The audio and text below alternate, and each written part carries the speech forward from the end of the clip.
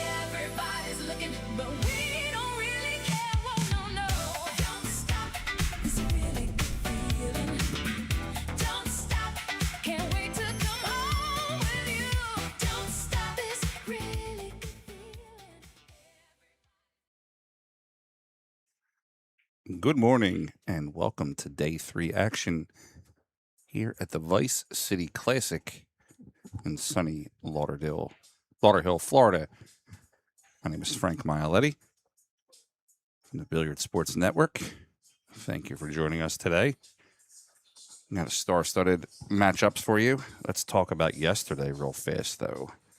16 players advancing to Stage 2. Aloysius Yap, Mario He, Victor Zielinski, Francisco Sanchez Ruiz. If you were watching last night, you saw that Christopher Tevez put Duan Kwok Hong on the B side, and Eklikachi came back on an epic comeback. He was losing 7-2, came back and won the match 9-8 on a hill thriller. We're going to get started here in a moment. I have our first match of the day, which will be Mr. Tony Robles versus Justin Martin.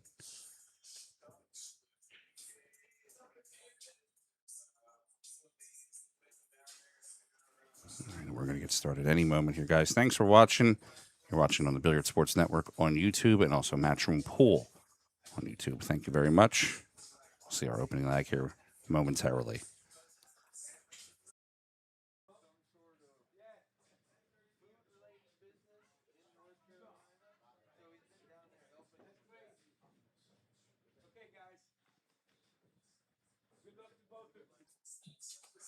All right, here we go. Tony Robles, Justin Martin to start the day off for us.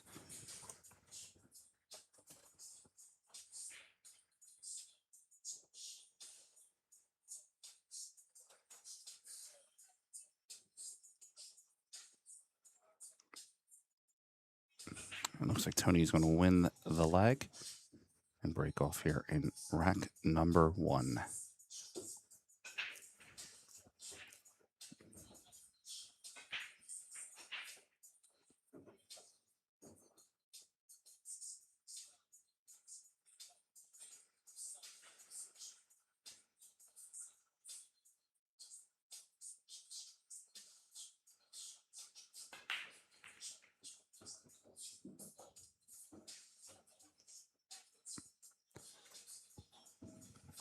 Couple down on this break. 1 ball in the side pocket. 4 ball directly up table.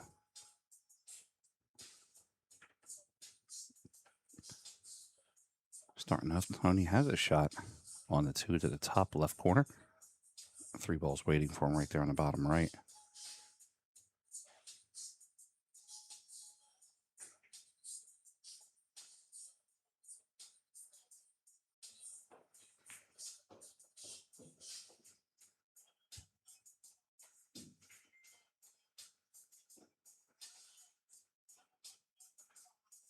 And Tony holds the cue at the top end of the table, gives him a nice angle. Play the 3 to the bottom right corner. Don't expect him to use a lot of speed here, just kind of float the ball in coming off the right side rail.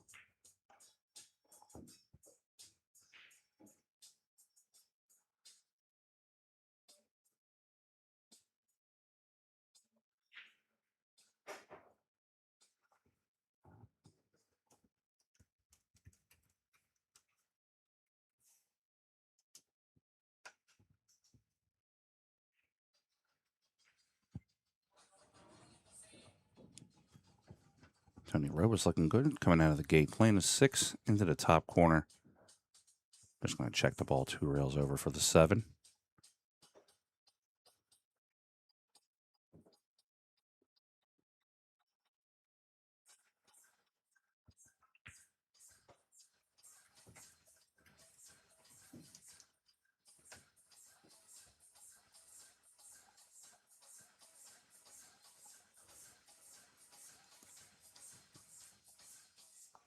Tony, 7 ball goes to the corner. Just come off the bottom rail. Looking to play the 8 in the same pocket.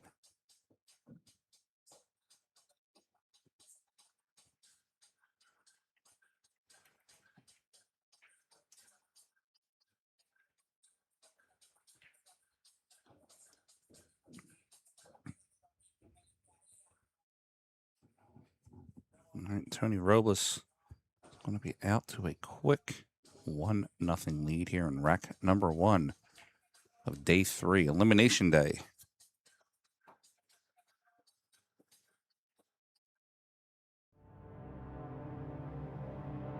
Power,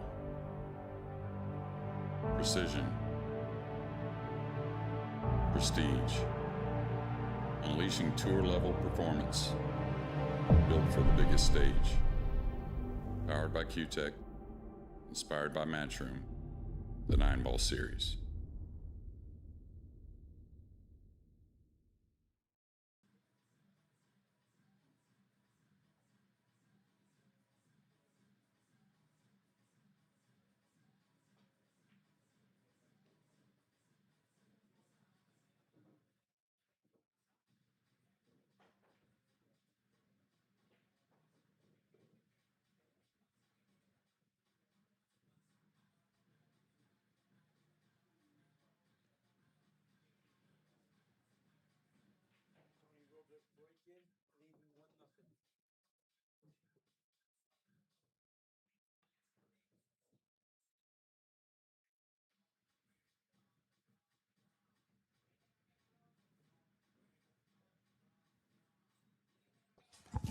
All right, rack number 2.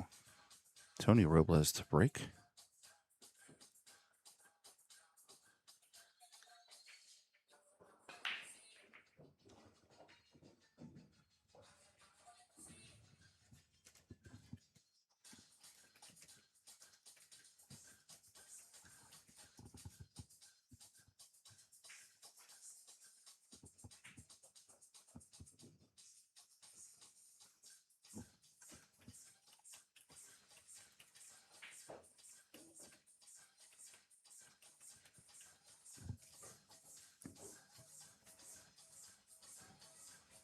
All right, has a shot on the 1, 4 in the way of the 2, so Tony's going to have to do some maneuvering, working the cue ball.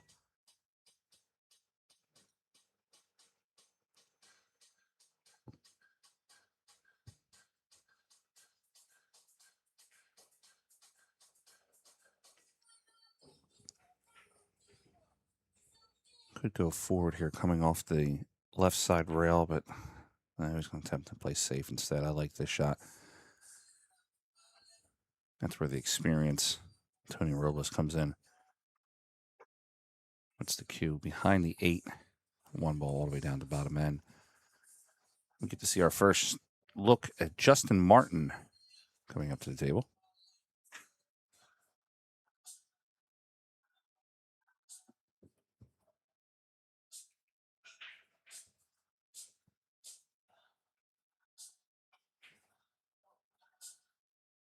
Justin, a strong player out of North Carolina, Wilmington area.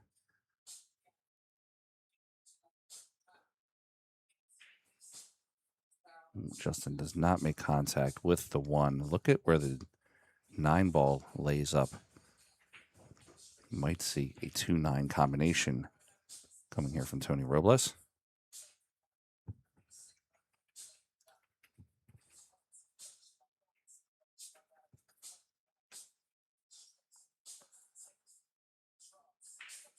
Tony has 2 Moscone Cup championships under his belt, 2003 and 2004. Also a multiple-time champion of New Jersey. Multiple tournaments won in the New York area. Tony used to run a nice tour in the New York area. Been down here for a couple years now. Did some commentary work with him yesterday.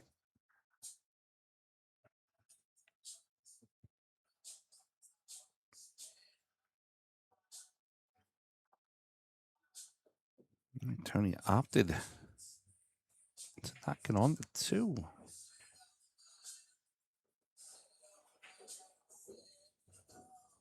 A little puzzling there.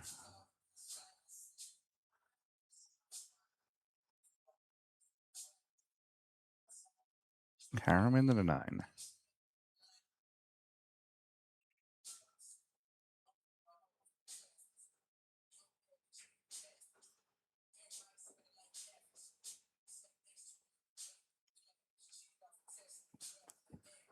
Justin Martin may dodge a bullet there.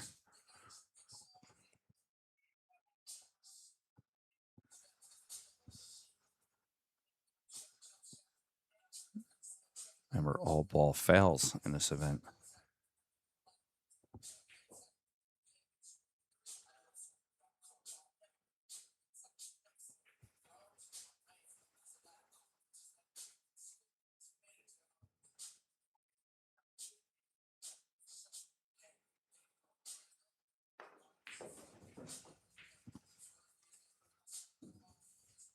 Nice stroke by Justin to get onto the 3.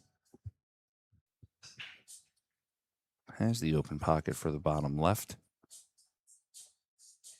Lends itself to get the cue down for the 4. Coming across to the blind side of the table.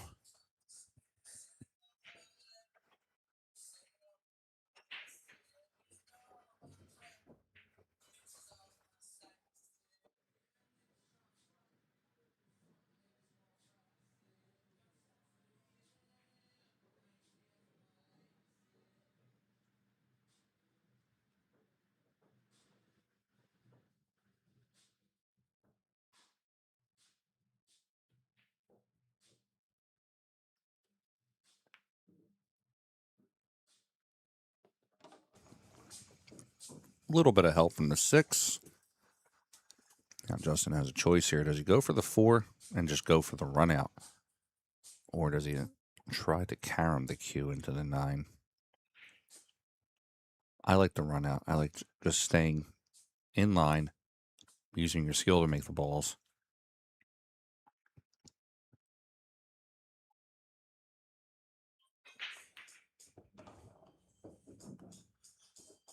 And checks the cue ball off the right side rail.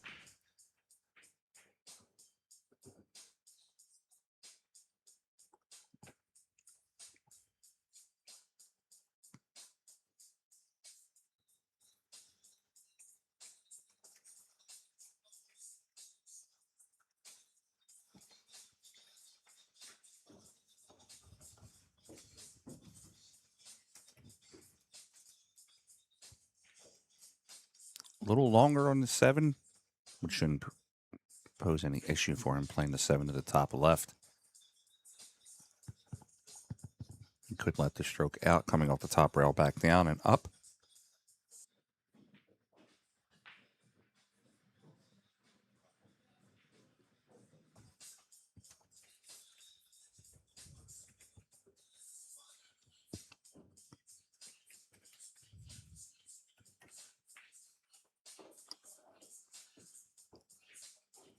Seven had a little stutter on the way in. Falls down nicely. Justin Martin, 2 shots away from tying this game up.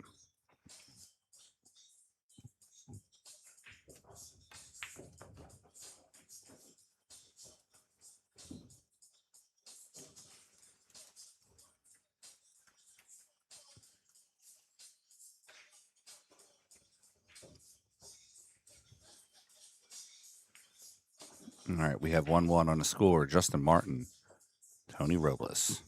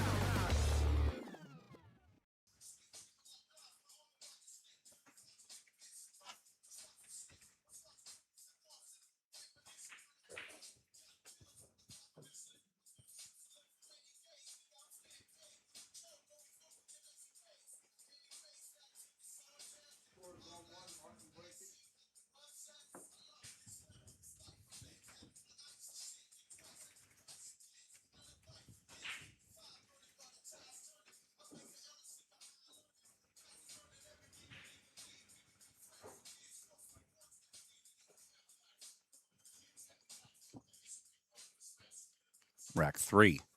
Justin Martin to break. Scores tied up 1-1.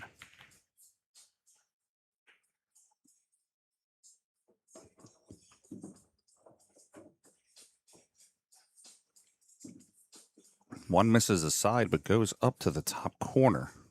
Just trickles in.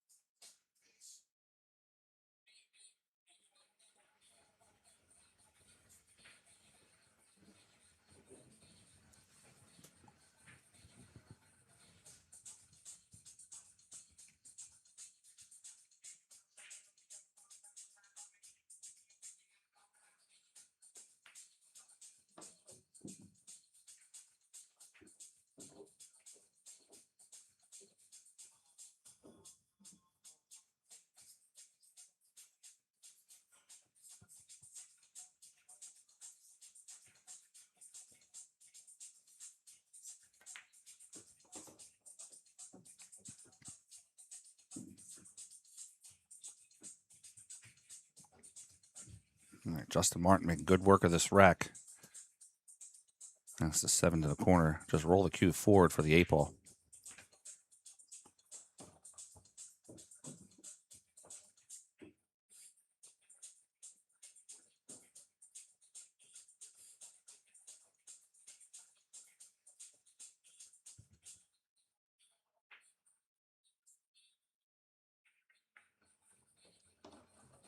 Eight ball in the corner. Comes out a little further than he would like on the 9. He should still be okay to play the 9 to the bottom right.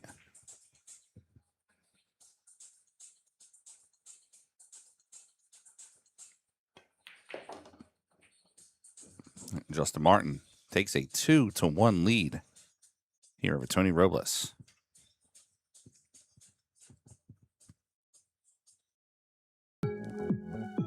Whether you're new to pool and practicing the basics, or a more experienced player performing drills to improve your shot making and positional play, the Drill Partner is perfect for you.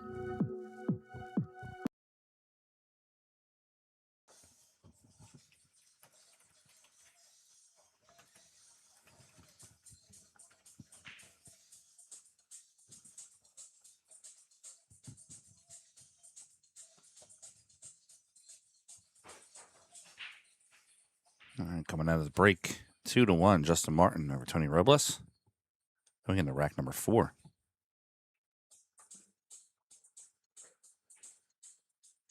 Got a little shaky cam this morning. Jose Burgos, our referee for this round.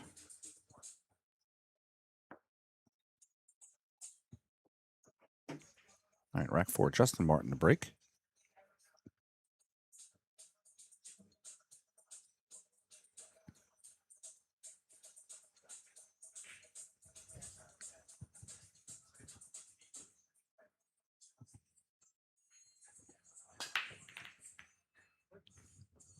Oh, cue ball in the bucket there. Not going to be good for Justin. Let's check that again.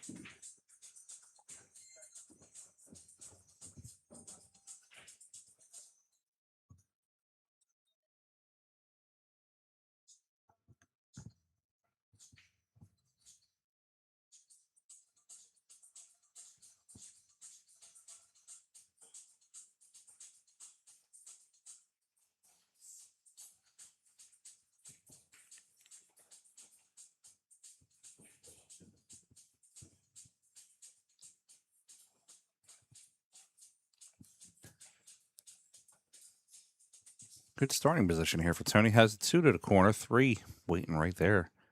4 on the top end.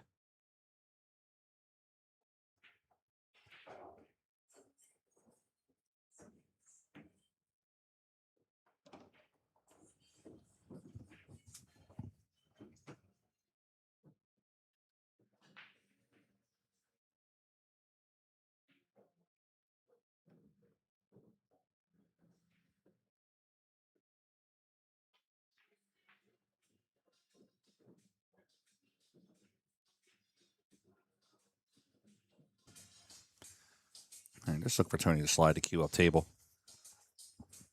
Might even use the right rail just to slow the cue ball down if he feels like it.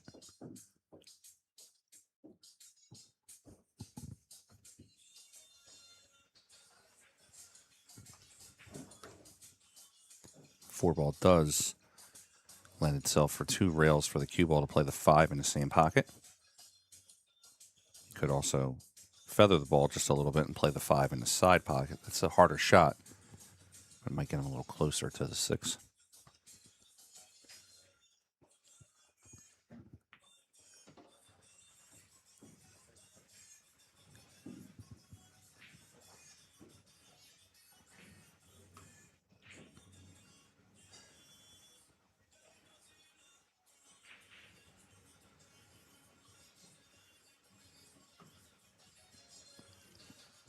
Yeah, he's not happy where he left himself. He's kind of in between. You have to hit either a little lighter to play it in the side pocket or a little firmer to play it in the top right.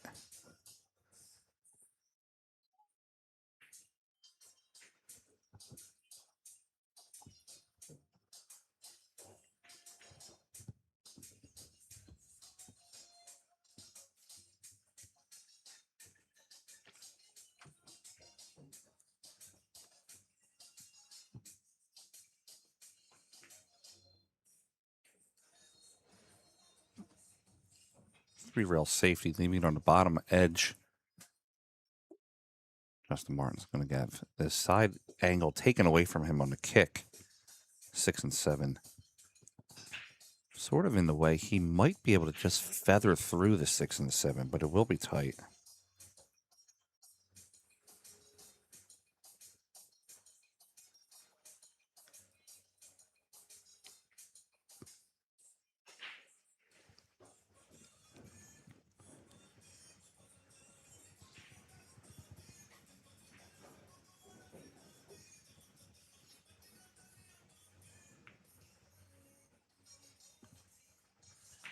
Makes a good hit. 7 ball is going to be in the way now, Tony.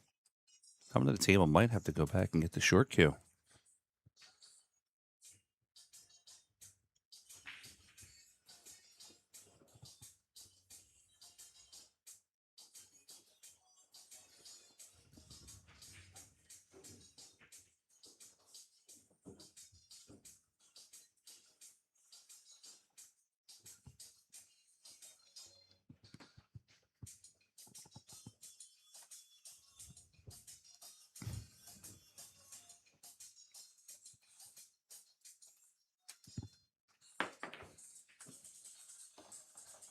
Trick shot, plays it off the point down to the bottom corner.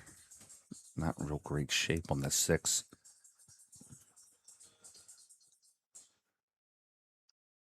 From this angle, he doesn't look like he has a pocket. You might see Tony coming across the face of the 6 ball. Driving it up table, back down to the bottom, putting the cue up table.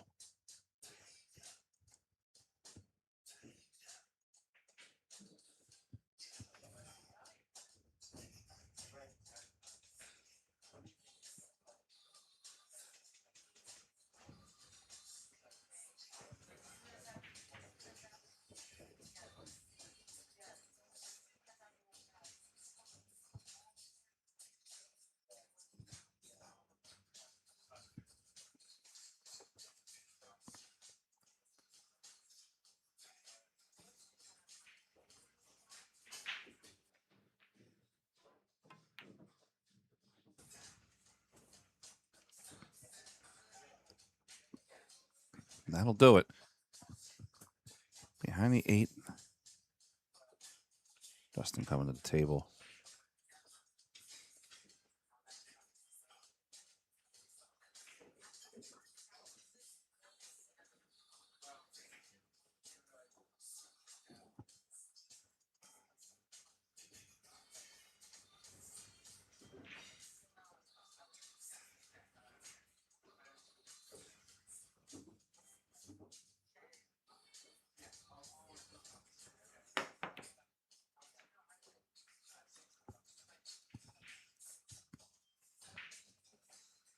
Makes contact with the 6. Brings the cue back up table.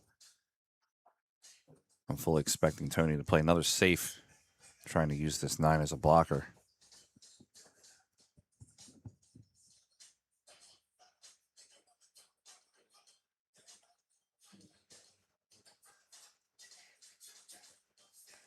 Early morning here in South Florida. 10:30 a.m. Still a little quiet in the room. Everybody's going to be trickling in soon.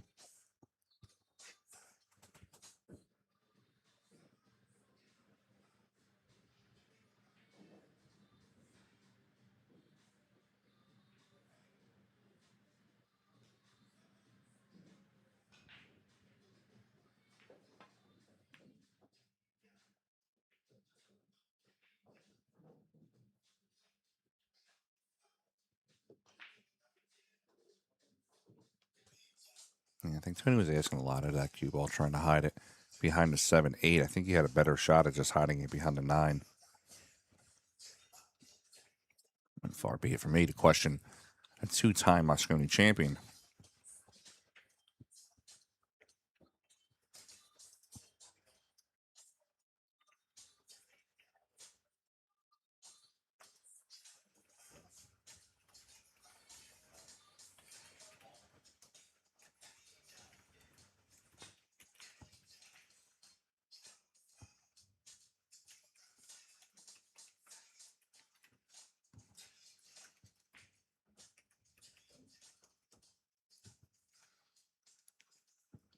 Tony sort of treetopped over top of the 7 ball.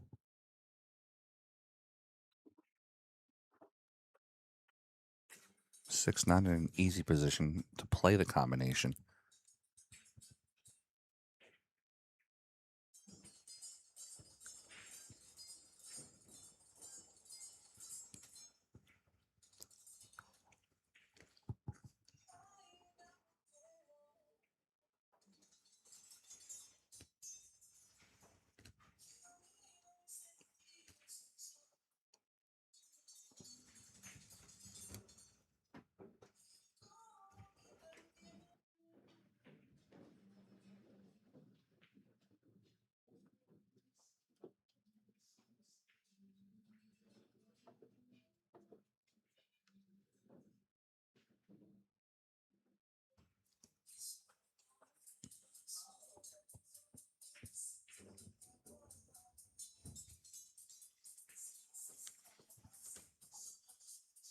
Justin kind of looking on whether he can just pinch on the 6 ball.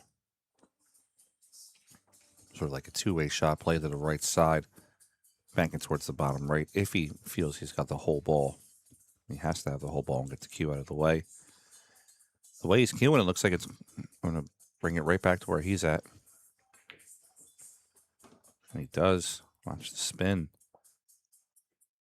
Great shot by Justin Martin. Gets himself realigned on the 7.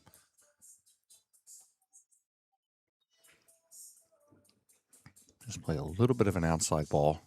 7 into the top right corner. Just coming across and playing the 8 into the same pocket.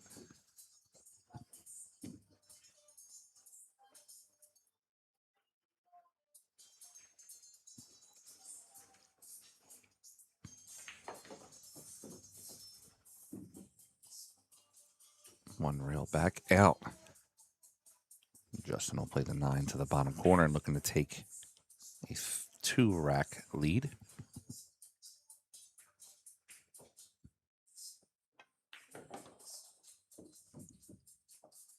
All right, we got 3-1 on the score. Justin Martin currently over Mr. Tony Robles.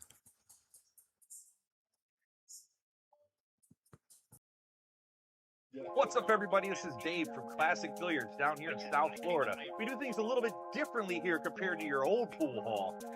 Doesn't smell like mothballs. It's not exactly a library, and nobody's shushing you like this is church. We're all about having fun, eating chicken wings, drinking beer, and knocking some balls around. Don't let that mistake you.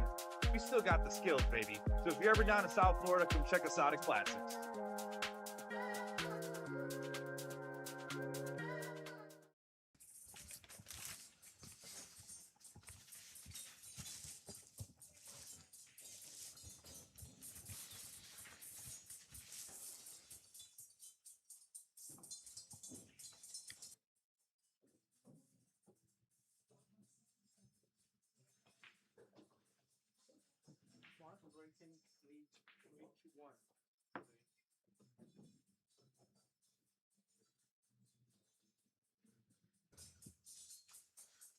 Rack number 5, Justin Martin breaking in the lead, 3-1.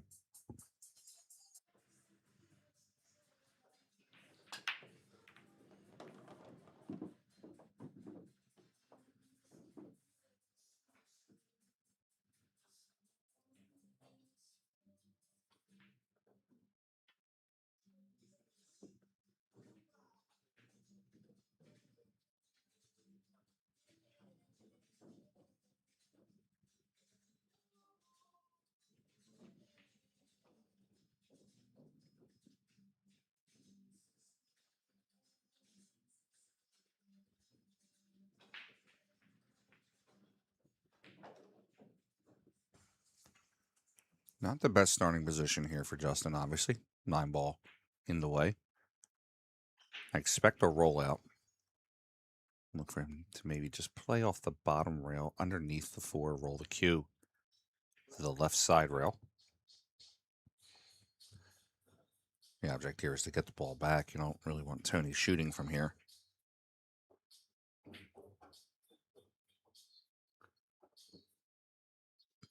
Tony could opt to take this on.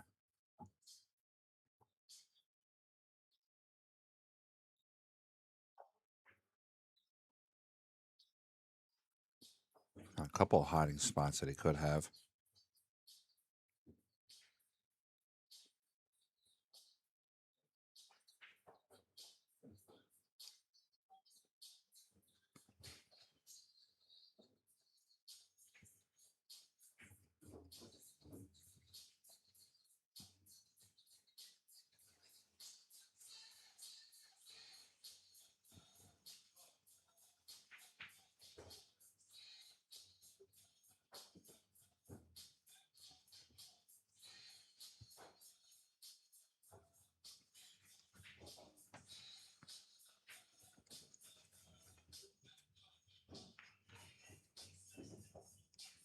All right, Tony attempted to use the 4 for cover. Don't believe he got there. He did not. Justin Martin has a whole ball to shoot at. Cut shot to the corner could be a little tough. You might see Justin play the bank here. Also 2-way. If he needs to, he can just play off the edge of the 2. Bringing the cue ball back down table near the 4, but I expect him to take this shot on.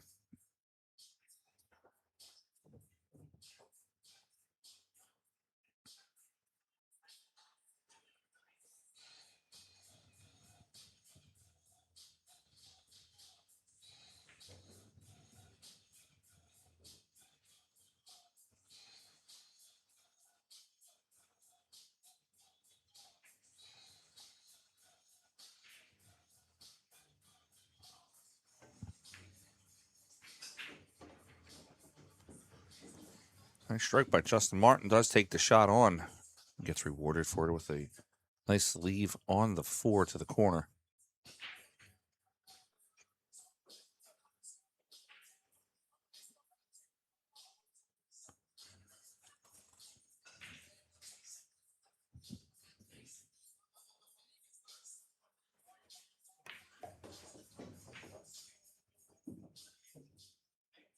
Careful here. Justin Martin rolling the cue well. That's a little fortunate on that hit.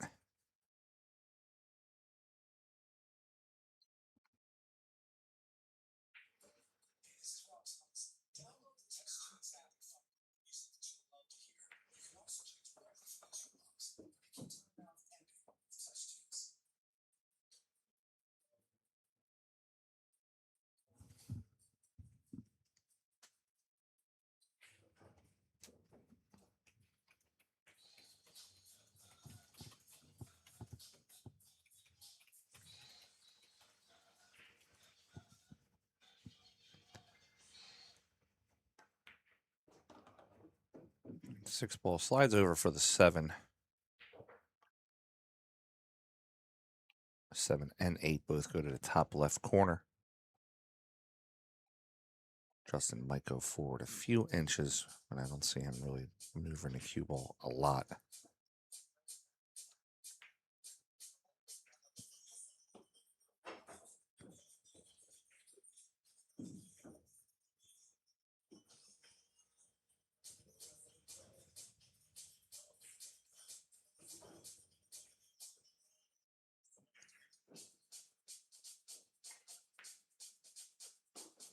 Eight ball in the corner. Justin Martin showing a lot of skill here right now.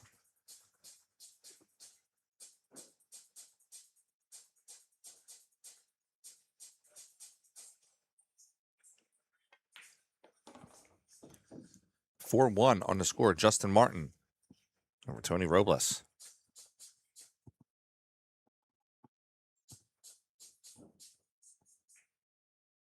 Hello guys, I'm Feder Gorst and you're watching Billiard Sports Network.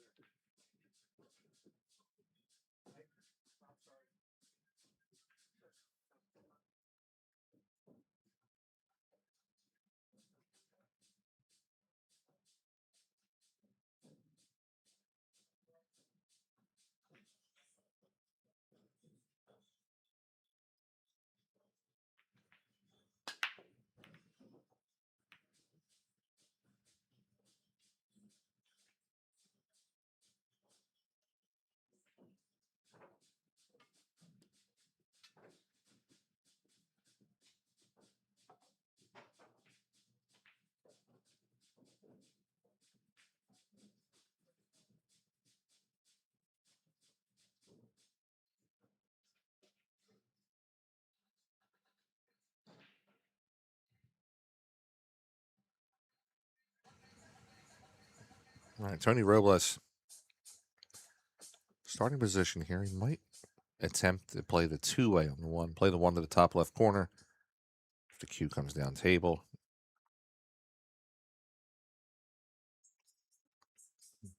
He didn't get there enough, though. Justin can make the hit on the 1.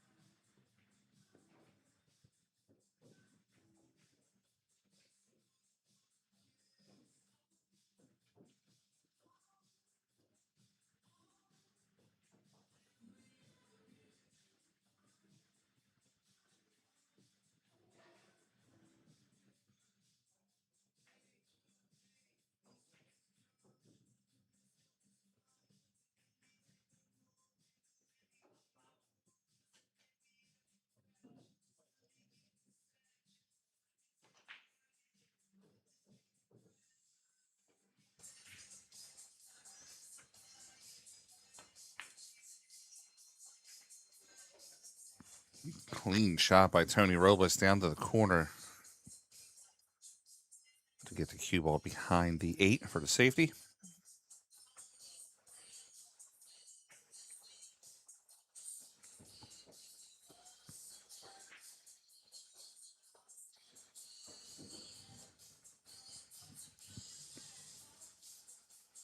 A little bit of jail time here for Justin Martin.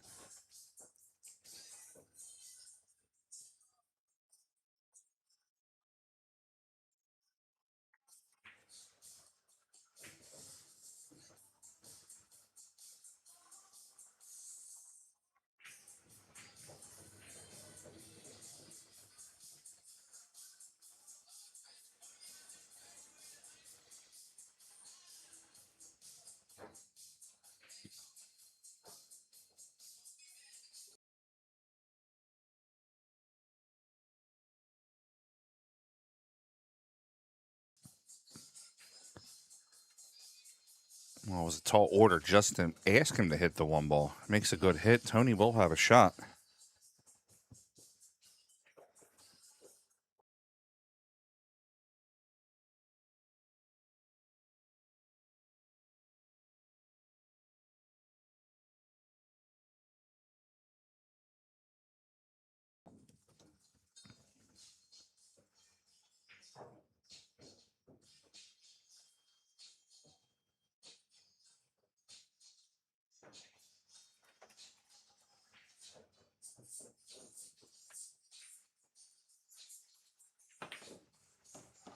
Oh.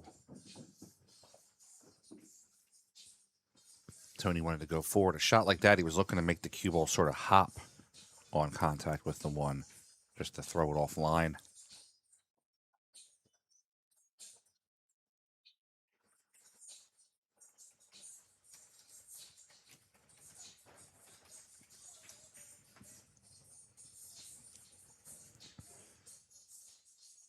All right, Justin Martin plays the 2 into the side pocket. He wants to come down for the 3 to the bottom left corner.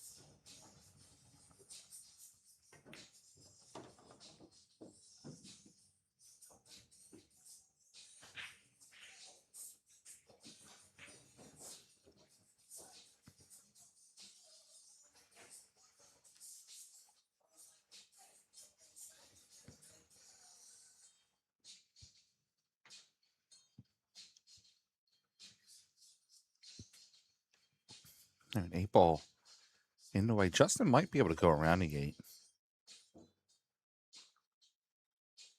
A little bit of a low English shot if he attempts to go around it.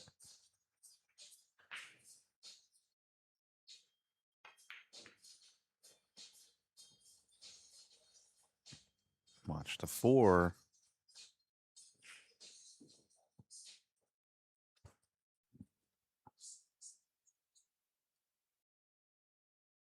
Tony seems to have a path through the 5 and the 9 to make the 4 ball in the corner.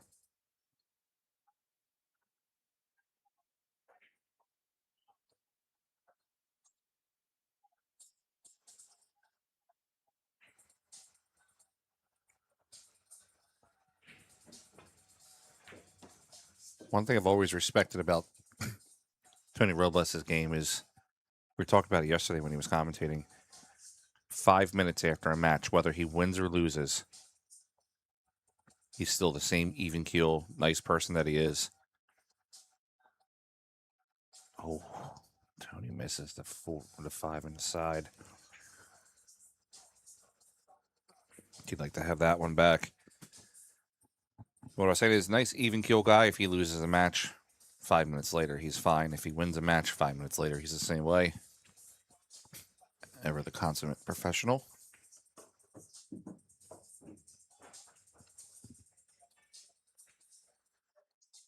Justin Martin right now, though, capitalizing on a few mistakes that Tony has made in this match. Looking to take a 4-game lead with this sequence here at the table.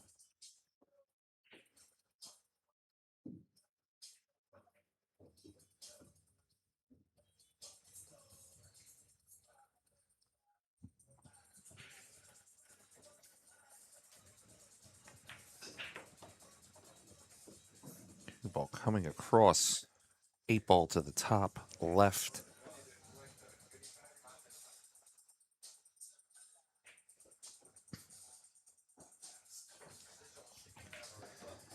So we know the 16 winners from last night are into stage 2. Players today are going to battle out to find out the final 16 to round out our final 32 going into stage 2. And Justin Martin completes this rack. He's going to make the score 5-1. We'll check that out here again. Aloysius Yap, Mario He, Victor Zielinski, Demetrius Lakatos, FSR, Mickey, Capito Filler, of course, Fetter, Pius Cledio, Justin Bergman, Oliver Zolnacki, Carlo Beato, Ekli Conchi, and what I would consider the standout or the surprise on the A side here would be Christopher Tevez. He got through a tough match last night with Duong Kwa Kwang, and he is on to stage 2, which puts Duong in the B side, place he's not normally used to being. We're going to have a player break. We'll be back here in a moment, folks.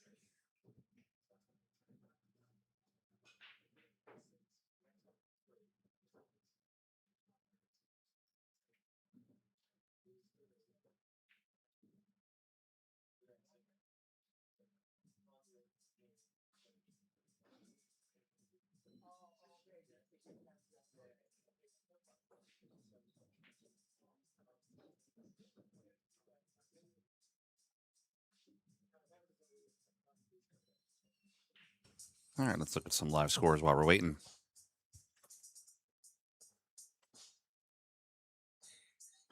Dean Shields and Brandon Schuff in a 4-4 tie-up battle. Vitaly Patsora, 5-0 currently over Sergio Rivas. Nicholas Tan, 6-4 over Mike DeLauder. Jonas on the hill already against Justine Baltazar. Nathan Childress, 6-3 against Nick Marsolik. And back here on the main table, 5-1 on the score. Justin Martin breaking rack number 7.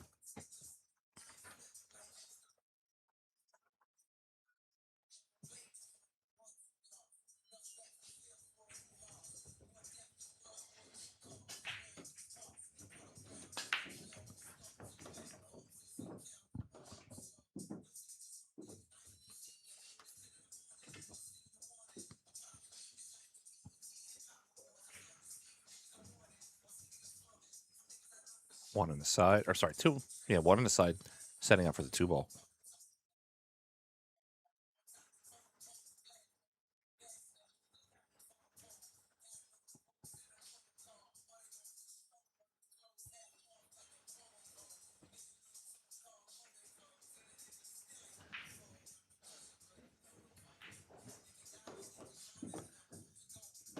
2 inside, 3 coming back. Sorry, cue ball coming back over for the 3.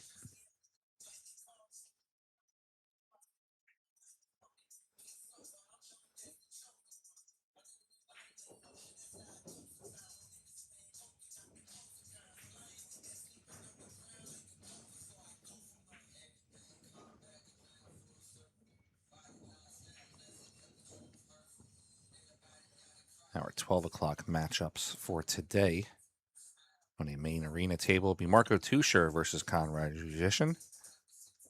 Our side table action will be Shane Wolford versus Johnny Archer.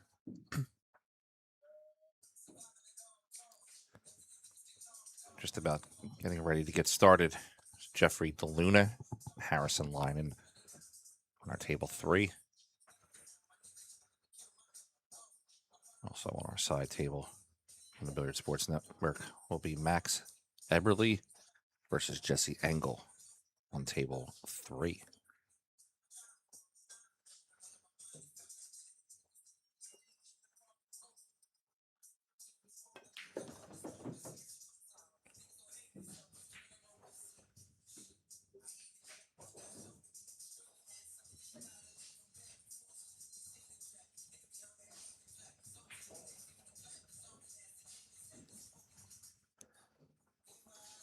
Justin got a little out of line on the 5. He might just look to squirt the cue behind the 7. Hold it.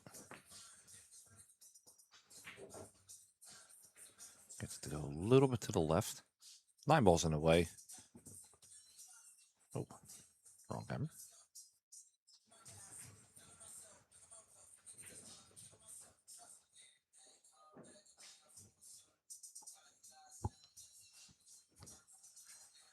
The Freezer was alluding to this yesterday. He said this is one of the hardest shots in pool. Basically, a ball out in the middle of the table, kicking one rail and try to hitting it. Yeah, faith in Tony. Let's see what he does.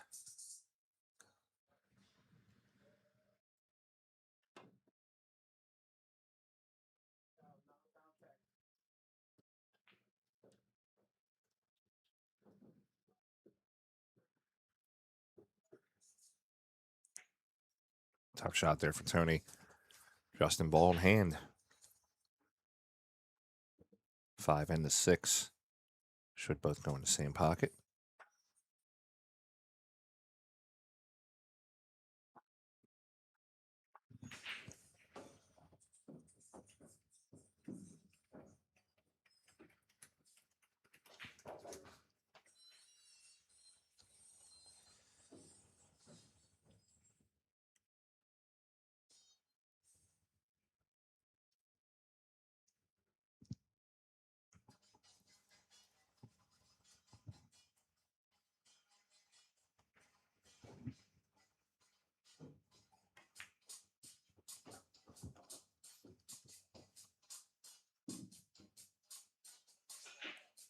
Justin Martin moving the cue ball very well.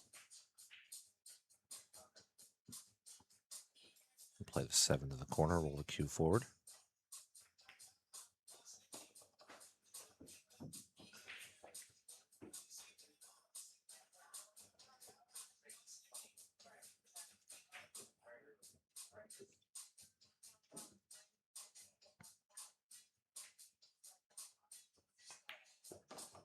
All right, 6-1 on the score for Justin Martin.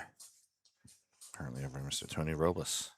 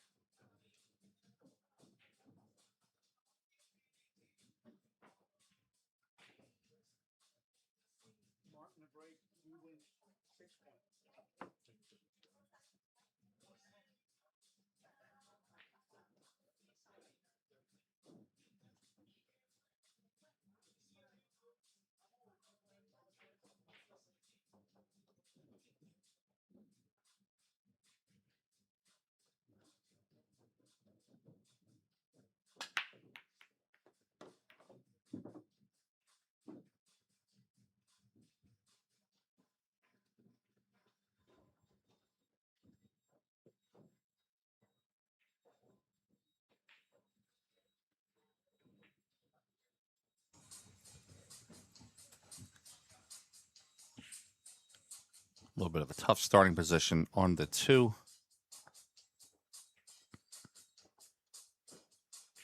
I expect Justin to play it safe here. Just has to be careful of the side pocket. We need the cue ball to go forward after contact. He might even have enough of the ball to play it down into the corner.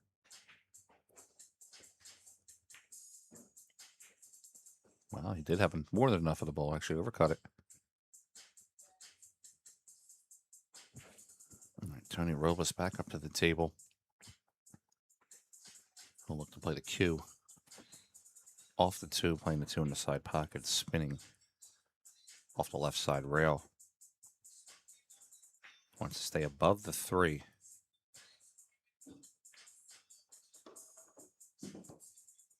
He does. He'll hold the 3 for the 4 ball.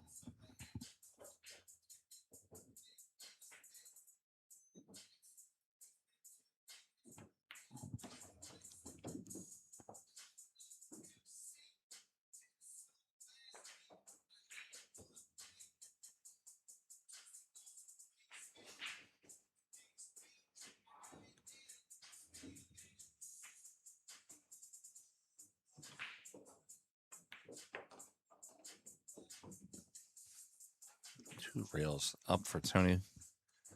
5 ball goes to the top right.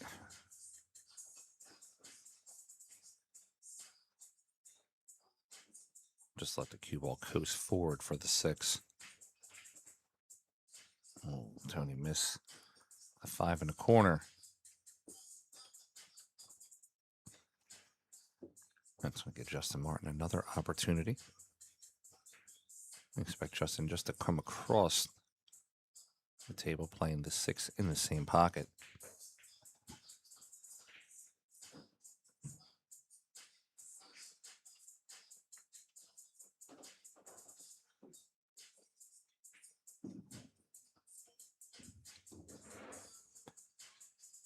Six lends itself to the 7.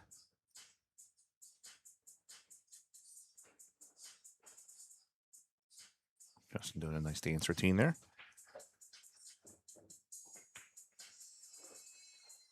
Justin Martin misses the 6 ball. Something about that shot, it kind of threw him off. He stepped forward, stepped out of the box, came back up, stepped back into it. Just wasn't comfortable with that shot.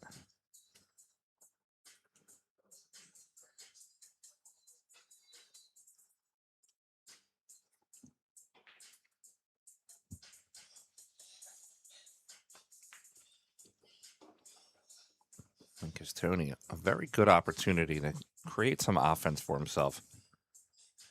Rack number 1, he broke and ran out. That's pretty much been all the offense so far from Tony.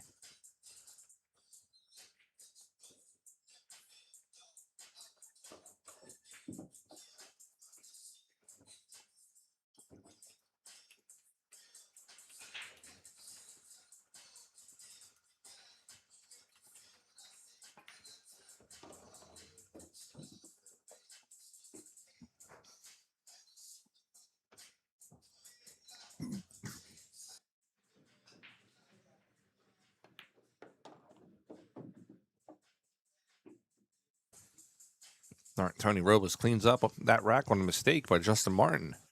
The score's going to be 6-2 now.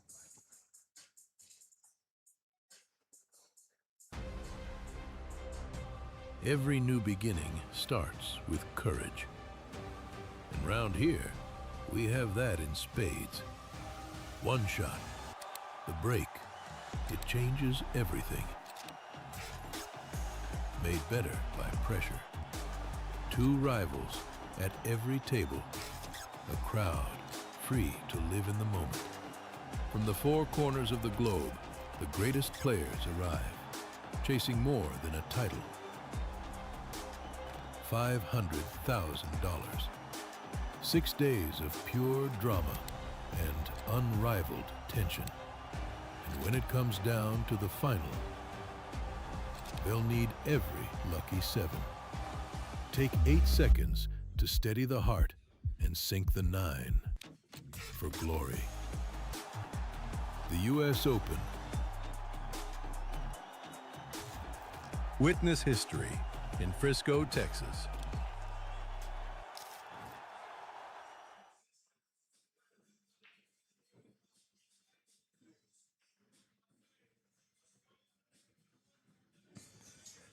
Absolutely cannot wait to get to Texas this year for the U.S. Open. Rack number 9, Justin Martin in the lead, 6-2. Tony Robles to break.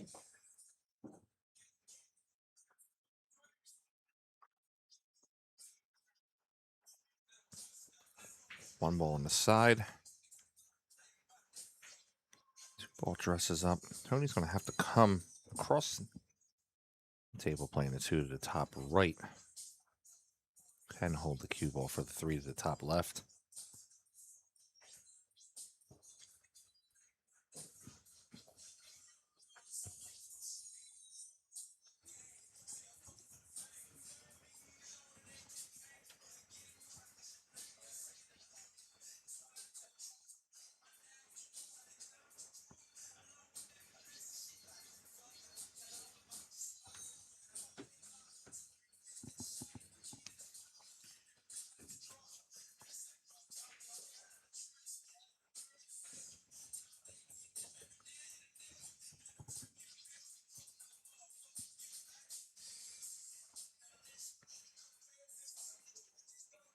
All right, 4 ball is blocking the 2. From this angle, looks like he could just catch a sliver of it. I don't expect him to have a great manageable shot.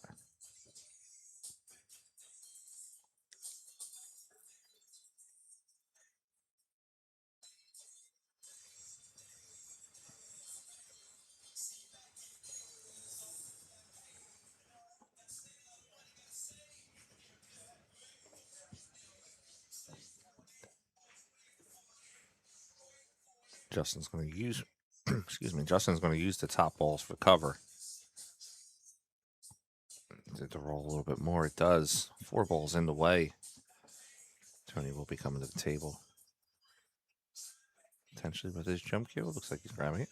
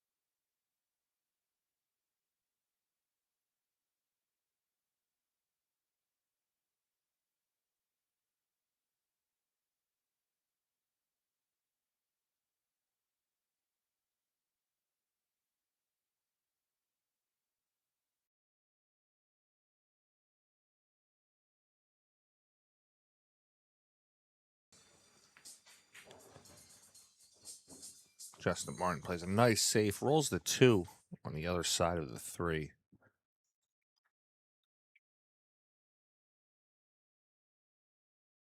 Going to be a little tough for Tony Robles. He might be able to come across the table. Maybe the 3 doesn't have him enough. He's looking at the right side rail, but I'm not sure. I'm thinking 2 rails coming off the bottom rail to the right rail, just getting close to the 9, but not hitting it, obviously. Tony likes coming across table.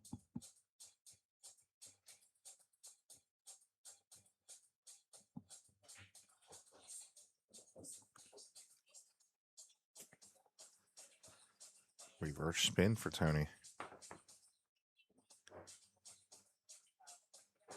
Makes contact, but ball in hand, no rail.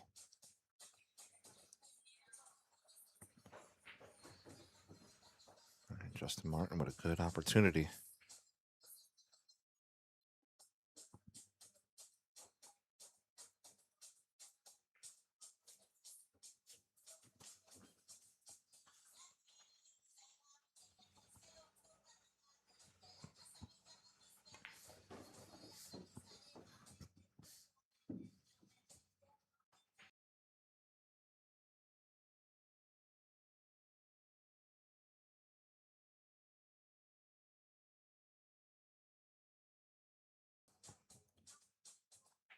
Justin might want to run into the 7.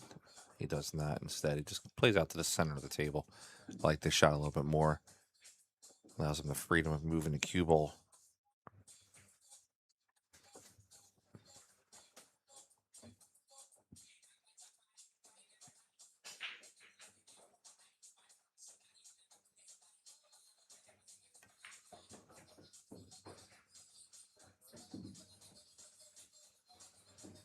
Justin Martin impressing me in this match. I know he was playing in a bunch of the U.S. National Championship tournaments a couple weeks ago. Had a couple strong finishes. I don't know off the top of my head what places he came in, but I do know that he was playing pretty well out there.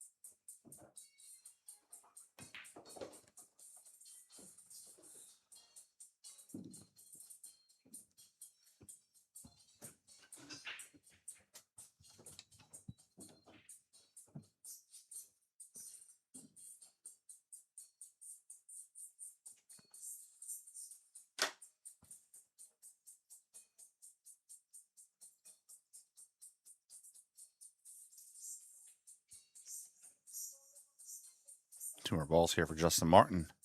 Take a 5-game lead over Tony Robles.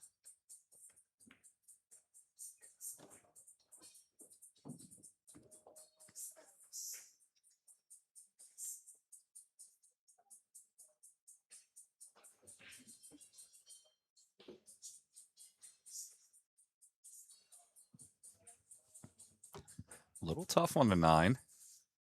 Going back to get his extension.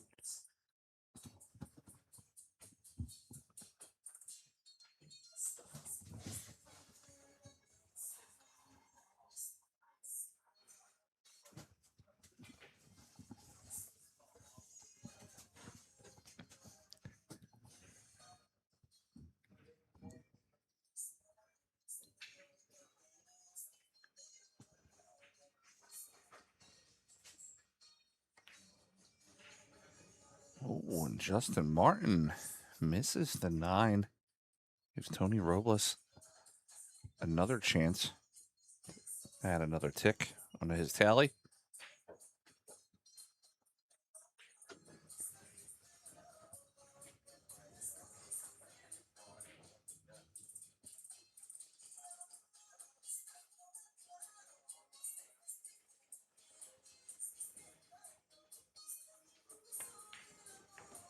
And Tony Robles adds another one, making it 6-3 here on the score.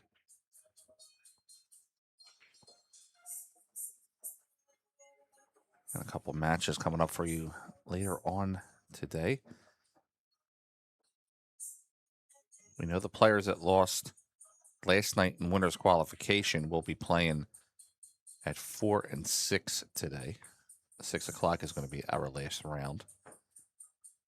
So those players in the losers qualification matchups that are currently waiting for opponents: Mark Boisterbosch, Alexa Pazelj, Dennis Graba, Starboy AJ Manis, Gerson Martinez from Peru, Sanjin Pelovanovic, John Mora,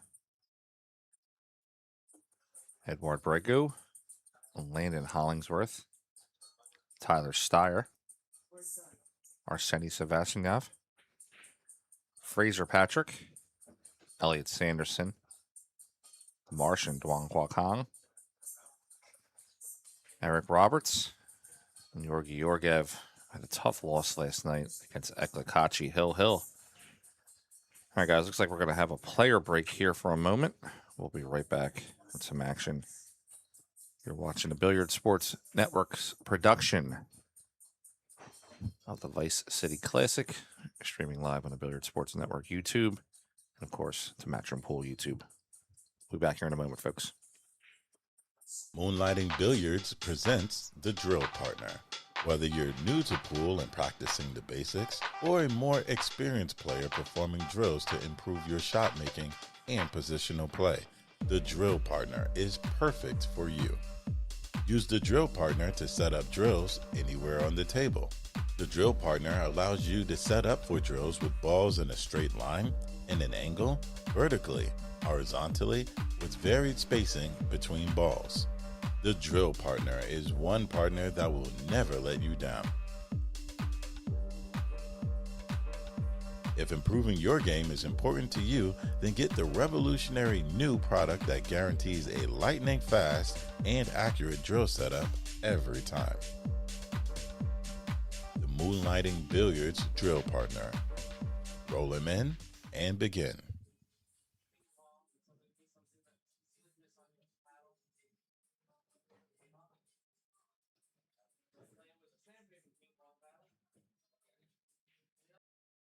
I'm Josh Schwiller, you're watching the Billiard Sports Network.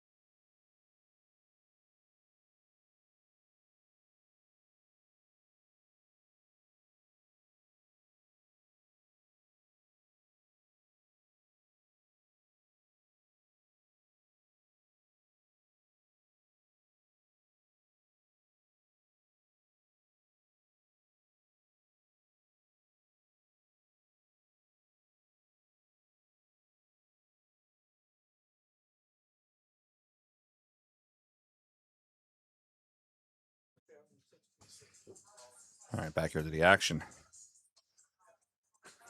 Tony Robles trailing 6-3 with his break.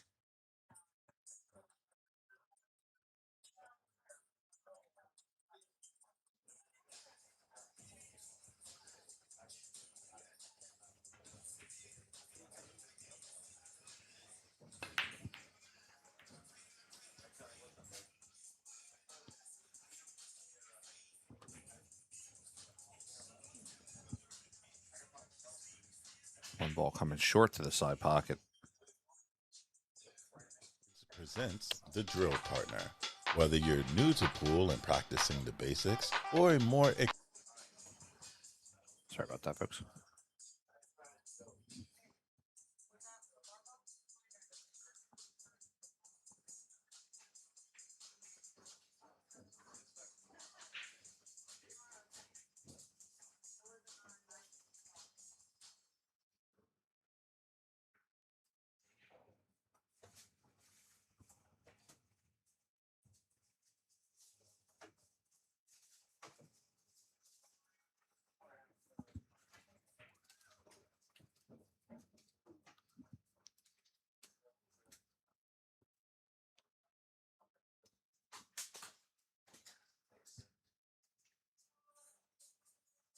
Justin coming to the table.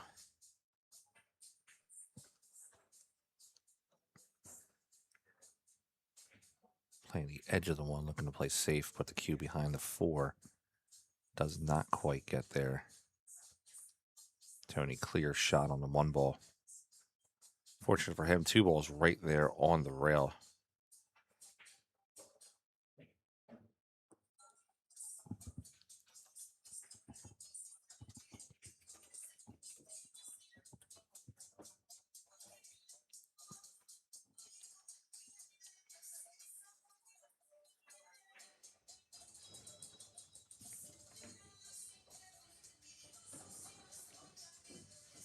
And Tony Robles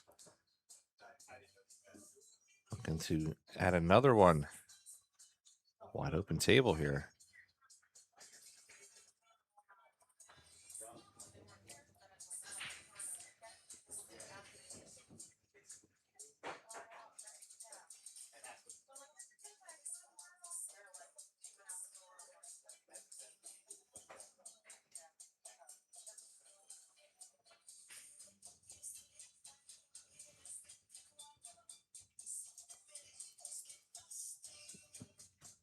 Tony getting an extension. Just look to punch the 2 off the left rail coming out for the 3 ball in the same pocket.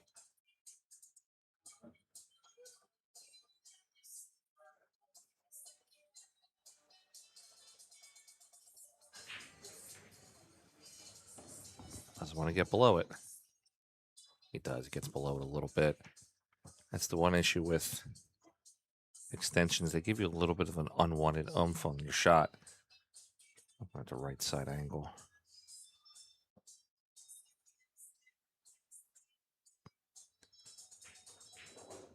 Let's cut into the back side of the pocket. Might be a little tough for him.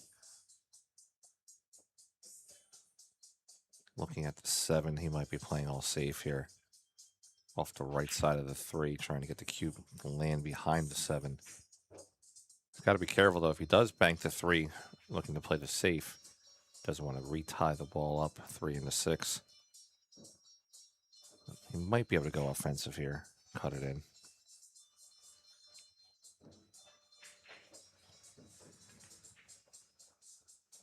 Cue hangs in the pocket.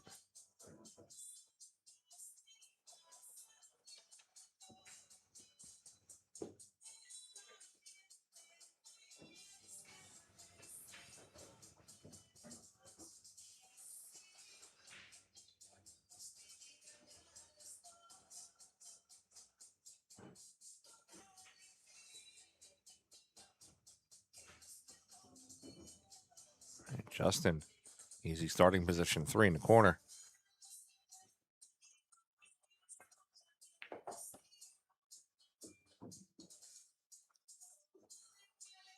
He wanted to be way higher than he was. There was a lot of inside spin on that ball.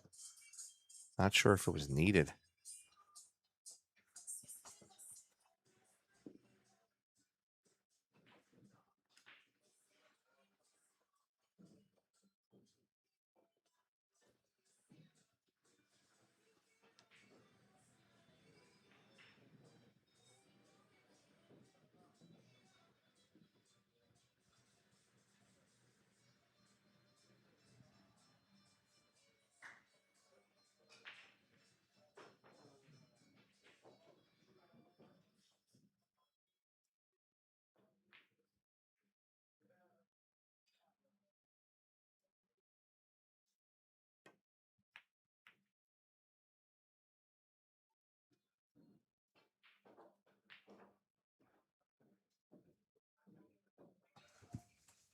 All right, Justin Martin breathing new life into Tony Robles again. Justin needs to close if he's going to continue to give Tony opportunities. Tony might be able to snatch this game from him.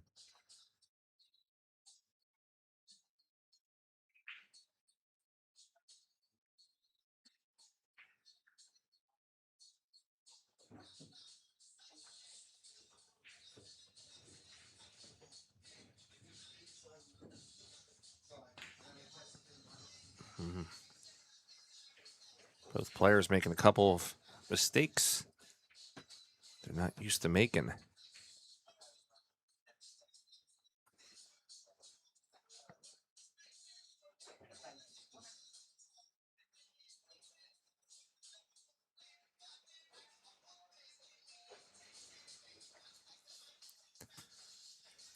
New cloth, slightly slick conditions.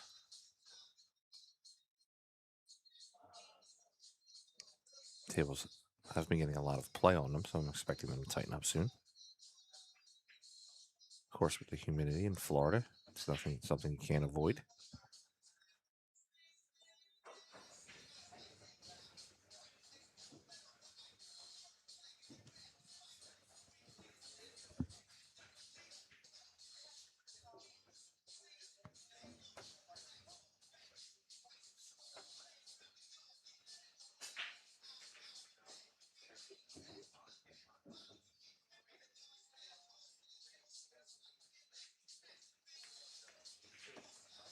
Justin plays the carom off the 4, makes the 6. A little bit of a gamble on that shot.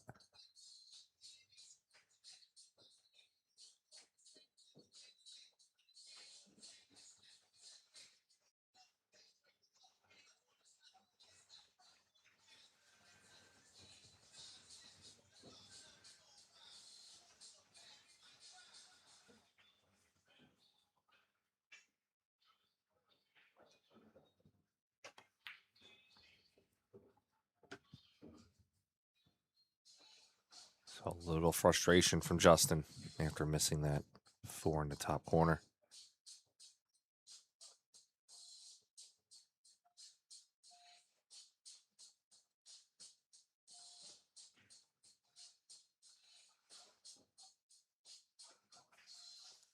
And 2 rails. Tony plays the 4 into the top left. He just has to avoid the 7.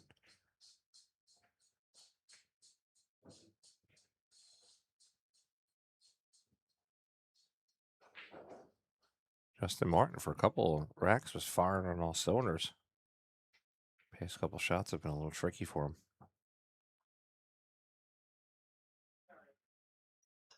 If you're on Tony's end, he has to get out from this opportunity. There's not going to be too many more he's going to have a chance for.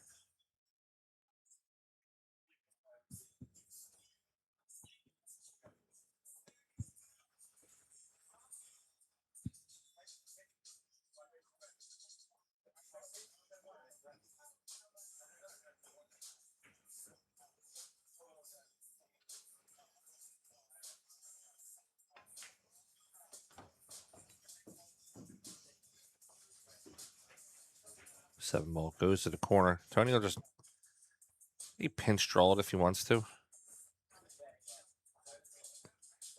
Right now he's missed a couple of shots that he would like to have back, so I don't see him doing too much with the cue ball here. I could be wrong though, but I just expect him to play the 7 in, maybe come back a little bit. Did attempt to come back for the 8 in the side. I think there the opportunity is just make the 7. And play a little longer shot on the 8 instead of trying to maneuver the cue around. These 4-inch pockets are not forgiving to the players here. As Scott and I alluded to yesterday, this table will humble the best of players.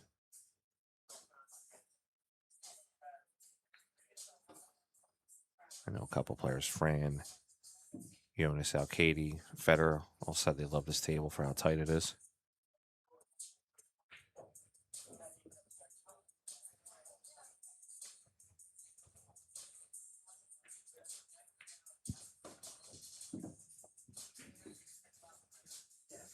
Justin Martin looking to capitalize on this mistake. Get himself back on the winner's side. 7-3, Justin Martin. We're going to 9, folks.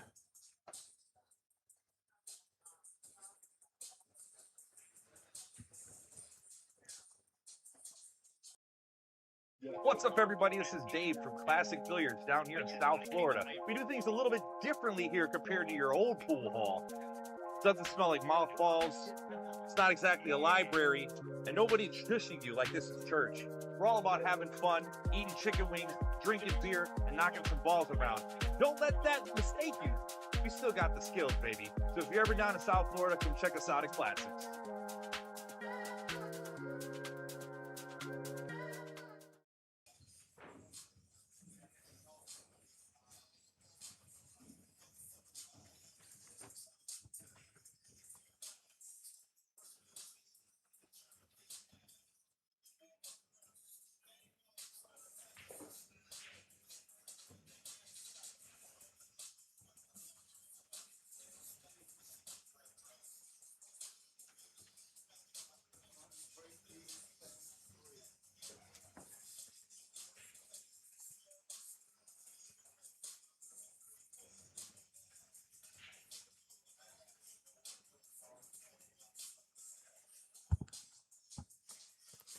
Rack 11, Justin breaking in the lead 7-3.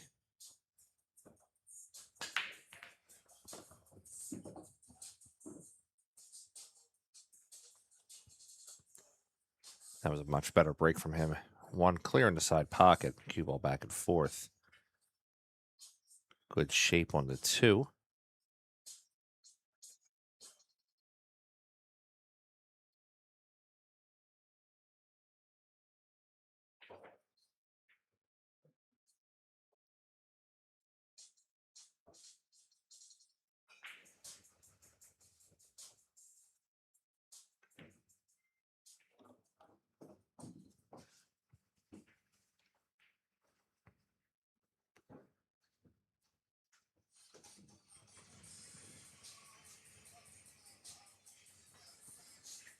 Three. Just going to slide the cue to the left for the 4.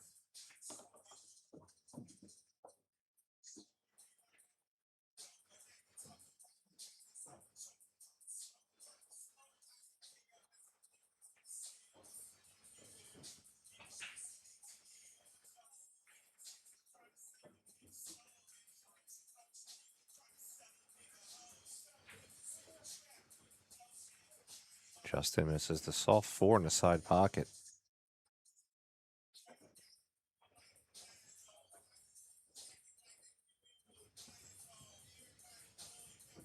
Tony with another opportunity here at the table.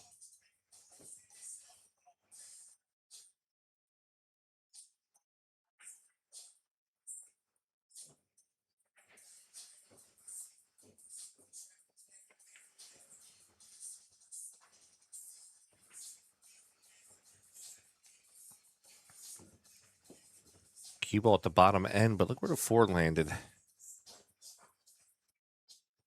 Justin will go back to get his jump cue.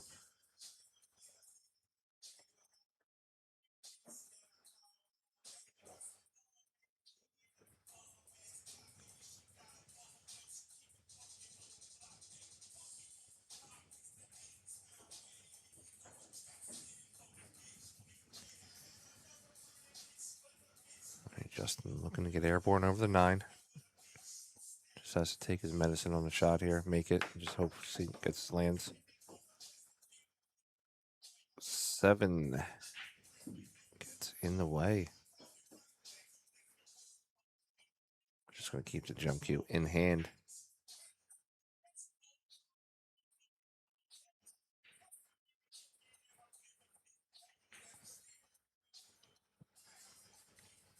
Jump shot number 2 coming.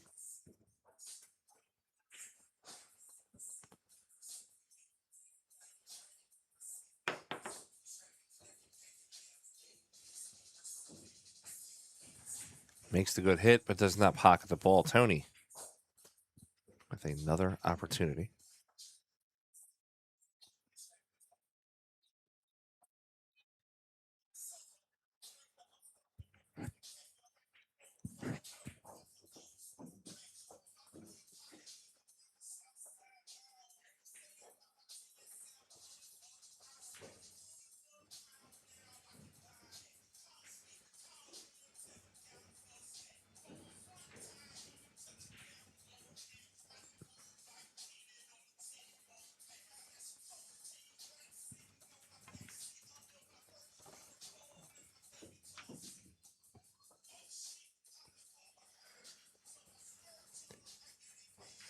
All right, 7 to the corner. 8's waiting for him. Just has to pocket these 3 balls.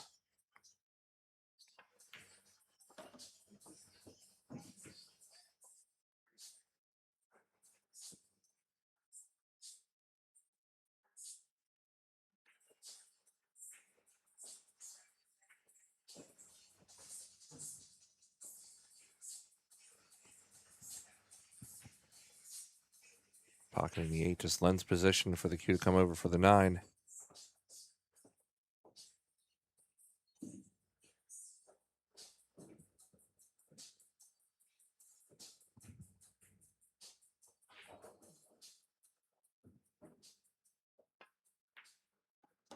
And Tony Robles back on the winning end.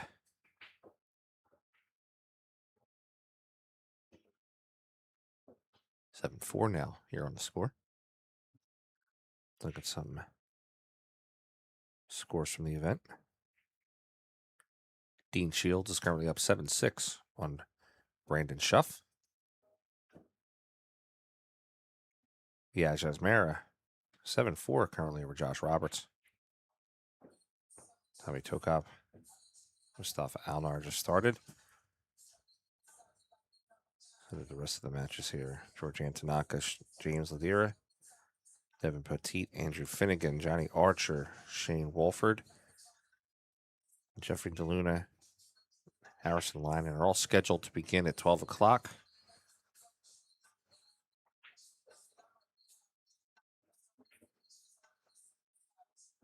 Back here on our main stage. 7-4, Justin Martin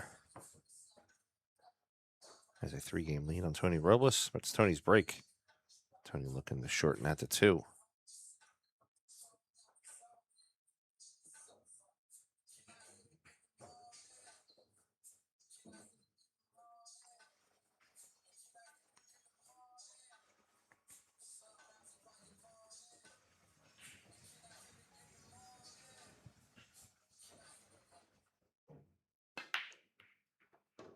Our 12 o'clock match here on the main table on Billiard Sports Network will be Marco Tuscher versus Conrad Jujison.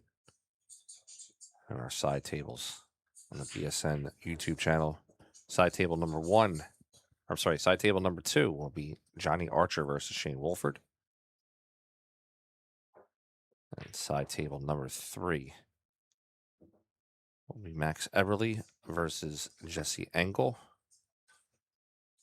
Side table number 4 will be Jeffrey DeLuna versus Harrison Linen, also known as Hank.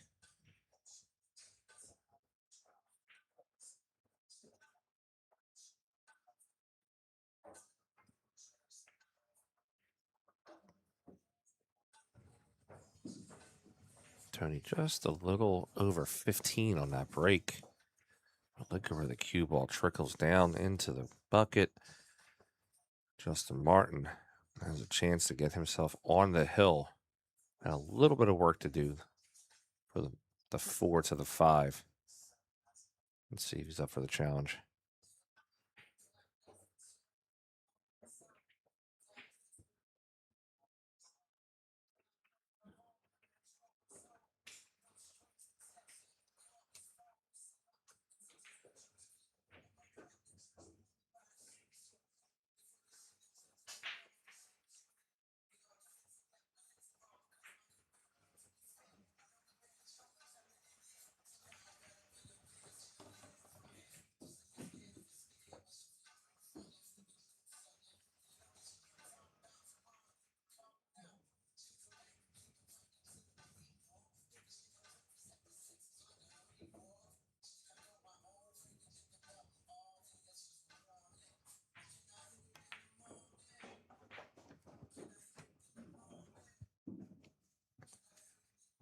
Nice stroke to get down for the 5. That can lend him for the 6.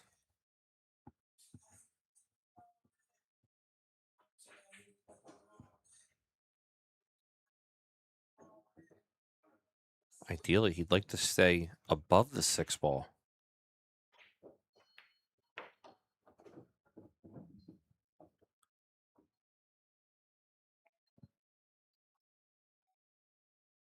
Let's take a look at the right angle. Could play the 7 in the side if he likes. I like him just coming out towards the middle of the table. Playing the 7 in the corner. So be careful of the 8.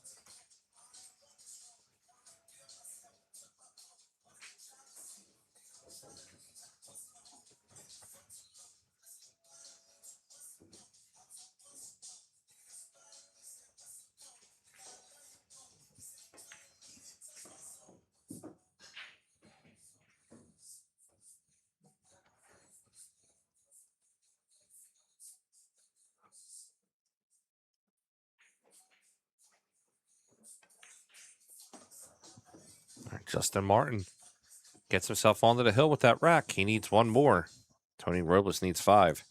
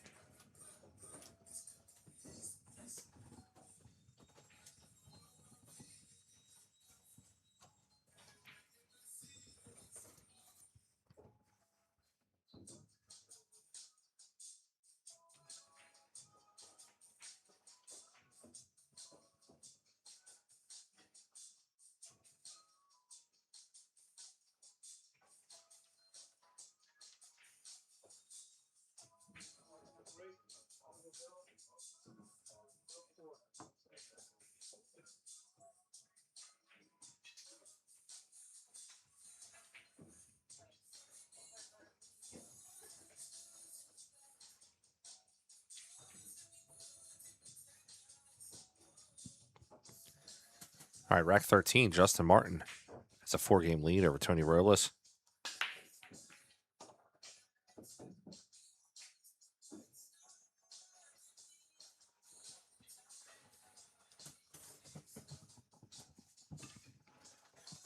One ball settles towards the top.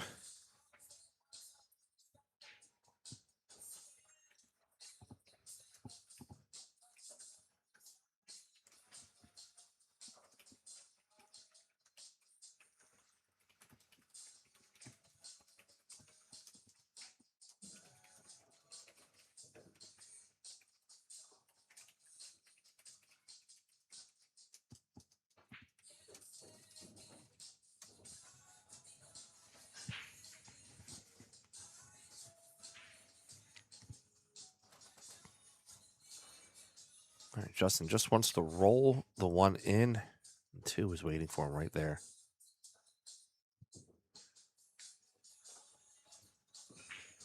A little harder than he would like, but he's still okay in the position. He can play the 2. The right side, letting the cue ball come down for the 3. 4 is waiting right there. This is a nice dream rack to get out of when you're on the hill.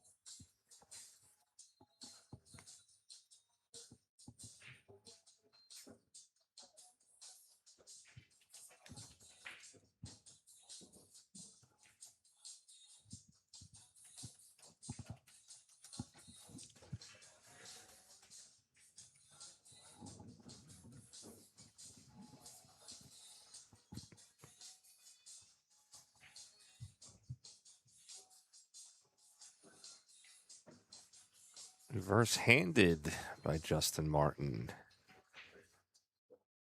Did not fall.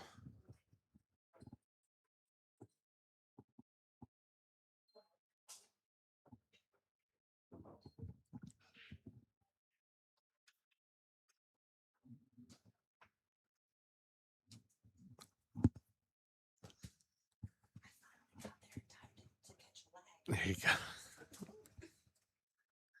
All right, Tony Robles. Let's look at the left side angle. I believe he's got like a quarter of the 8 ball to get around. He's opting for the jump cue versus the swerve. This is interesting.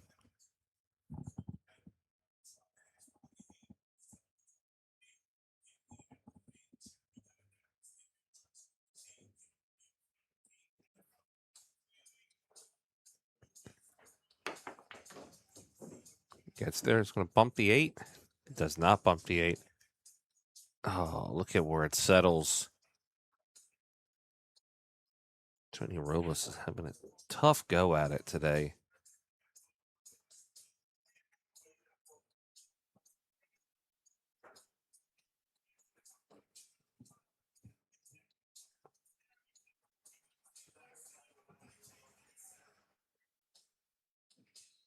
He's got some balls to hide around. I would try to pinch this ball, the 3 ball, to stop behind the 9, like in line. Put the cue up table. Yeah, great shot by the veteran. Justin can probably, if he digs into the left rail, he can come from behind the 3, but I'm expecting him maybe to go to the right side and come into it full.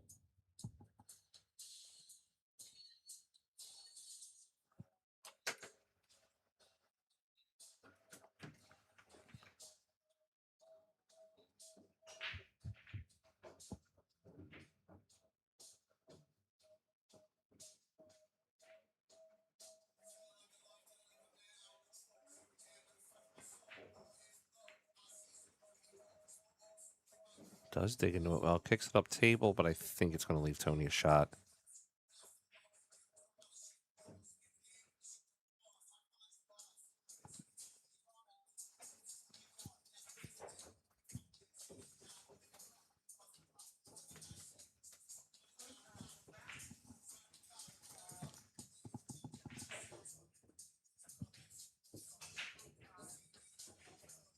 I was very excited yesterday. I had the pleasure of commentating a match with Tony. He's one of the few commentators that I have not been able to commentate with. Up until that point, it was fun having him in the booth. He's got great insight into the game. And he's one of those players that's very, very approachable. If you ask him to show you a shot, he'll spend 10, 15 minutes with you diagramming it and really giving you all the knowledge that he has about the shot.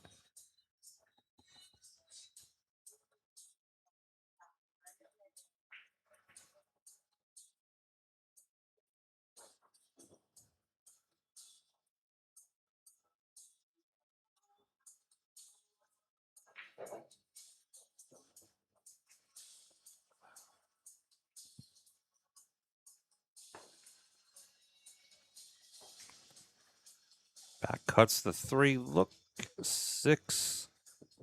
It's going to give him a little extra time at the table. Now, this will be a little tough coming over top of the 5. Getting position for the 4 is going to have to really get into this ball. Yeah, it was a big ask. All right, Justin jumping out of the seat. 5 left for him to move on to the next round.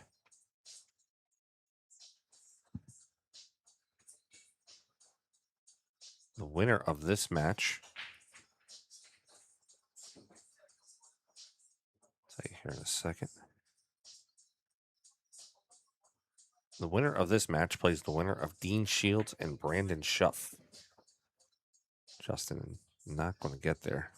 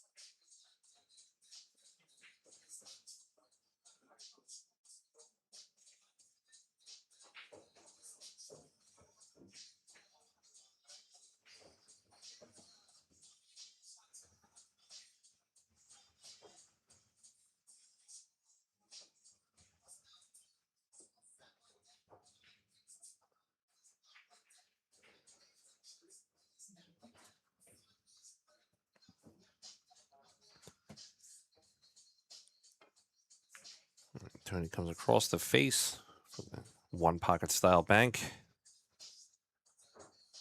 Creates a lot of separation. Cue ball up table.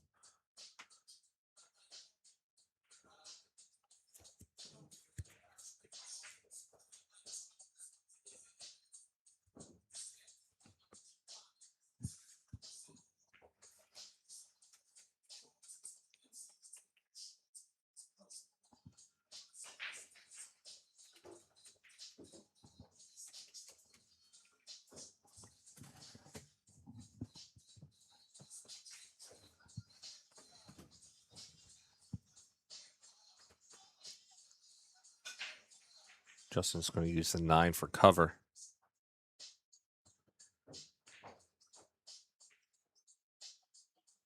Uses the 5 for insurance policy also.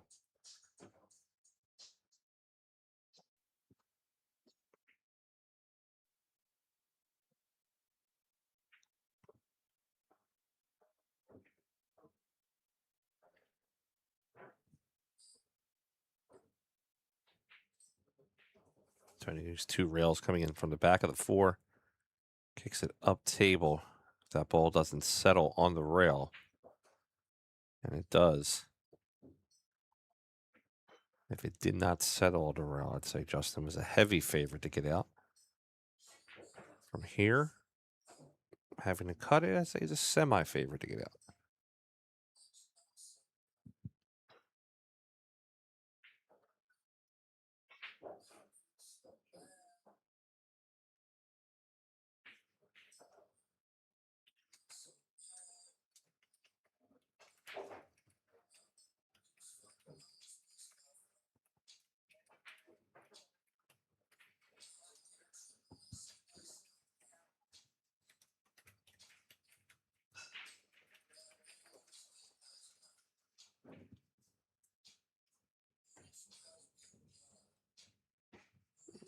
Oh, it holds.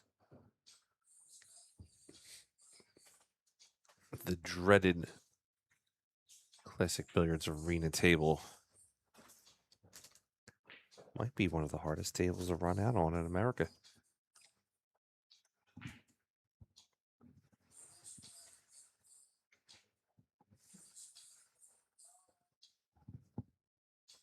Robles with another opportunity.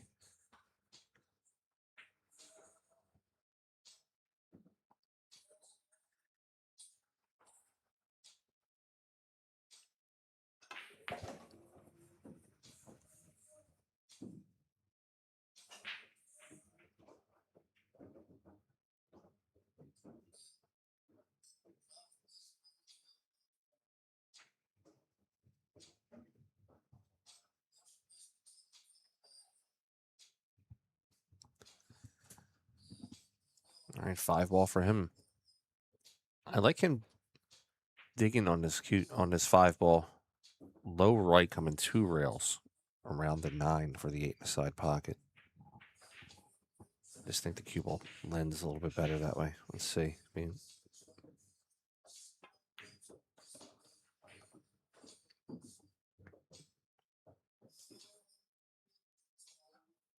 right, Tony's going to get there. Looking at the side angle. Not enough to play it in. Coming 3 rails. Drawing it, maybe 2 rails. He does.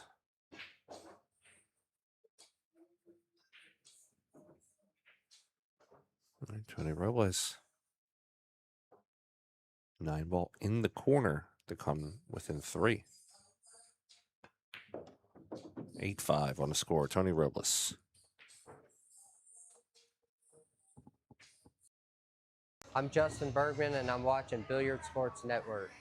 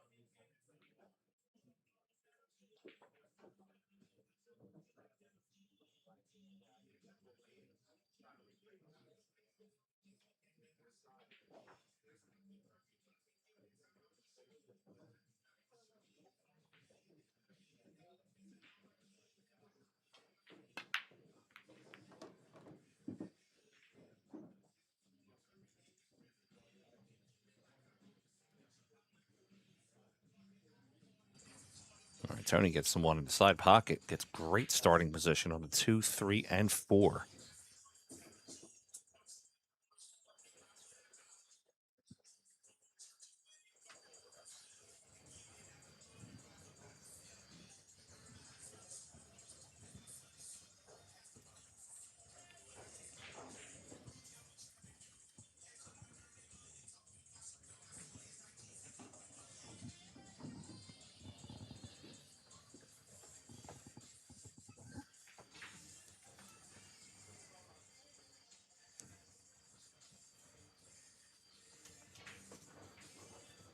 All right, 3 ball, just stun.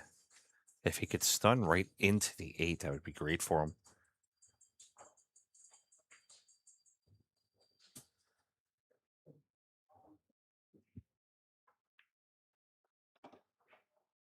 All right, holds the cue ball. 4 into the corner. Just let the cue float into the right side rail. Wants to come out enough to just use natural angle for the 5 to come down for the 6.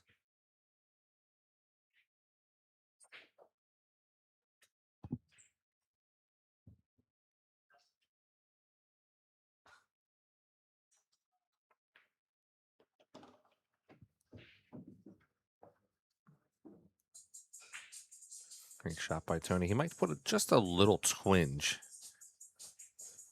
of outside left to get over for the 6 ball.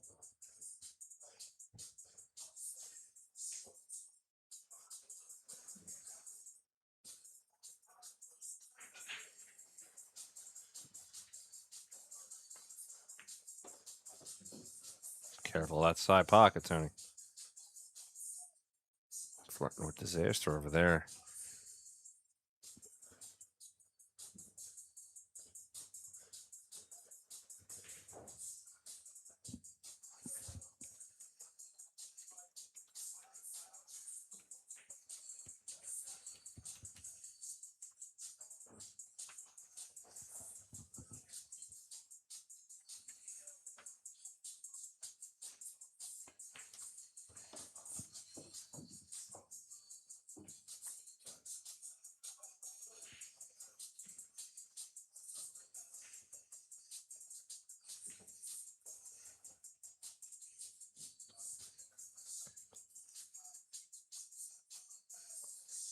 All right, 7 in the corner. I wanted to see him get maybe a little less straight than that, but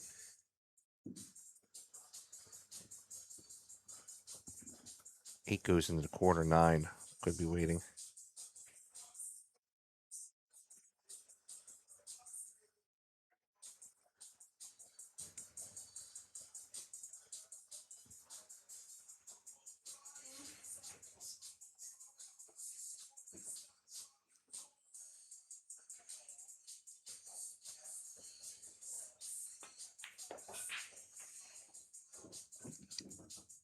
Tony Robles now looking to make Justin Martin become a little uneasy in the chair. Got to add to his score. 8-6 now. Don't count Mr. Robles out.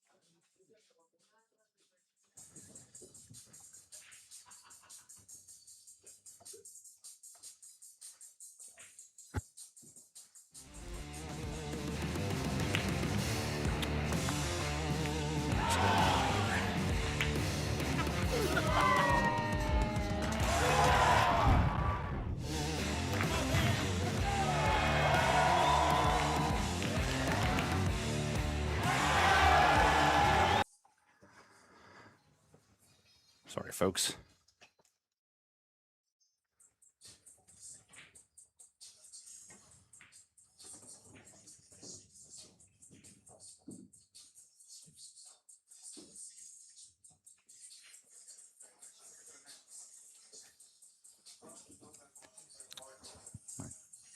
The control booth here. Classic Billiards is just a little tight. Elbow accidentally hit the wrong button.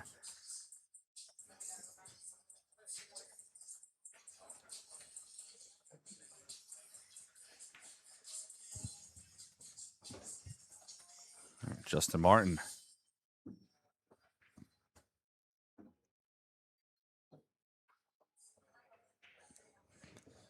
Looking to end this match.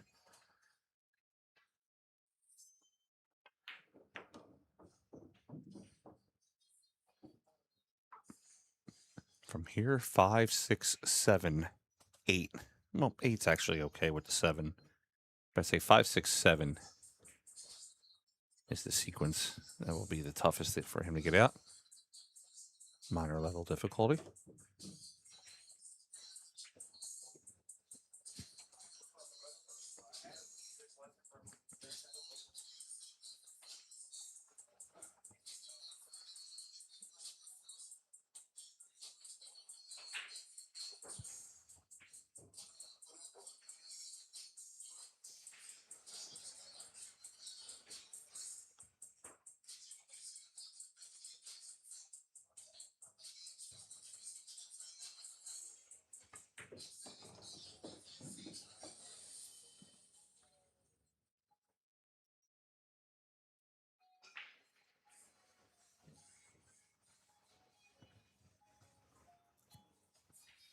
All right, just a shot here where he just has to make it.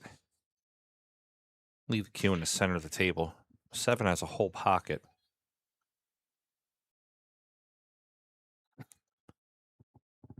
Doesn't have to add any difficulty to anything. I'm trying to get perfect shape. Just trust your stroke.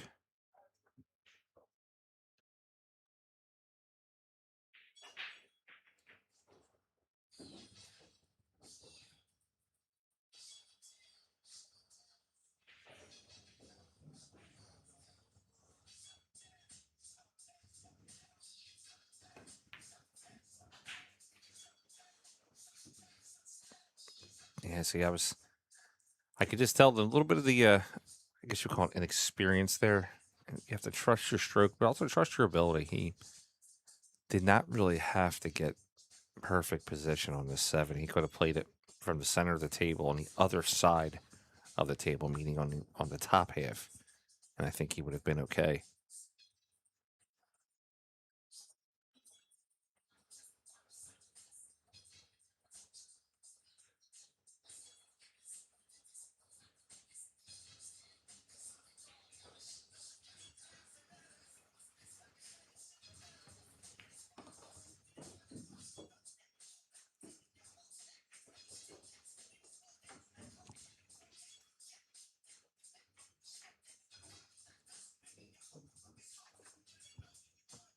All right, Tony Robles, 3 more to get himself within 1 of Justin Martin.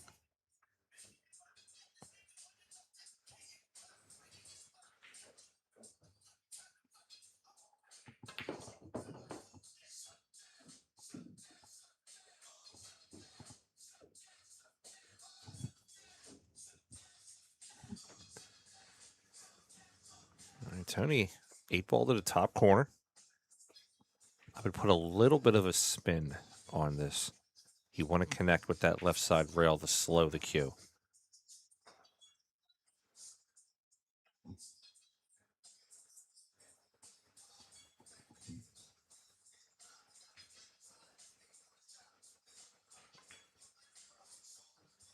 Oh, Tony. You had it there, buddy. Both players, I think, were adding a little extra, trying to maybe overcompensate for maybe a little nervousness, jitters.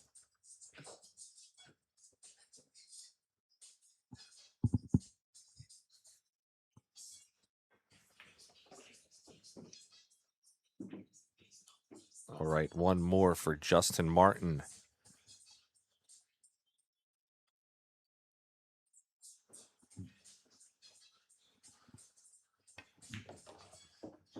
And Justin Martin pockets the 9. He's going to defeat Tony Robles with a score of 9-6.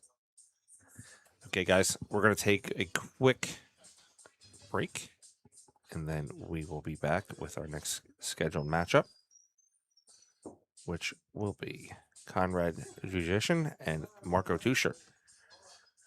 Don't go anywhere. Stay where you're at. We'll be right back here in a few moments.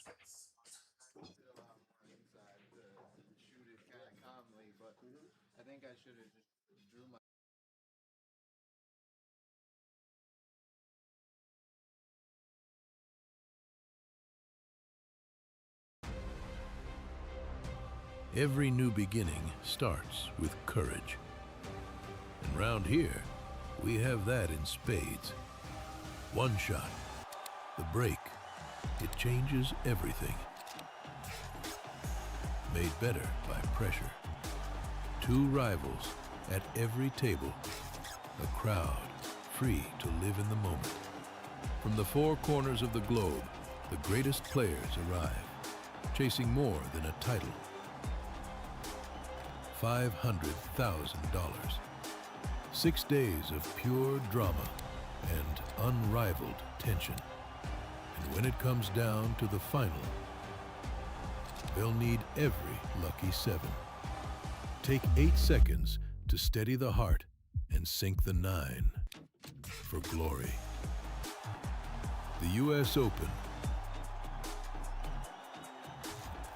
Witness history in Frisco, Texas.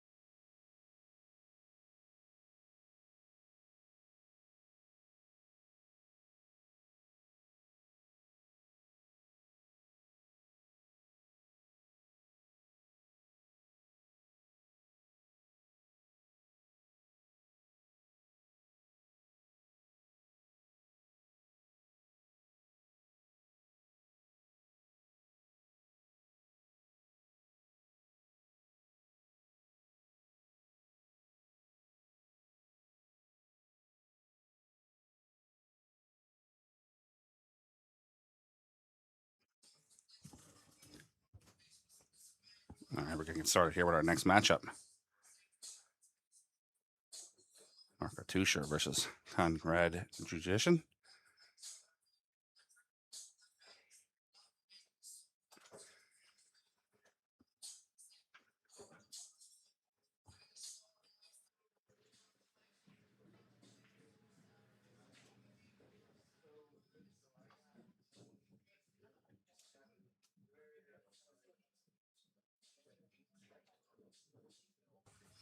All right, rack number 1.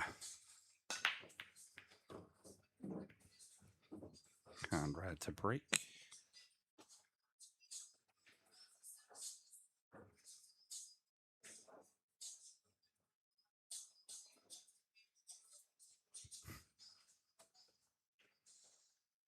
Conrad sporting the gray or the gold locks today. I like it.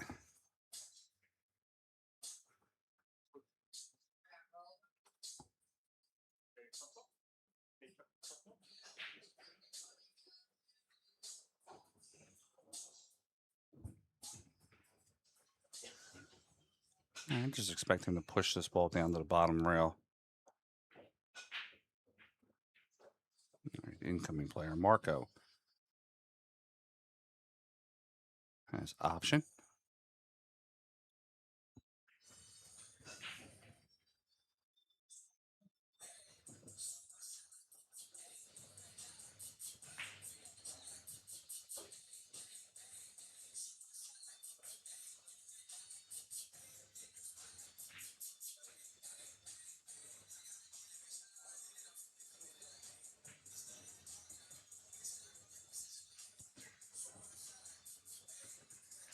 Marco giving the shot back.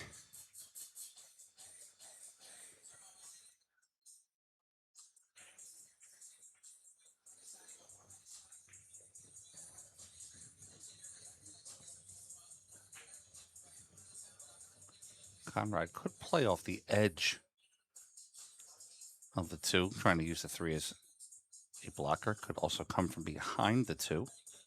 Kick and stick option. A little spin. Hope to play the 2 down below.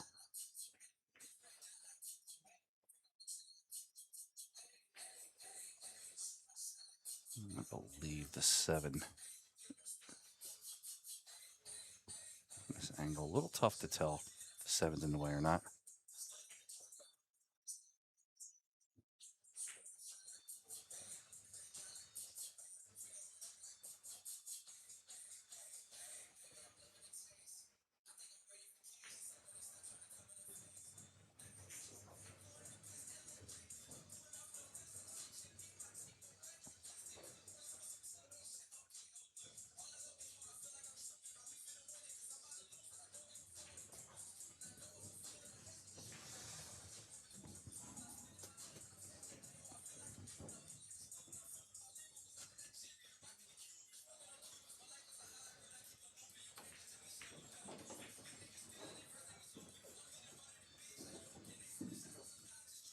Conrad gets the ball in. He's going to have an opportunity now from here.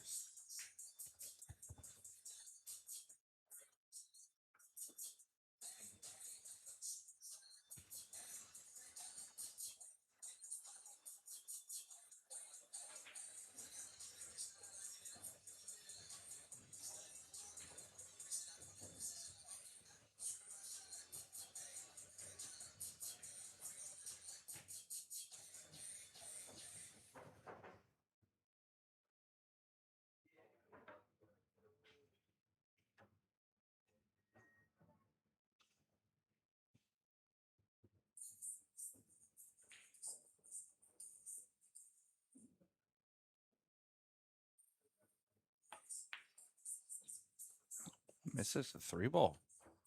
Surprising.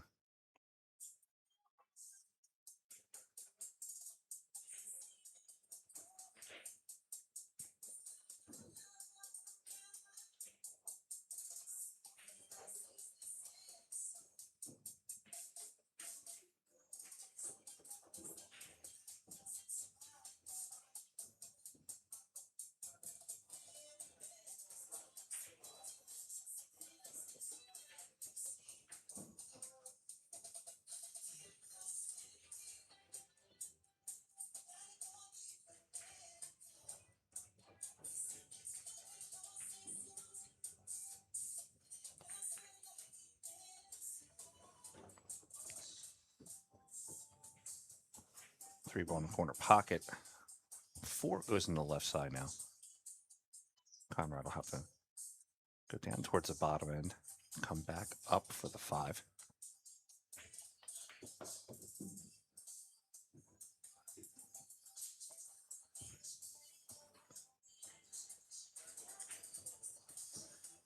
I believe we have our 2 o'clock round matches set now. 2 o'clock here on the Aramith Arena table at Classic Billiards will be Jonas Soto Camino versus Nathan Childress. Nathan and Jonas both in the Moscone Cup contention talk this year.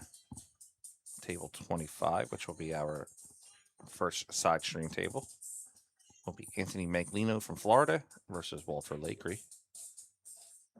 Table 24, our second side table here on the Billiard Sports Network YouTube, will be Watali Patsora versus Nicholas Tan.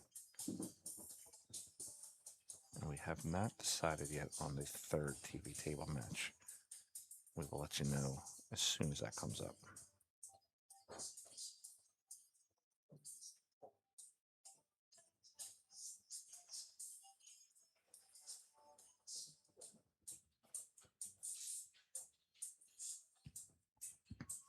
Conrad play the 7 to the corner, slides over for the 8.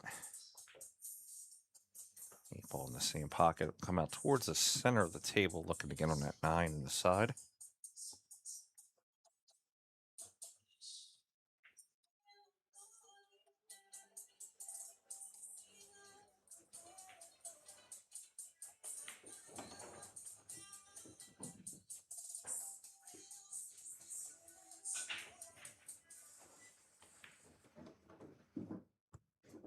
All right, Conrad's going to take game 1 here, race to 9.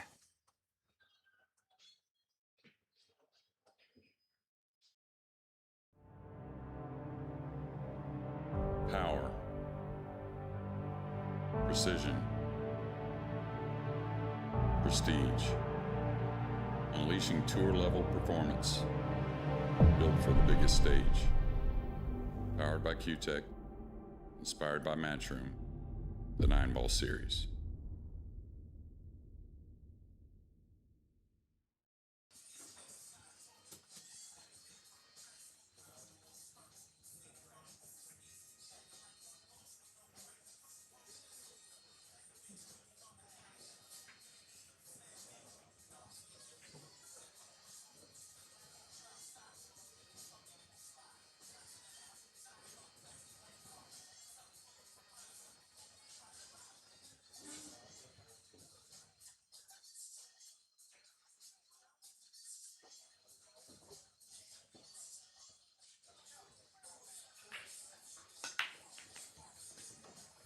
Rack 2, Conrad.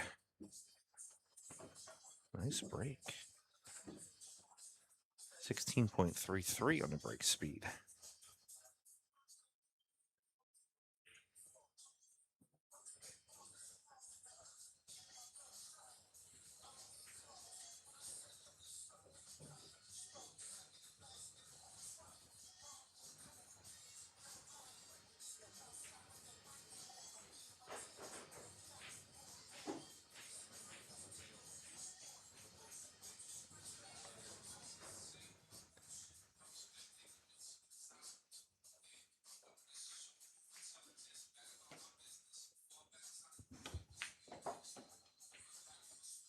Great stroke by Conrad to make the 2 in the corner, to slide down for the 3 to the bottom left.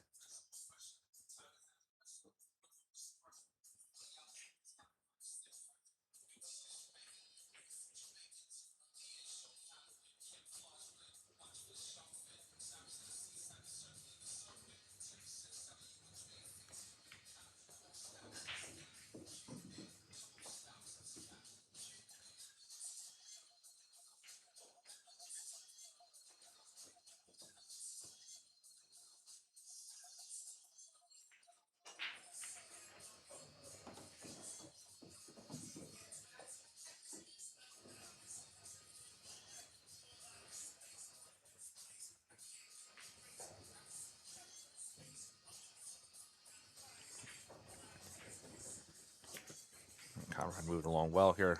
5 into the corner. Gets a little bit on the slow side of the 7.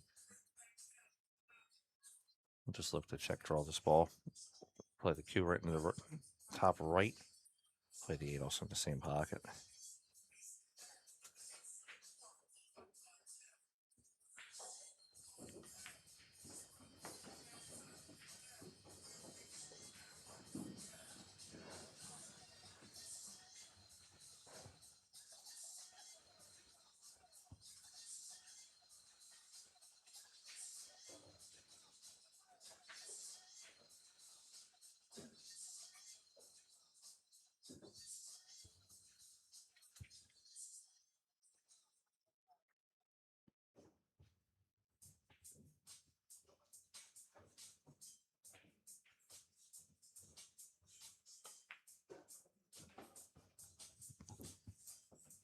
Q over for the 9. Conrad will play it in the bottom corner. Going to jump out to a quick 2-0 lead.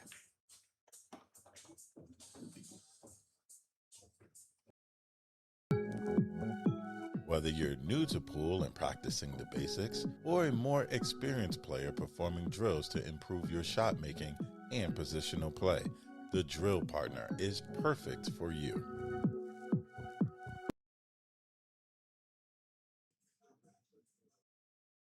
I'm Jason Shaw, and you're watching Billiards Sports Network.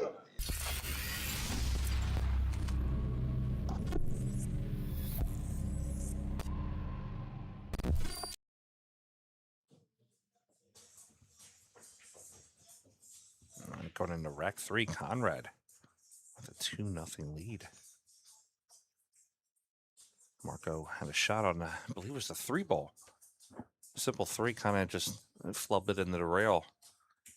It's been all Conrad since.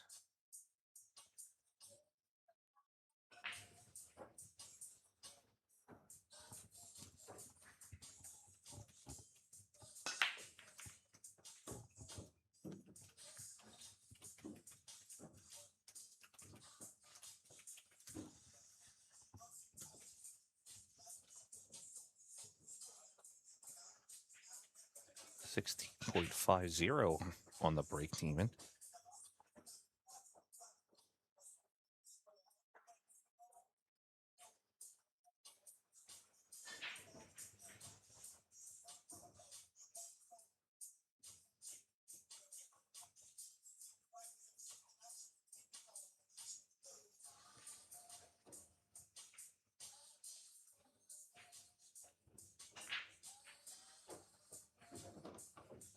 Just coasts the 2 in.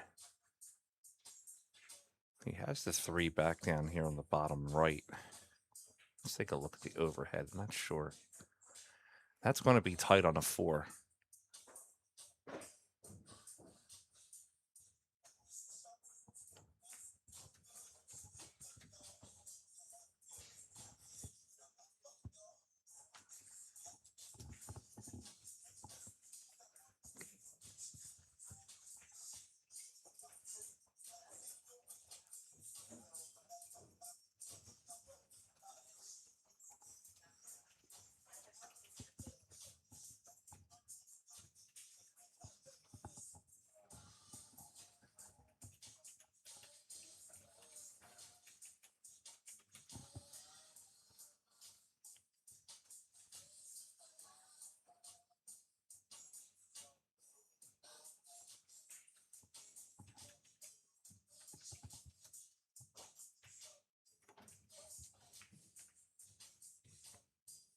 Watch the cue ball going to tuck in right behind this 4-8.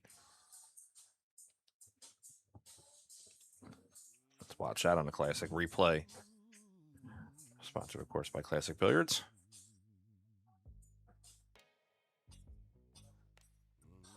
Just a tuck right there. Great shot. Every new beginning starts with courage.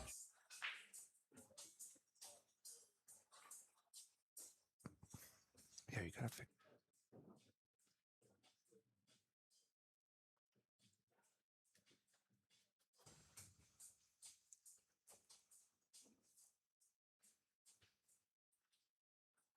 One rail is going to just look to maybe swerve around. Now he's looking at the two railer.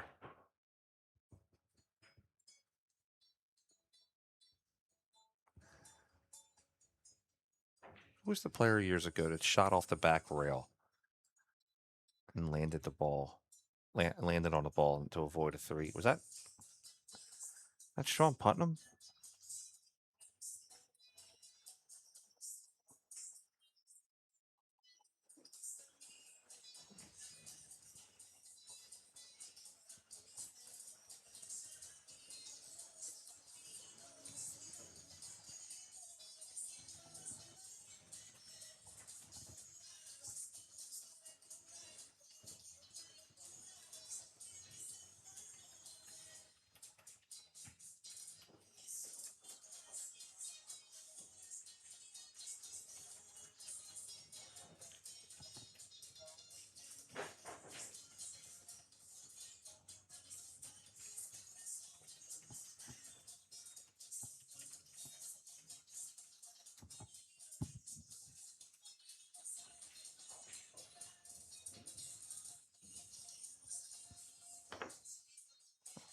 Good try. Tried to bend the rail.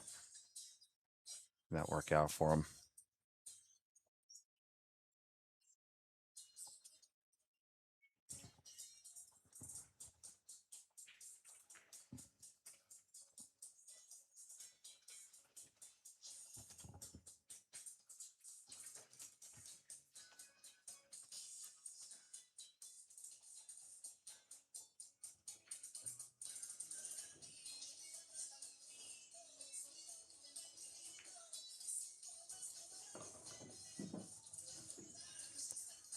Dancing Bear, that was the player's name. Yeah, I remember that shot.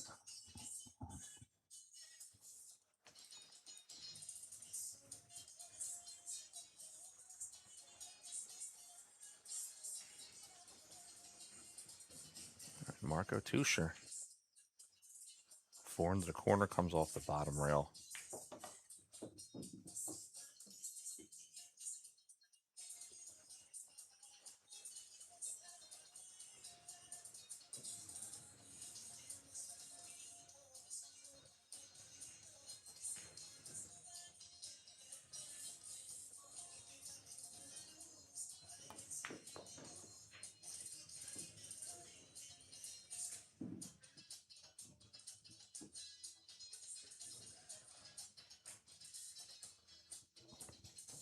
Seven will go to the bottom right. So Marco will just have to play the 6 up in the top right.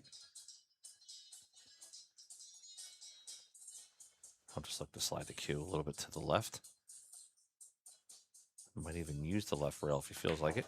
He will.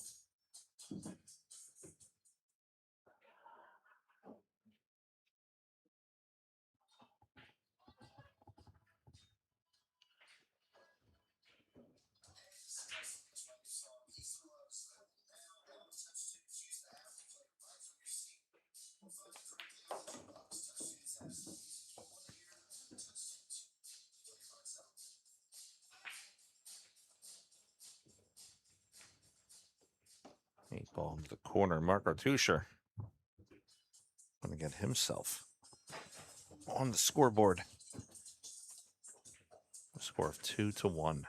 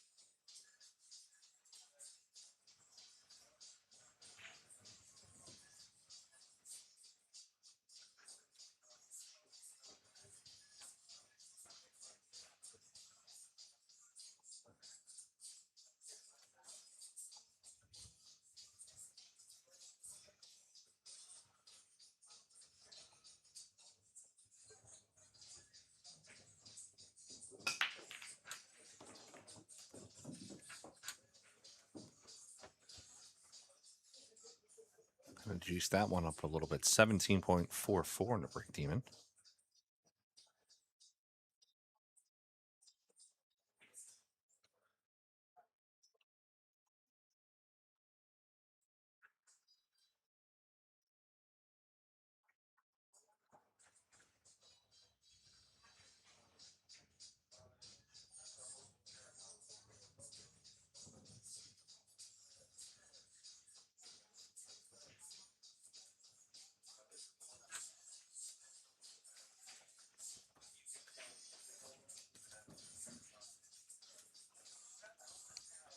Good starting position here for Marco. Also coming off the top rail. Wants to come down. He'll play the 2 and 3 all in the same pocket.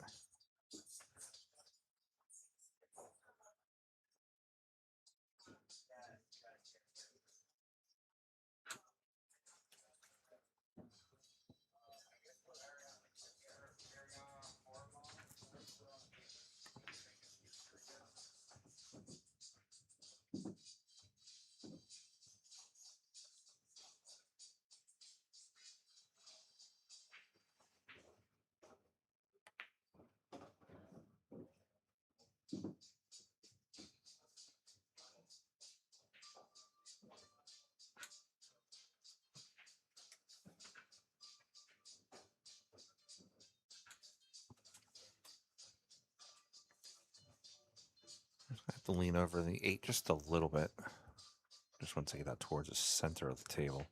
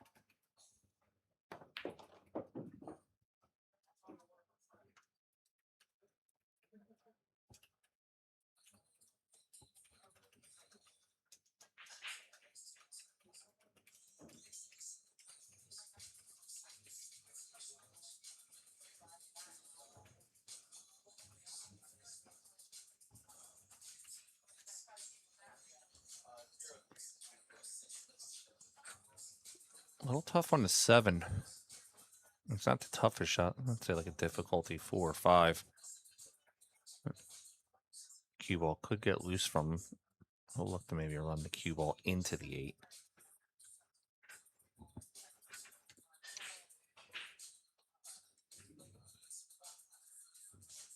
If he has clearance, then he'll just hit the left rail. Yeah, he ran into the 8. Good play. Just move the cue ball over. Or sorry, move the 8 ball over.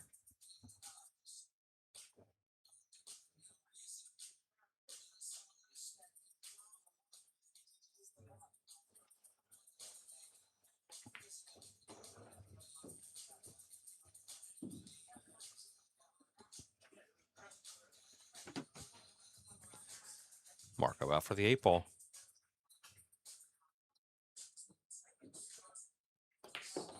That'll tie us up 2-2 here on the score.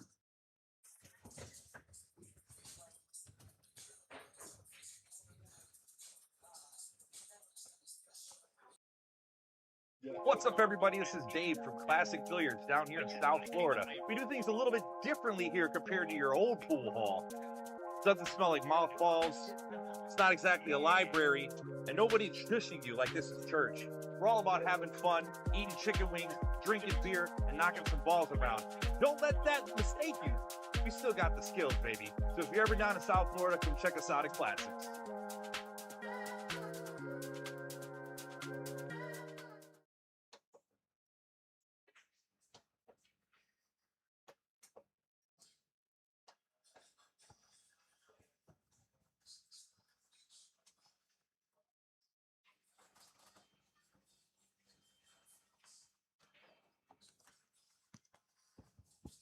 All right, rack 5.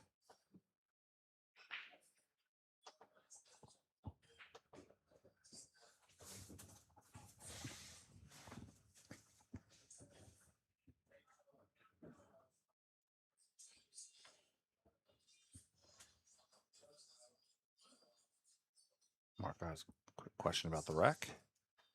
And we're off to the races here.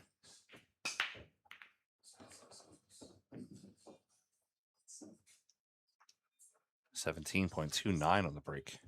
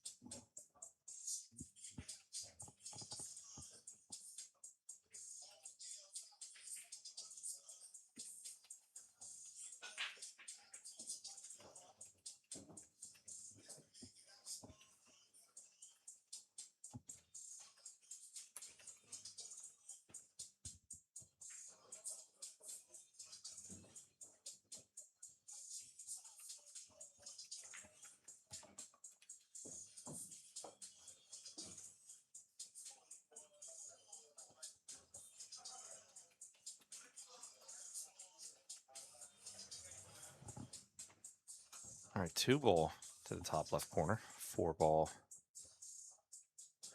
onto the right side of the table.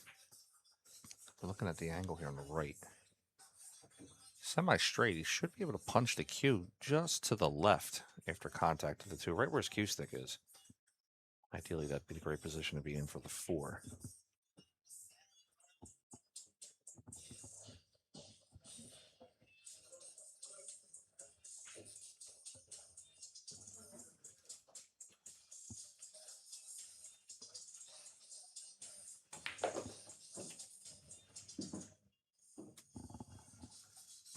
He gets there right on it. Going to play the 4 to the bottom right.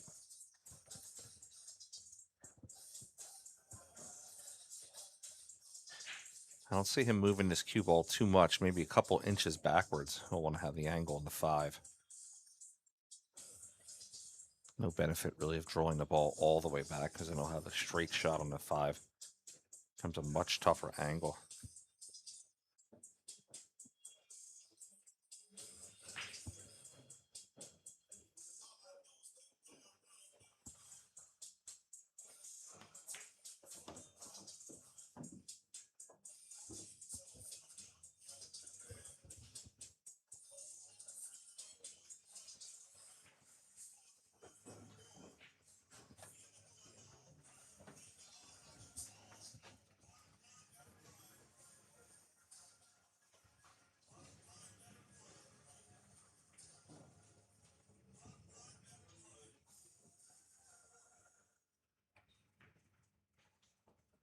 Cue ball over. Playing the 6 in the side pocket.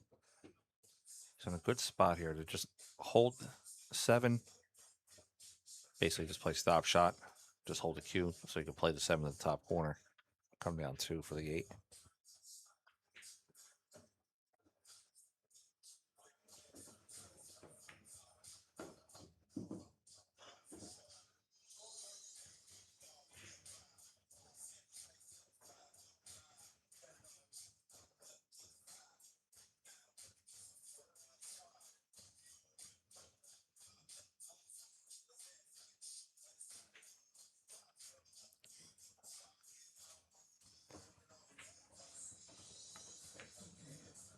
All right, so he's just going to take the longer shot instead of trying to get perfect position. I don't mind it. 8 ball's close enough to the pocket. Just cut it in, bring the cue. up towards the third diamond.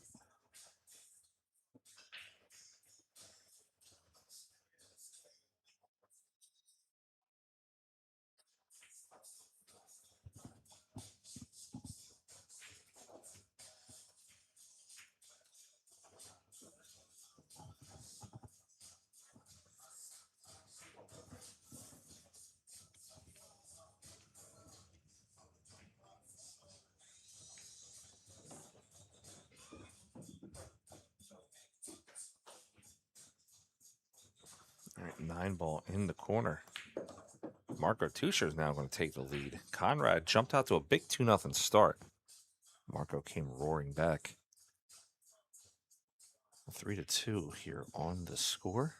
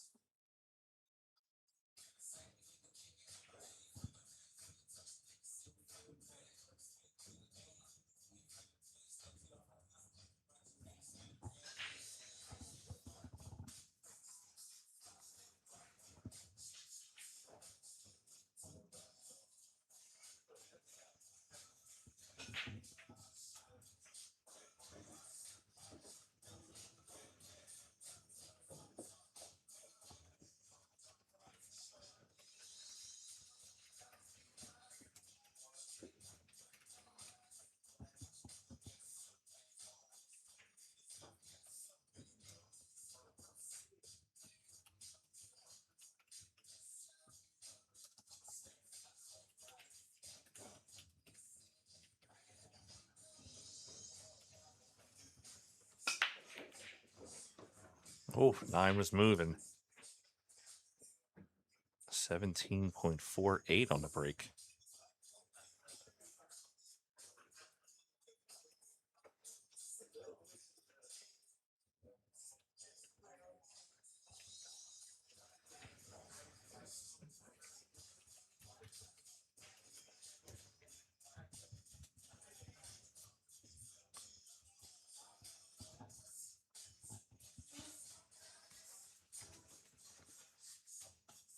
Two balls not in the best spot for Marco.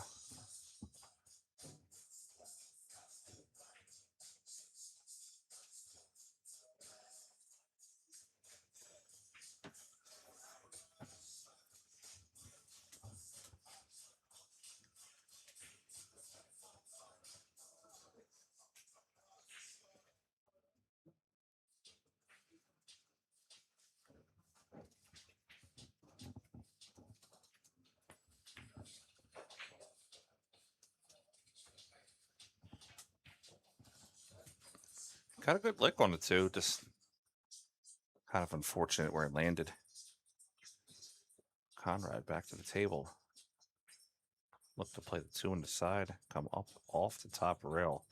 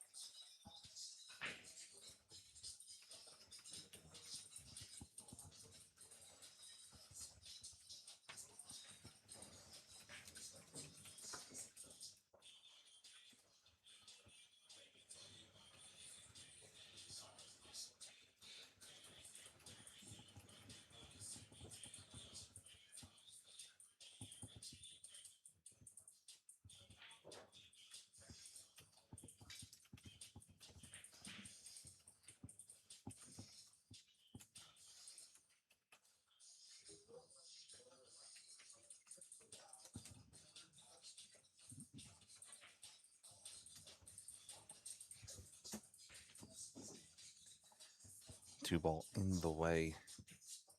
So Marco will go over top of the 3 onto the 2.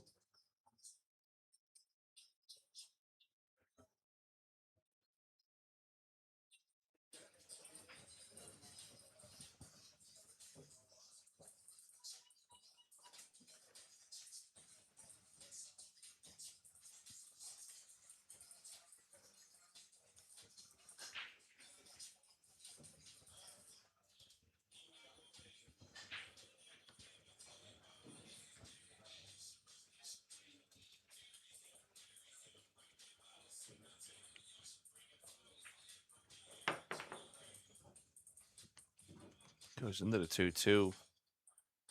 Unfiltered coming around the table. That will leave Conrad a straight shot to the top corner. He'll look to draw the cue back past the side pocket, ideally to the first diamond, to be able to play the 3 in the right side.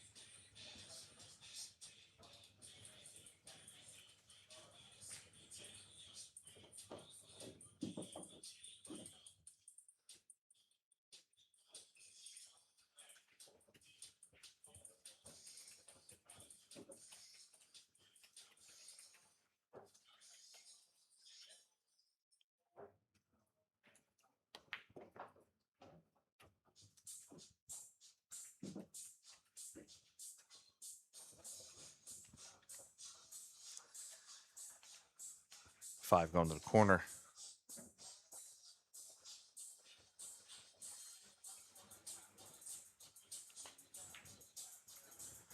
Ooh, misses the easy 5 in the corner.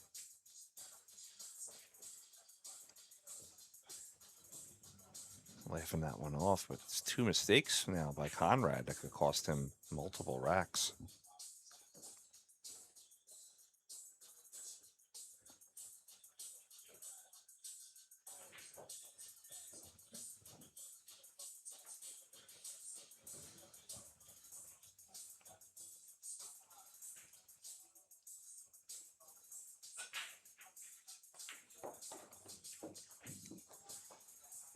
I like Marco's pace. When he gets down to the table, I mean, he might maybe take an extra few seconds on a few shots, but when he gets down to the table, everything is deliberate.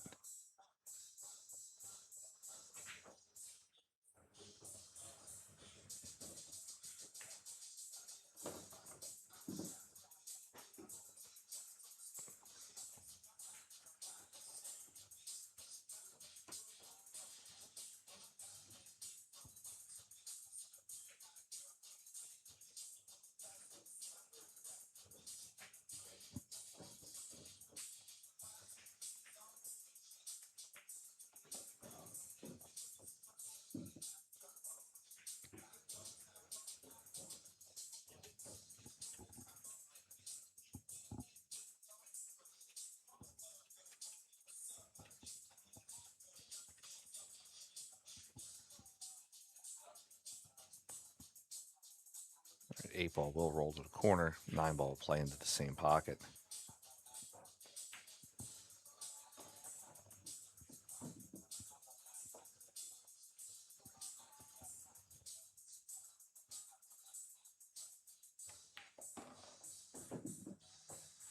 All right, we got 4-2 here on the score.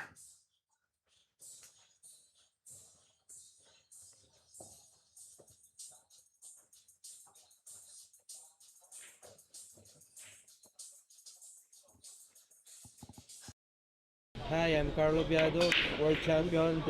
Watch live here in Billiard Sports Network. Here.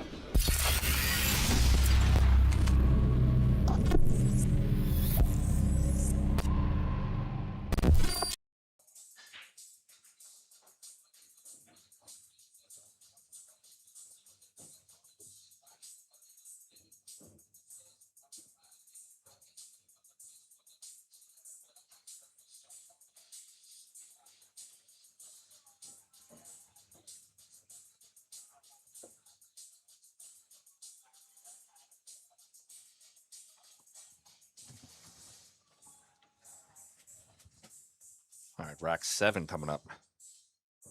Marco Tuscher in the lead. Conrad has made 2 mistakes in this matchup. It's cost him a couple racks. Marco's going to continue to try to lean on him in this match.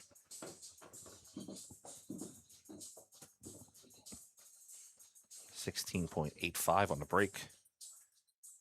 Watch the one go right into the side. So does the 8. 2 kicks in up the table to a bank.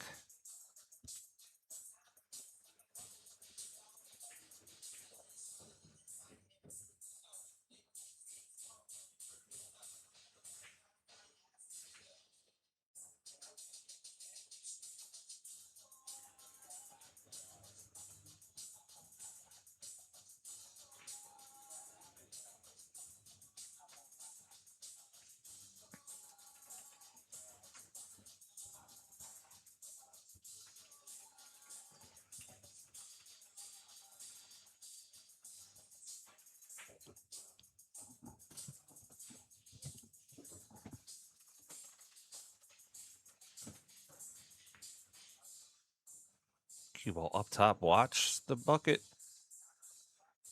It stays. He waved off the shot. I don't think he needed to. He was playing safe the whole time.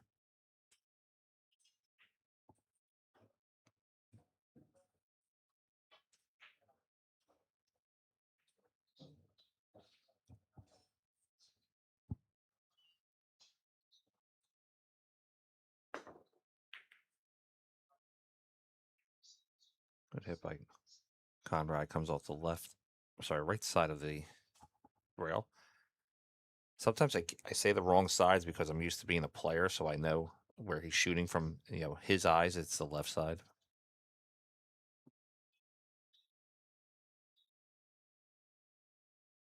Marco plays the 2 into the corner. Looks to maybe spin off the 2 and just kind of bump the 3 going to the left.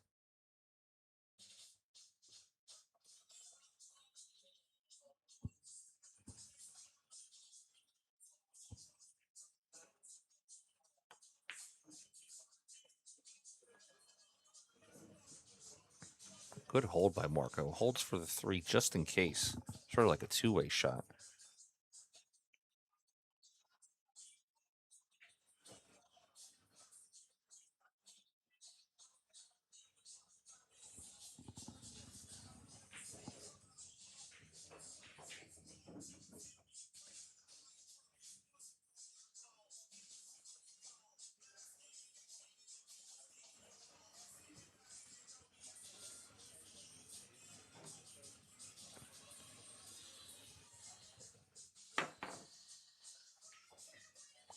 Conrad with the dart jump. You don't see that a lot on the pro level. This is more because it was just a shorter distance. He was just trying to get up over the ball.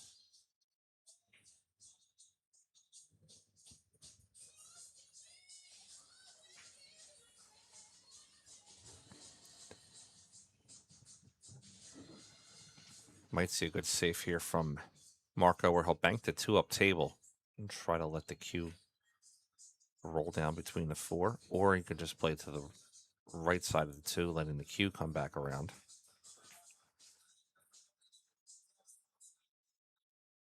Not enough juice.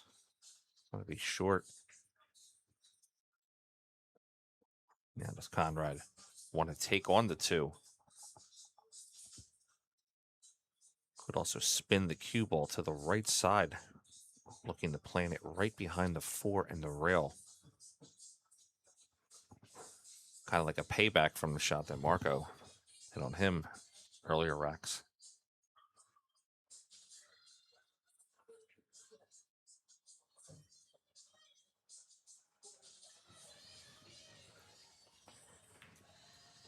Goes for it. Great shot. High risk, high reward. Gets on the 3 ball.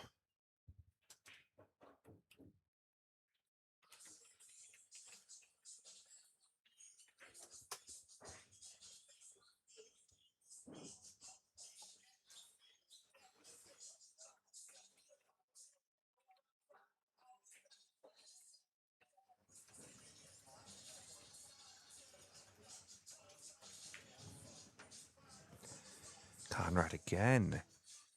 Misses the easier shot. He gets the hard work done. And then the easier shot he comes up short on. Kind of did all the work for Marco now, leaving the 3 in the pocket.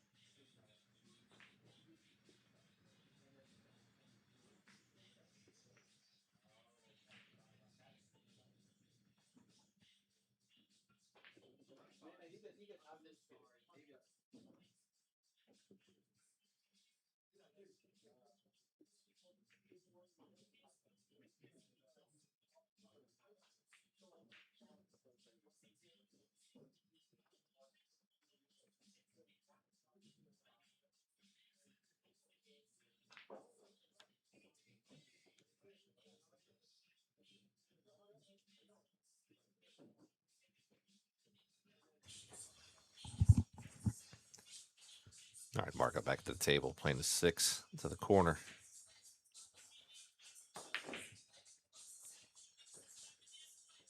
Kind of forced that. I wasn't sure if he needed to hit that so hard.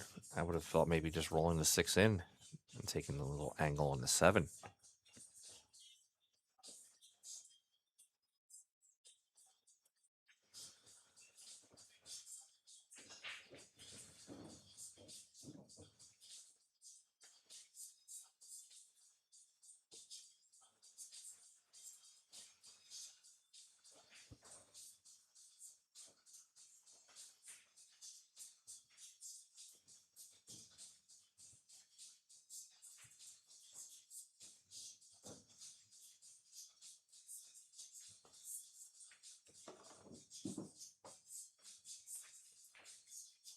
Watch the cue ball. Where's the cue ball going, Shag? All right, 7 to the top right. Just wants to come out. He can actually, if he does not like the exit angle here from the cue ball into the right rail, he could opt to go 3 rails around the 9. I don't think he'll do that. This angle should be okay. Just a little bit of inside before he comes off the rail. Conrad having an issue with that top right pocket. Been rattling every ball in there.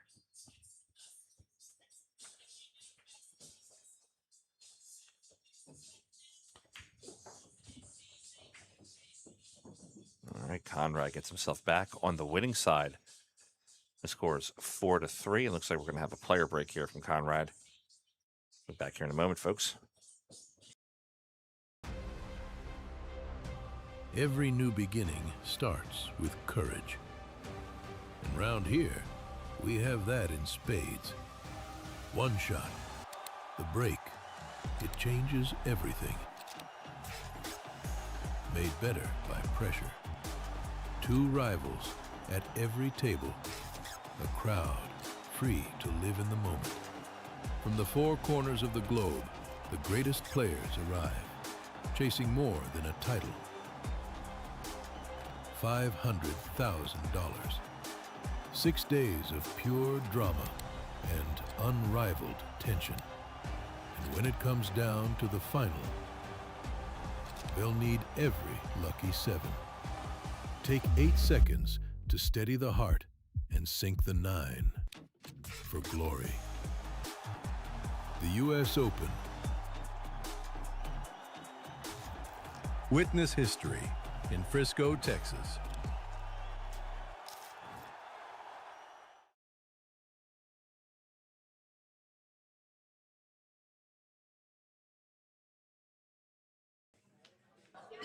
I'm Efrem Bata Reyes. You're watching Billiard Sport.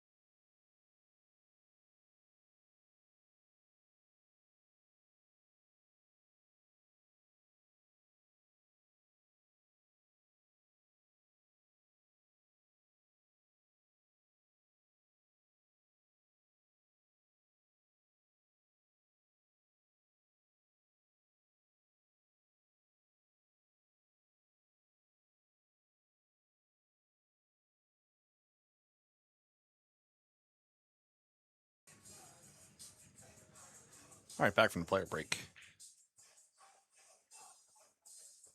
4-3 on the score. Marco Tuscher in the lead by 1. Conrad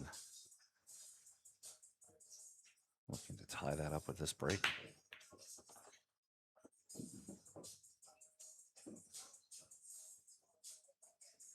We'll say he's consistent on the break. He's around 17-2 to 17-4 on every break, shown here by our friends at Break Demon.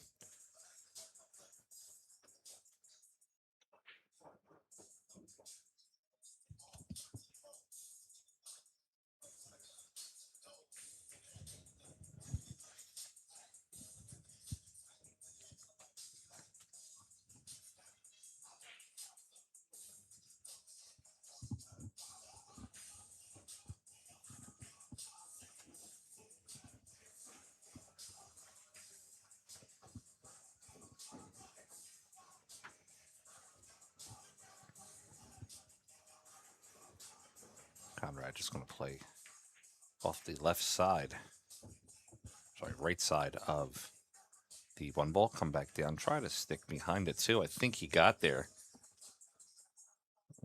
Marco's not going to be happy about that leave.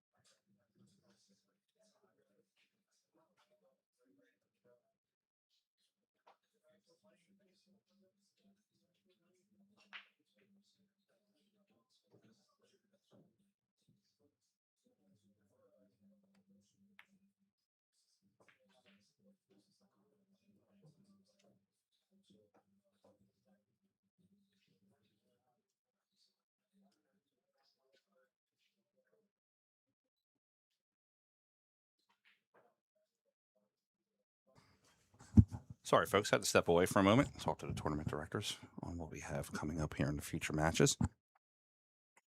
Back at it here, 5-3. Marco Tuscher over Conrad Musician right now.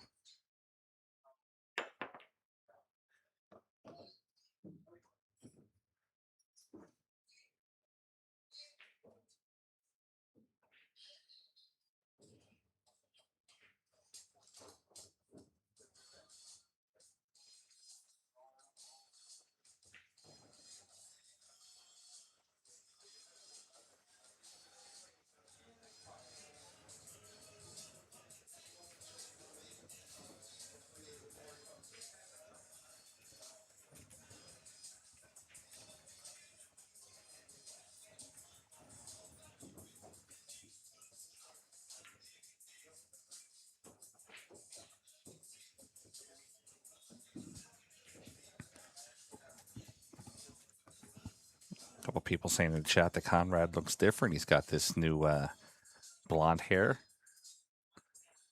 little flowing locks. I like it.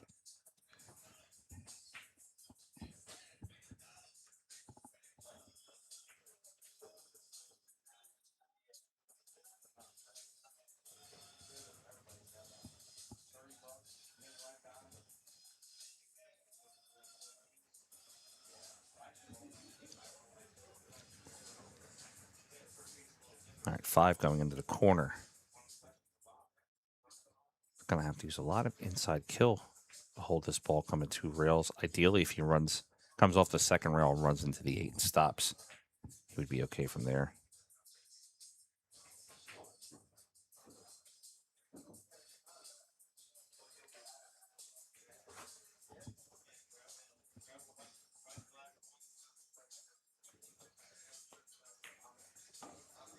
Plays the 5 off the 6. I like that one better.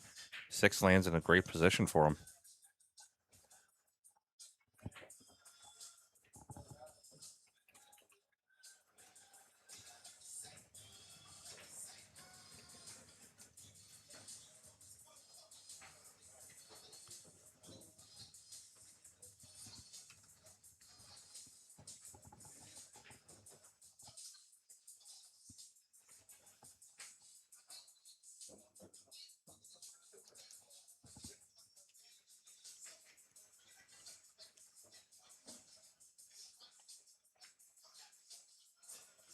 Conrad again, leaving a ball in the pocket.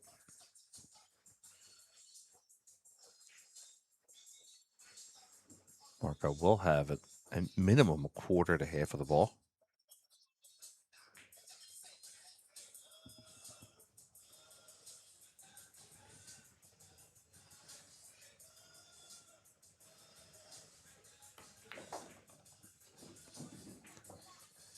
Using that right side rail to spin the cue back up table for the 7 in the side.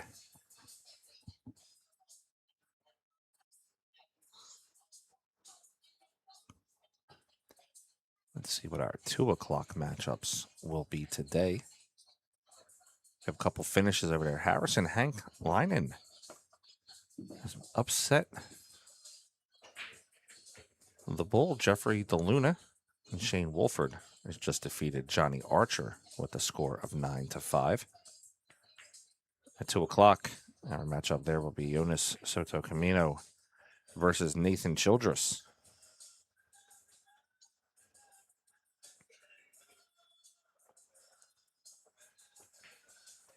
Starting to narrow the field down. Marco pockets the 9 and makes the score 6-3. Like I said, we're narrowing the field down. We know 16 got in last night. Aloysius Yap, Mario He, Victor Zielinski, Demetrius Lakatos, FSR, Mickey, Robbie Capito, Filler, Gorst, PU's Cledio, Justin Bergman, Carlo. I'd say the odd name here, and it's not odd that he does well, but Christopher Tevez defeated Duan Kwok Hong, as we alluded to earlier. And Ekler Kachi pulled off a great comeback. I believe he was down at 1.72 or maybe even 7-3. Wind up winning the match 9-8 on the hill. So they are your first 16 into the final 32.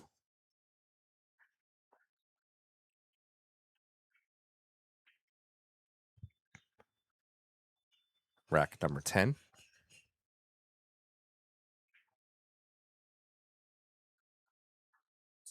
Marco to break.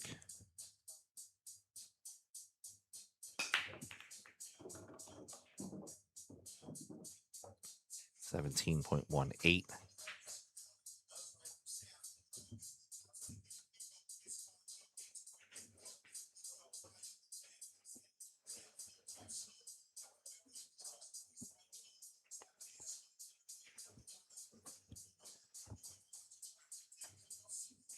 Our 4 o'clock round will start the winner's qualification. I'm sorry, the loser's qualification. Winners of the 4 and 6 o'clock rounds will be drawn into the final 32.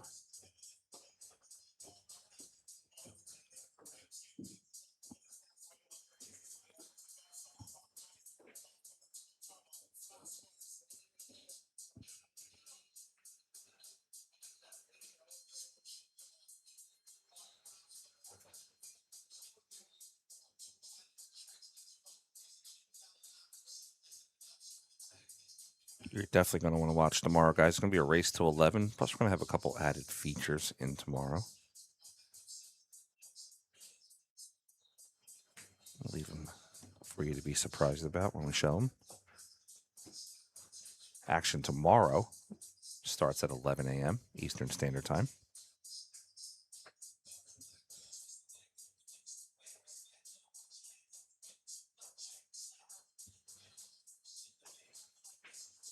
We advance to the final 32. That's when the matches are going to get really juicy. 6 ball goes in the side. 7, 8. Just waiting for him to get there.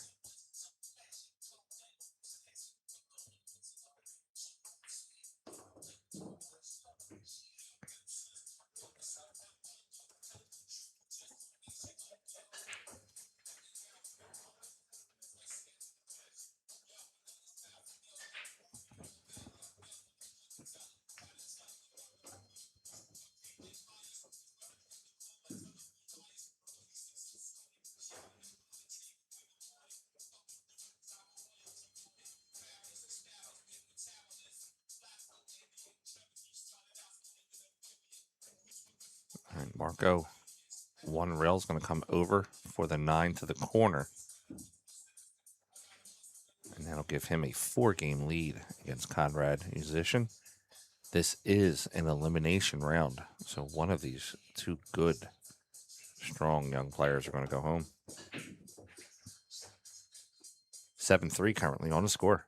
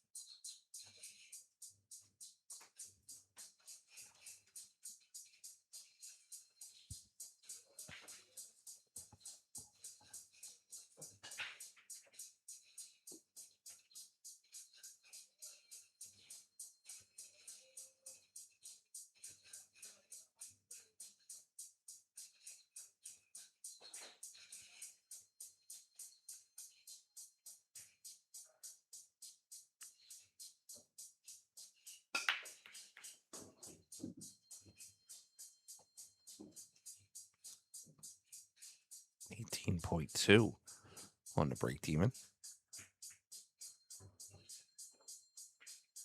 Cue ball back and forth. A little bit on the tough side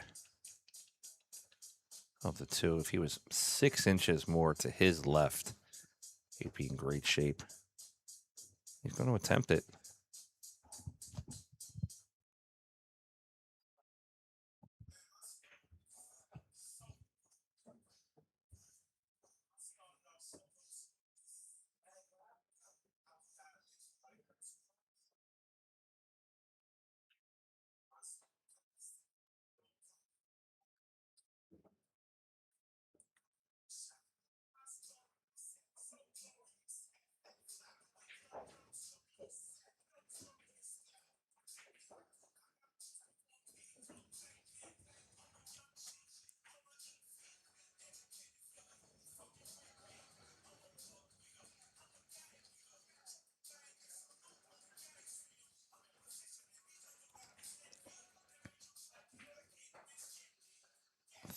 Thin cut here.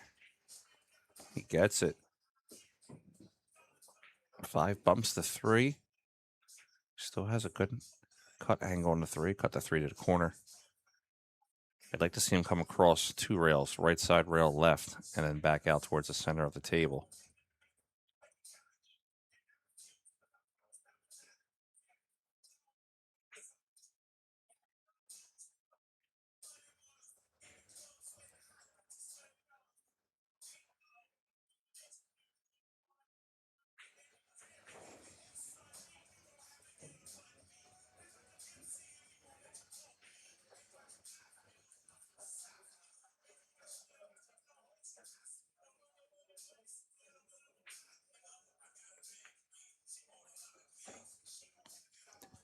Or he just goes for the 4-9 combination. Wants to make quick work of this rack.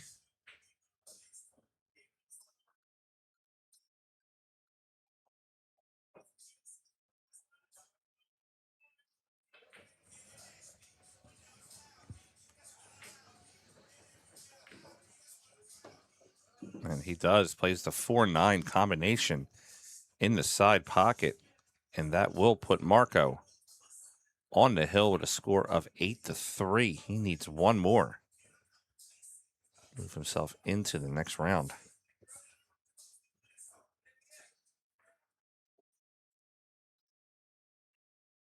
Hello guys, I'm Feder Gorst and you're watching Billiard Sports Network.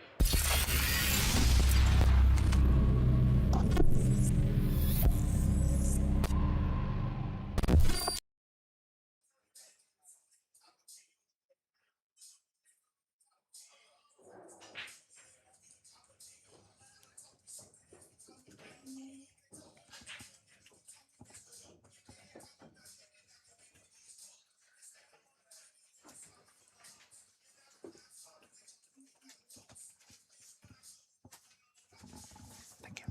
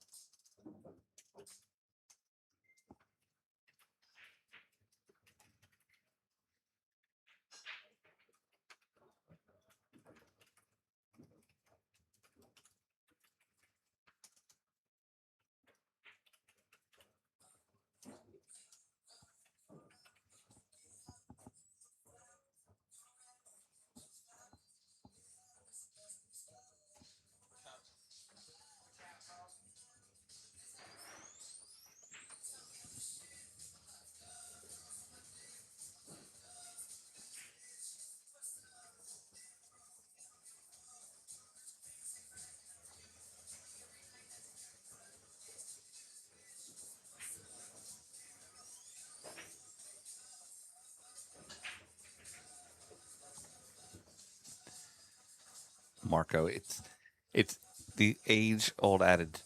You get to the hill, you'd never get a good break. Breaks the balls. 9's all the way up the other end. 2's up the other end.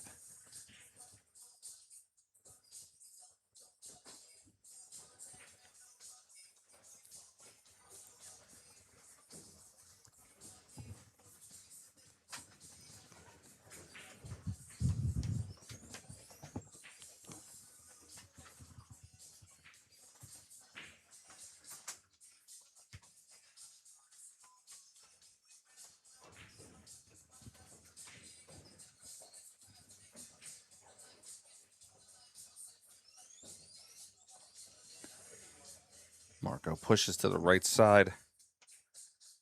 Conrad has a clip at it. Let's look at right angle a little bit. It is very, very thin.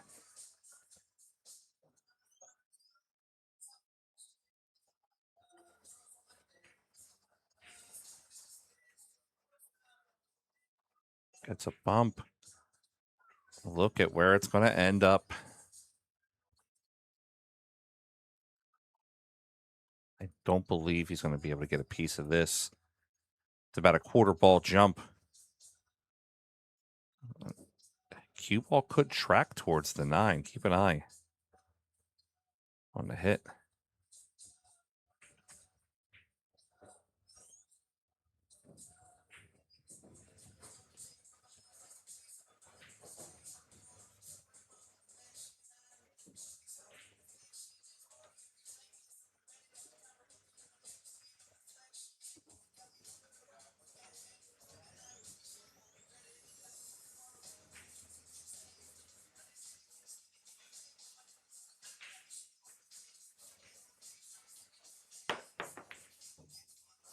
Oh, and he makes the 2-9 combination. Let's check that out on the replay. 2-9 combination to win the match.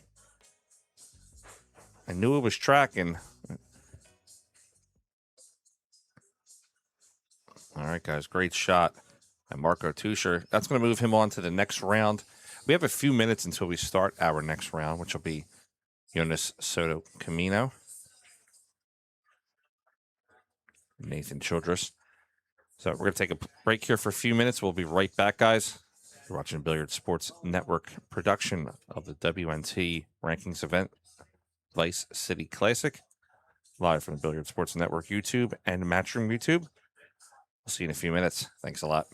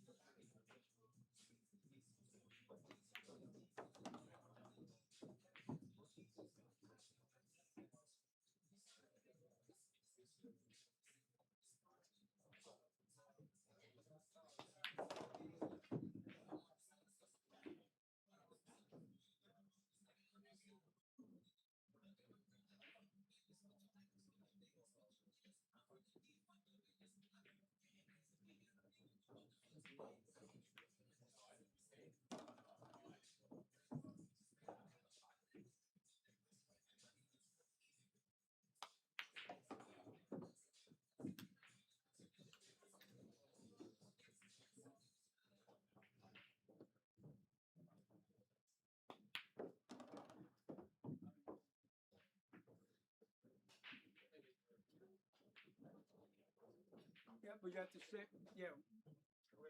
Now, your lag, you'll let me know here in a minute. All right, yep, yep, yep.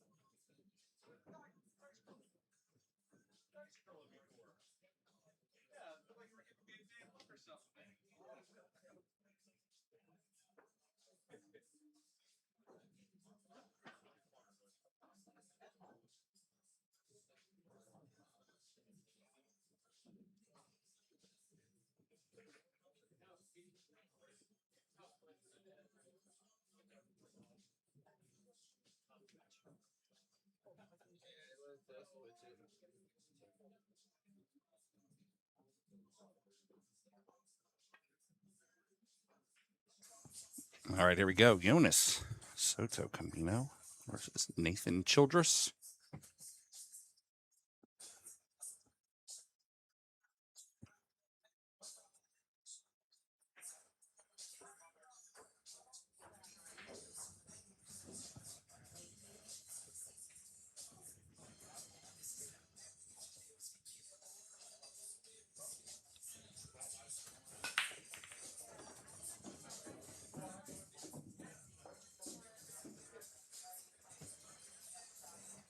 Nathan got to that one pretty good, 18.31.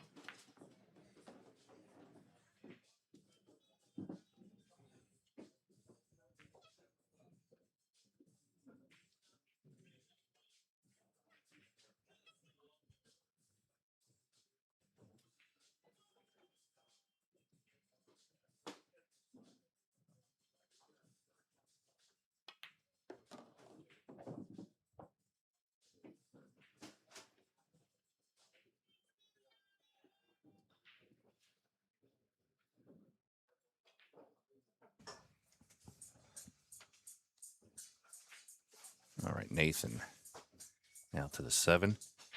We're going to have Scott Frost join us at the 4 o'clock rounds for losers qualification. Nathan misses the 7 ball to the corner.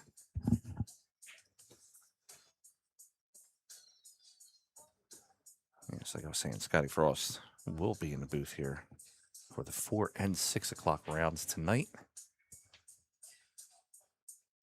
Calling some great action with you, I believe. Let's check our bracket. I'll tell you in one moment who that's going to be.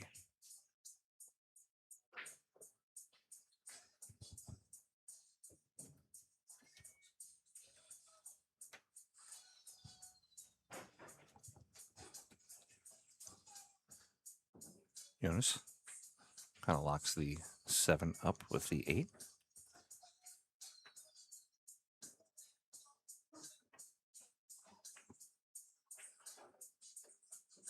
Nathan plays the right side of the, left side of the 7. Brings the cue back down table.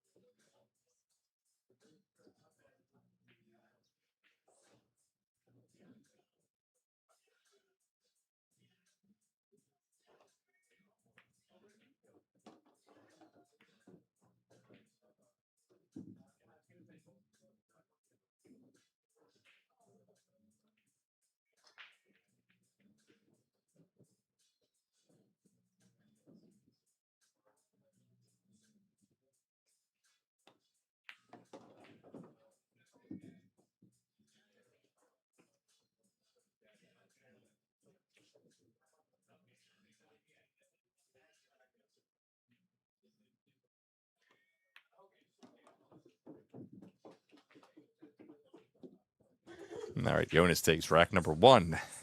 1-0 here in a race to 9.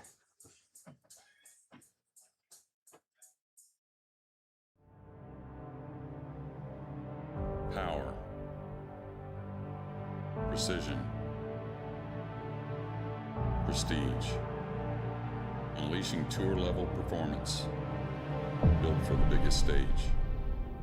Powered by Q-Tech, inspired by Matchroom, the Nineball series.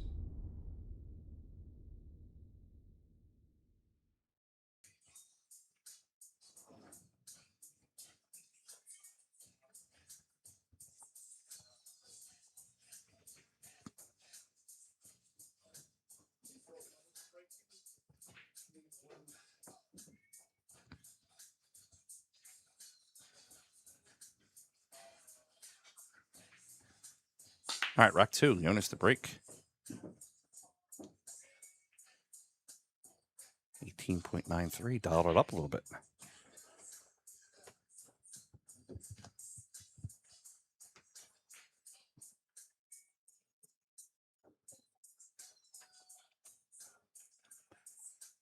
Two towards the side pocket. He might be able to back cut this ball in because he has the 8 there waiting for him to run a blocker.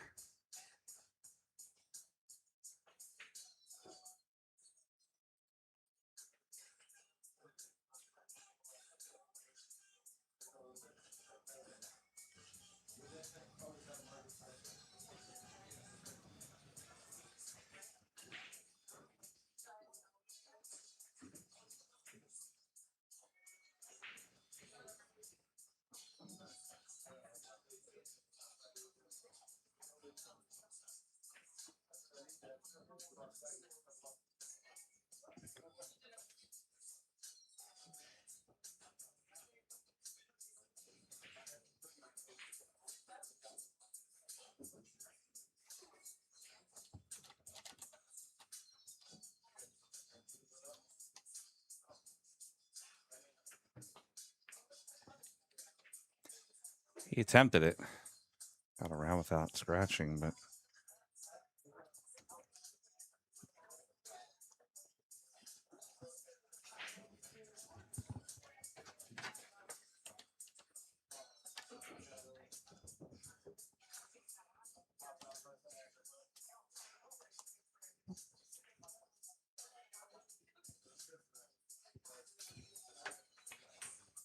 Nathan plays the 2 to the corner. He leaves it in there also.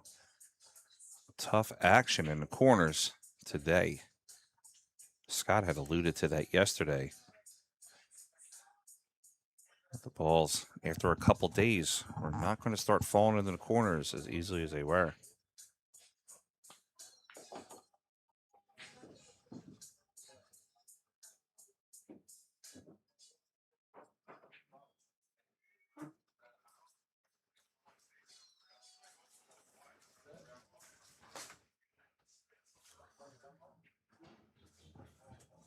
All right, Jonas will play the 3 in the side pocket coming up off the top rail.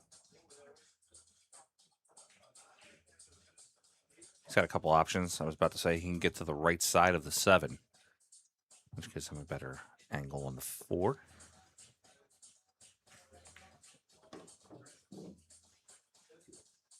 Or just bump the 7 and get yourself a perfect angle on the 4. Great shot by Jonas.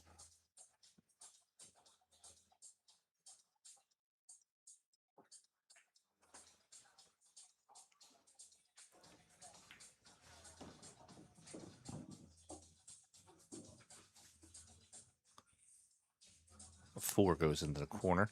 I'm sorry, 5 goes into the corner. Hold for the 6 ball in the same pocket. Might even just float it over a little bit.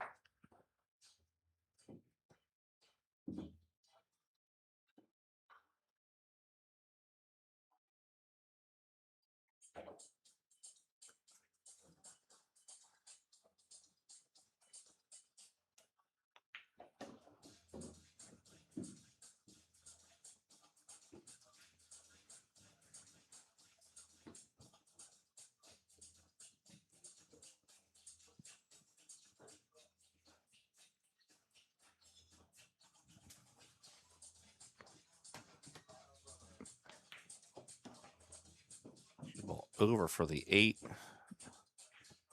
Jonas with that nice fluent speed of his stroke. Play the 8 ball to the corner, 9 to the bottom right.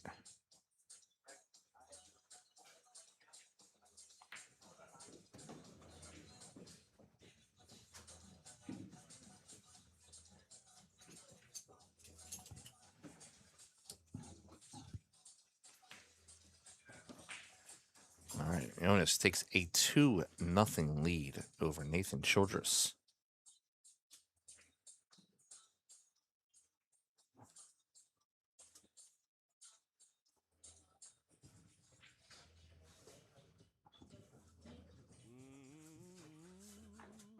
Let's go into our dual screen here for a few seconds. Over here on our table 2 on the BSN YouTube channel, Walter Lakery is currently up 1-0 on Anthony Maglino.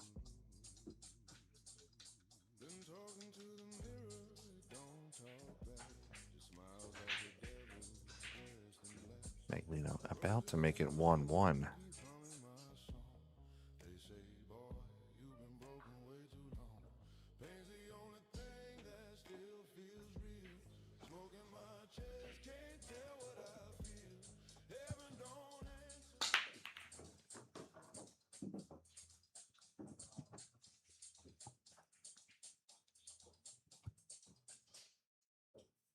One ball down, 2 ball on the corner. Felt nice for Jonas. Look for him to use 2 rails, possibly. Bottom rail, right rail, coming in between the 7 and the 8.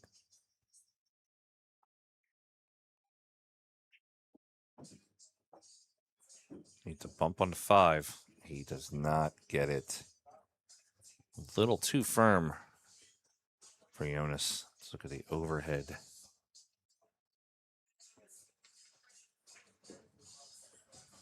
He's slightly overzealous on that one, but it was looking good and tracking good.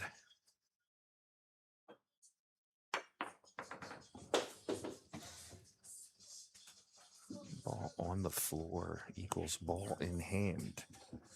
Nathan Childress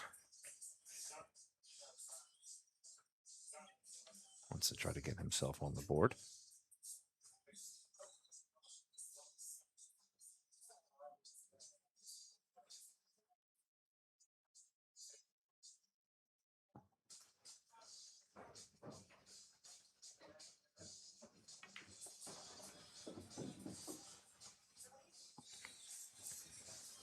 Five up into the top corner for Nathan. So he's going to use an outside ball. Let's come back down for the 6 on the side.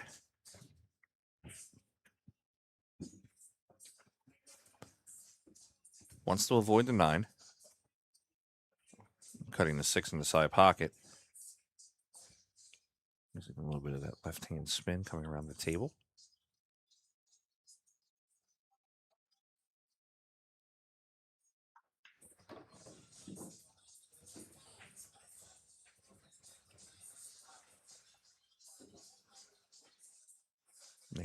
Nathan flowing pretty well here on the 7. I'll play the 7 and hold the cue ball for the 8.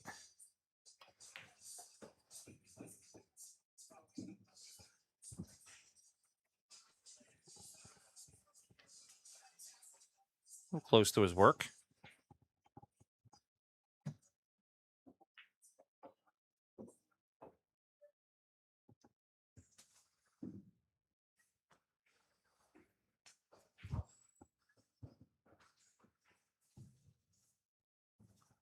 All right, 9 to the bottom corner. Nathan Childress is on the board with a score of 2-1.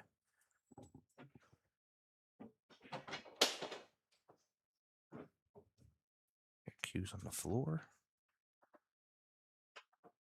Let's go back into that dual screen for a second. Walter Lakery. Anthony Maglino.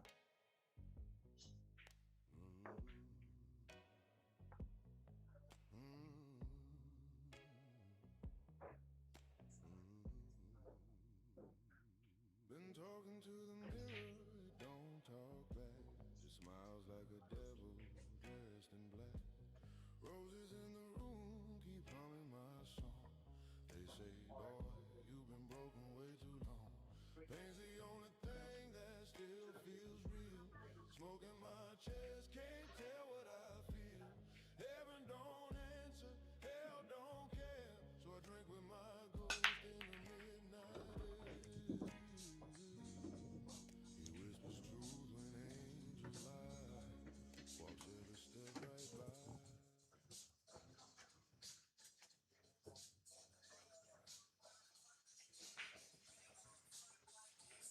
Nathan with a good break against the 1-2.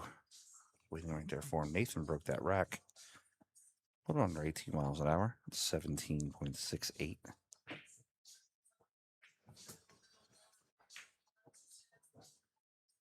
Nathan just grazed the 5 ball going in. Just enough to throw it off center.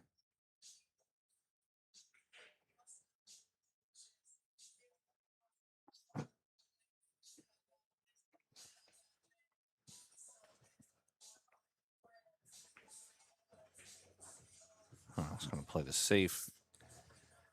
Not close enough. Nathan can have an escape route.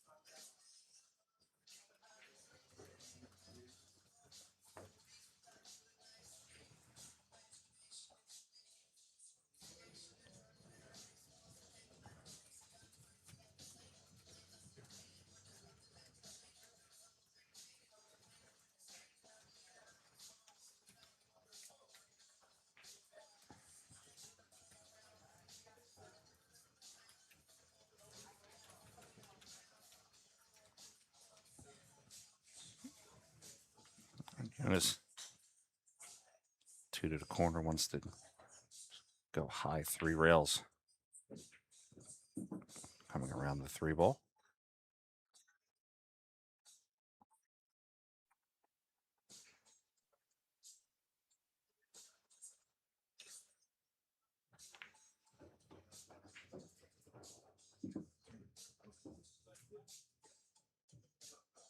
Four ball to the top right corner. I'll just use the exit angle coming off the right rail.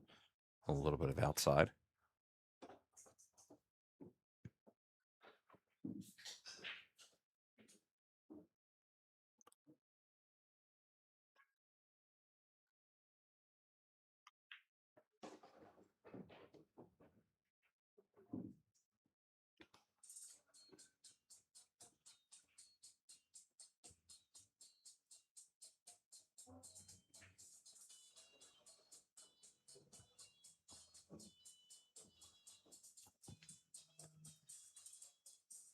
Six.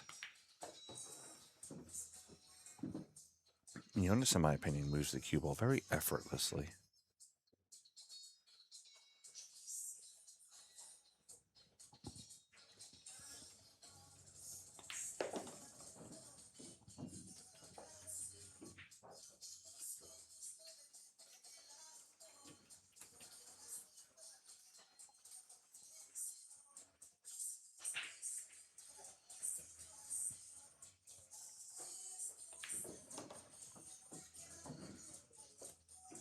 Jonas going to play the 9 to the corner.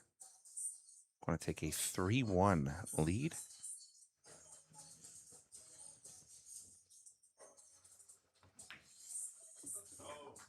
Three to 1. Jonas Soto Camino over the young Nathan Childress.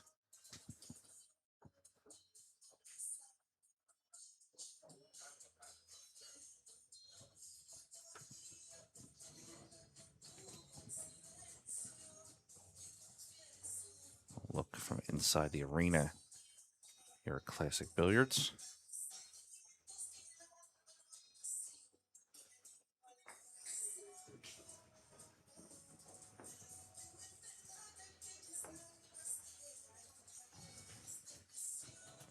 3-1 on the score.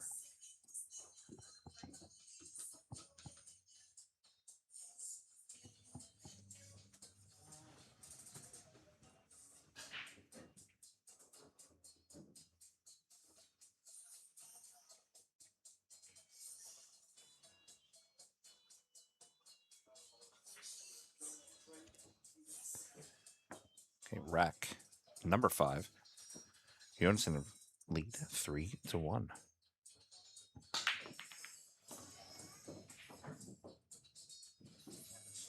Got into that one pretty good. 19.55 on the break. 9-ball moving.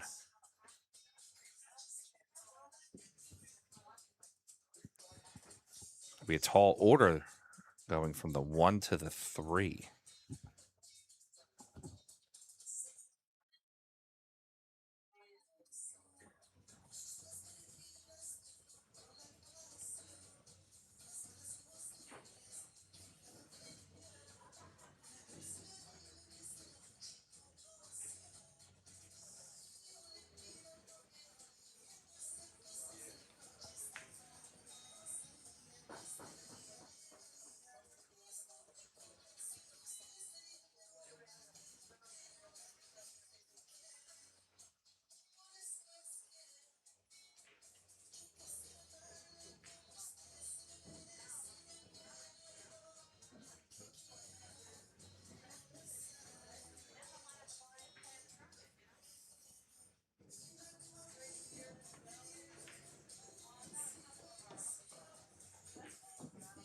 Great shot from Nathan to get position on the 3-ball.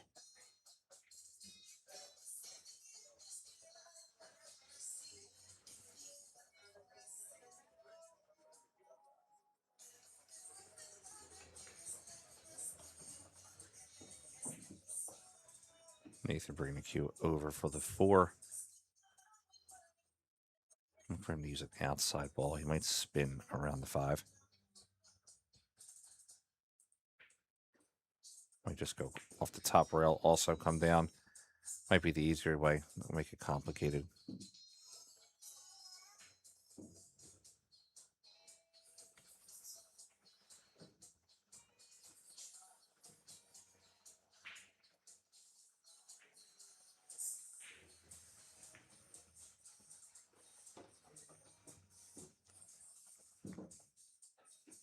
Nathan putting together a nice run here. 6-ball goes to the bottom left.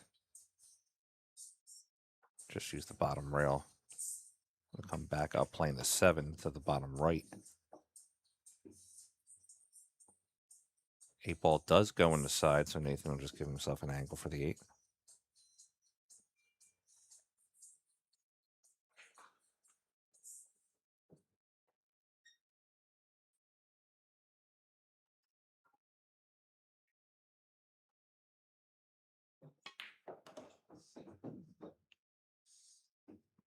Nice slide over for Nathan to play the 8-ball in the side pocket. Just follow the cue. Playing the 9-ball on the opposite side.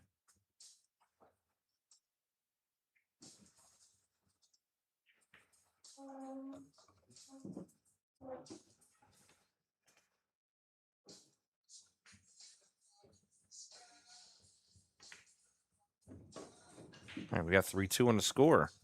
Nathan getting one back, trying to get the crowd into it. 3-2 on the score. What's up, everybody? This is Dave from Classic Billiards down here in South Florida. We do things a little bit differently here compared to your old pool hall. Doesn't smell like mothballs. It's not exactly a library, and nobody's shushing you like this is church. We're all about having fun, eating chicken wings, drinking beer, and knocking some balls around. Don't let that mistake you. We still got the skills, baby. So if you're ever down in South Florida, come check us out at Classics.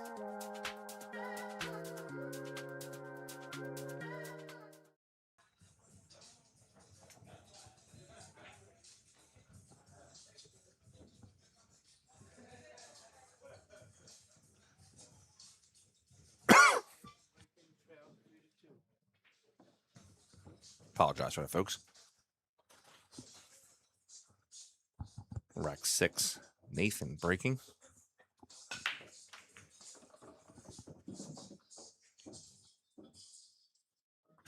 17.32 on the Break Demon radar, supplied by our friends at Break Demon. Cue ball needed to stop rolling just a little further than he would have liked. Nathan to come into the rail kick. 2 down to the bottom row.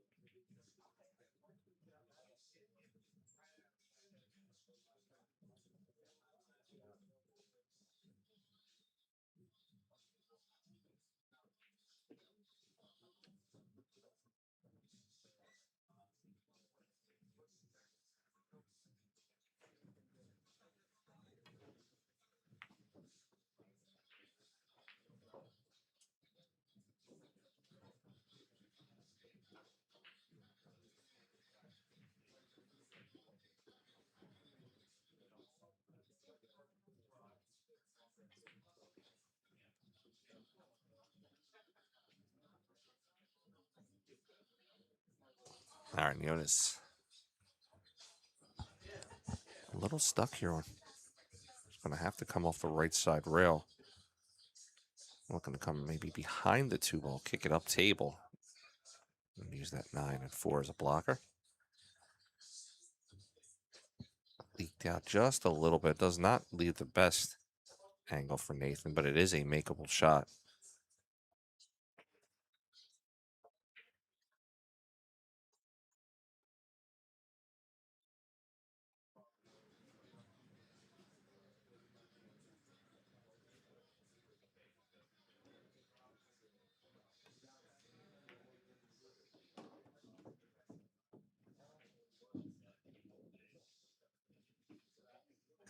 Great shot by Nathan coming around the 3.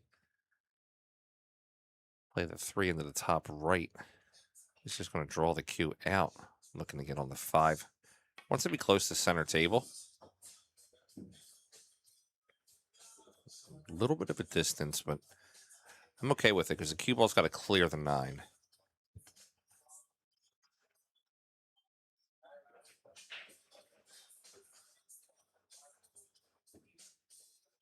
He'll look to use the second rail. Actually, he's going to draw instead. Just draw over into this left rail.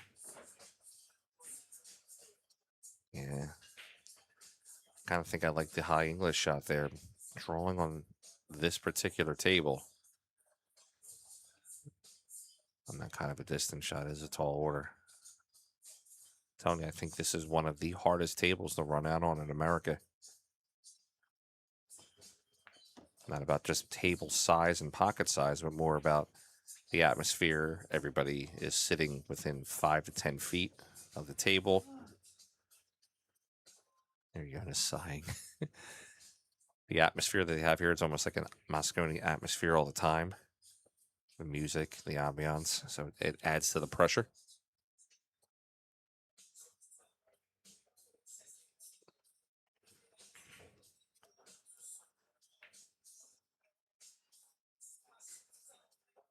Jonas misses the 6.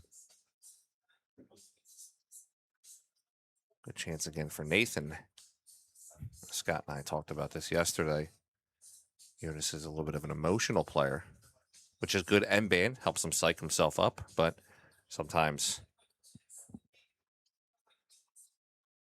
it might also hurt his game a little bit if he gets down on himself.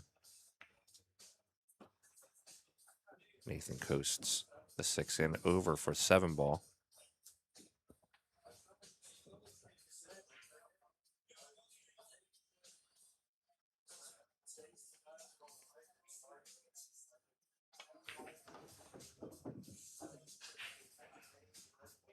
Nathan gets to the center of the table, has a good exit angle on the 8. He'll just look to draw past the side pocket.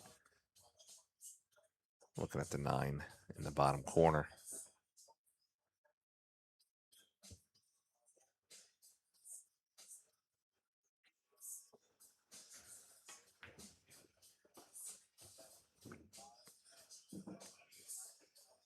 Nathan Childress is about to tie this up 3-3 in a race to 9. Jonas got out to a big lead.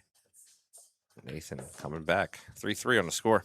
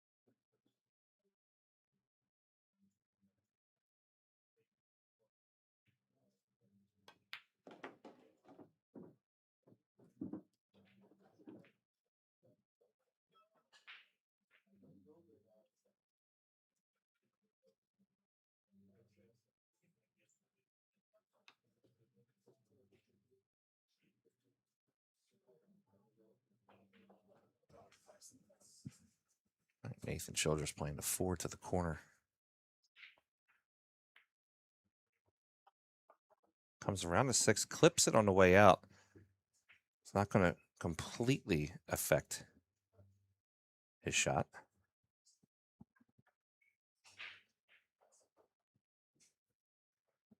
Kind of actually helps him out a little bit, gives him a bit of an exit angle. He'll look to go in between the 8 and the rail. Overcut the ball a little bit. Back down table.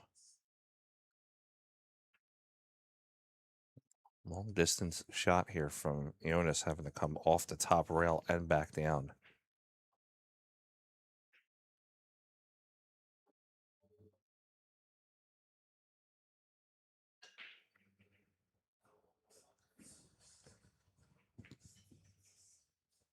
Jonas playing a smart move, going to use the 7 for cover. I believe part of it leaked out, and Nathan will have a look at it.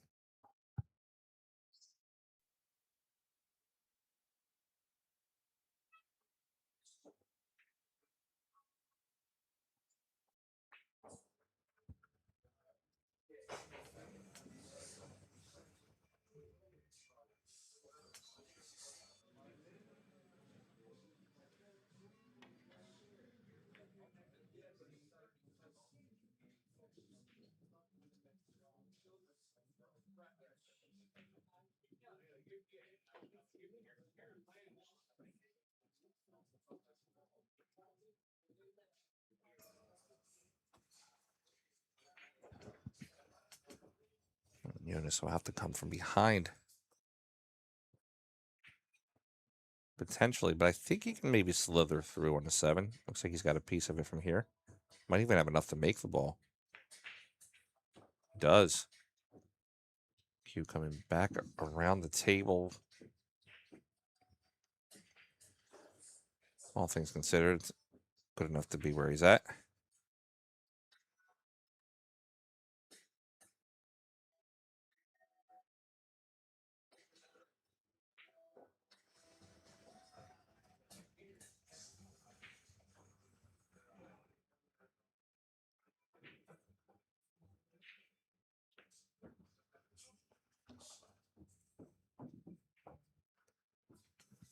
Six ball. You know, I just want to be a little to the right, our right, his left of the 7. Still has plenty of pocket to shoot at.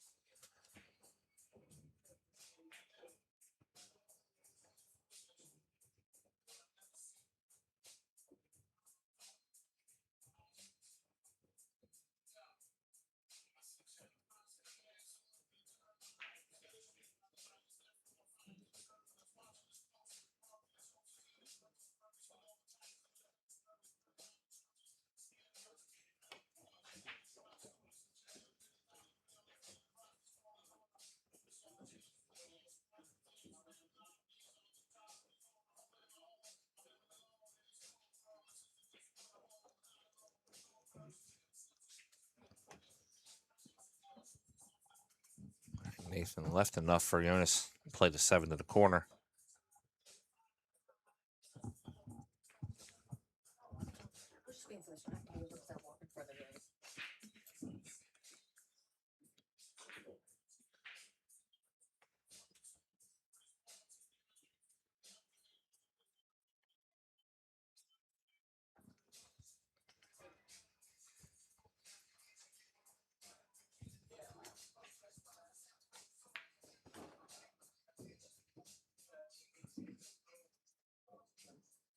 Jonas is going to look to take the lead again with a score of 4-3. 4-3 on the score.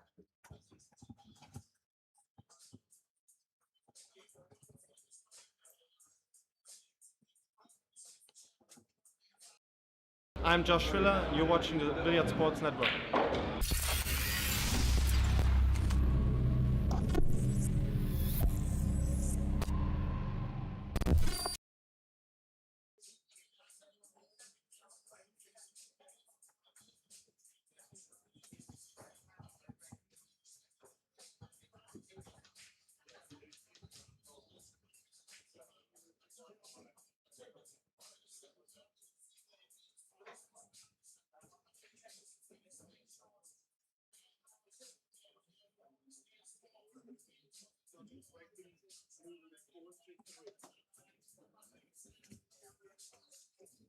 Rack number 8. Jonas to break in the lead, 4-3.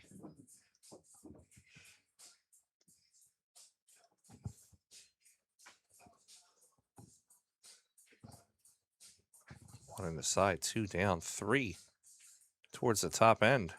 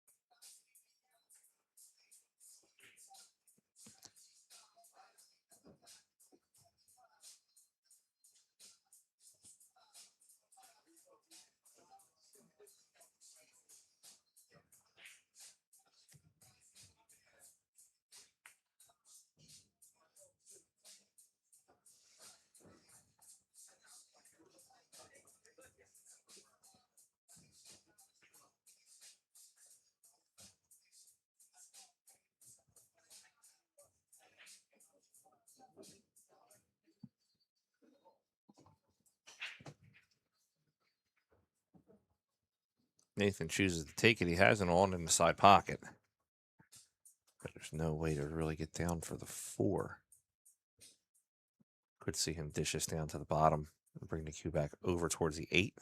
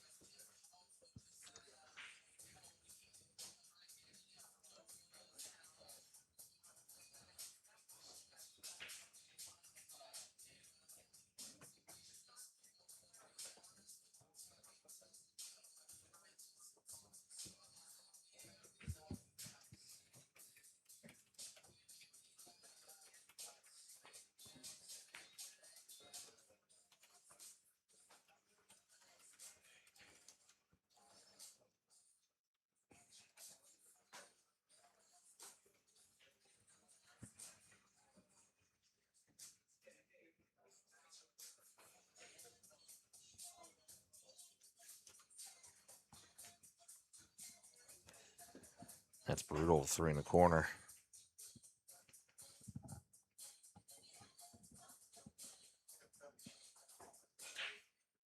Be a tough one for Jonas.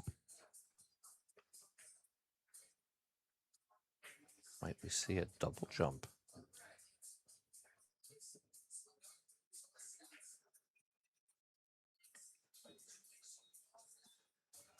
This might be the shot of the event here so far if he double jumps this one in.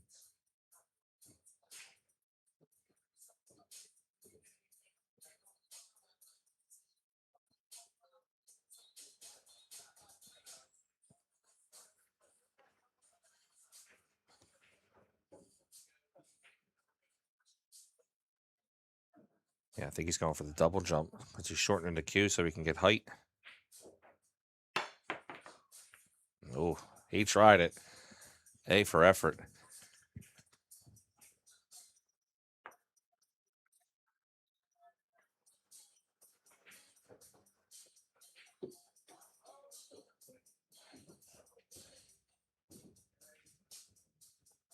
All right, ball in hand to Nathan, looking to tie it up.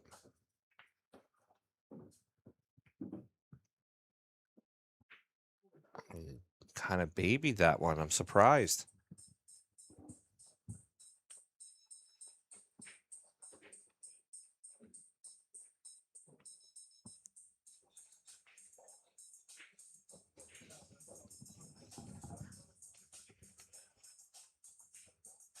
I'm genuinely surprised that he babied that shot.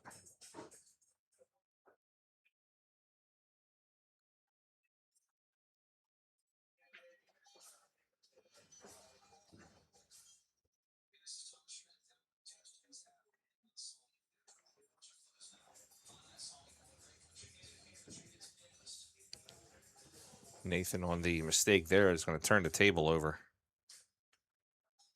There was a good opportunity for him to tie the match up.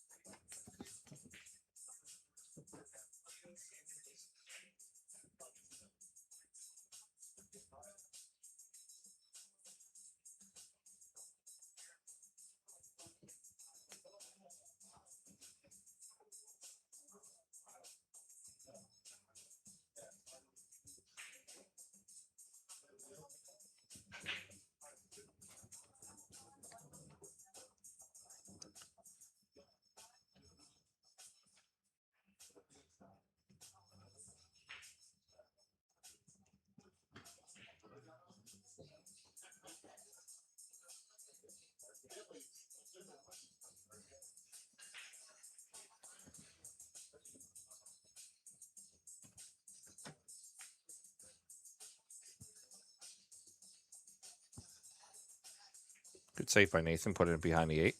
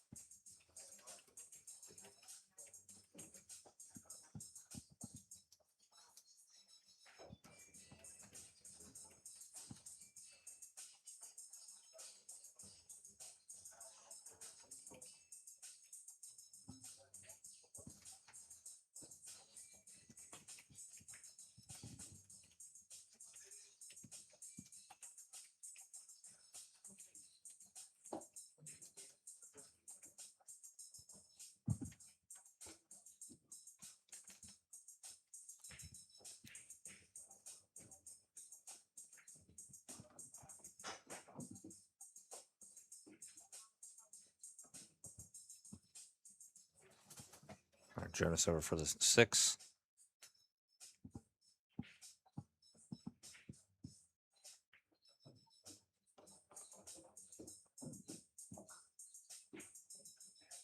Seven will go in the corner.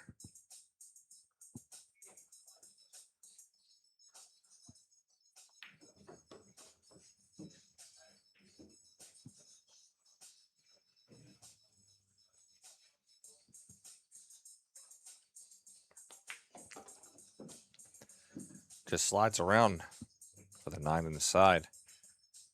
Jonas is going to take a 2-rack lead here on Nathan Childress.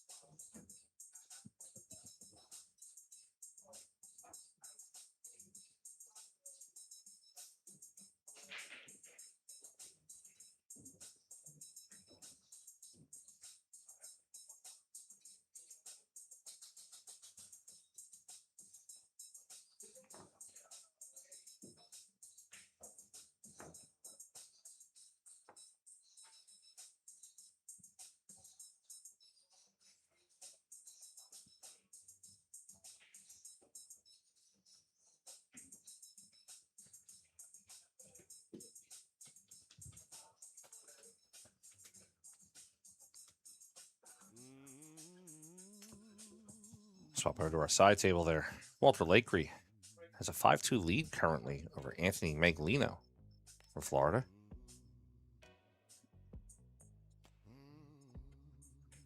Let's see on the right side. Jonas about to break rack number 9. Jonas is going to pot the cue in the side pocket.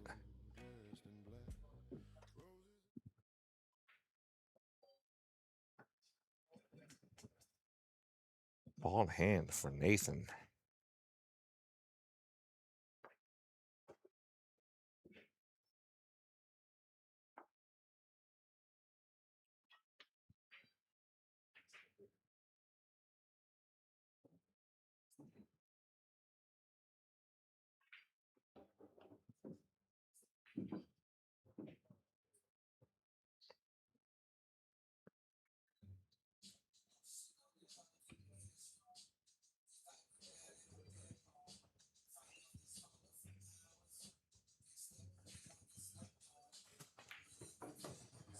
All right, 2 in the side pocket.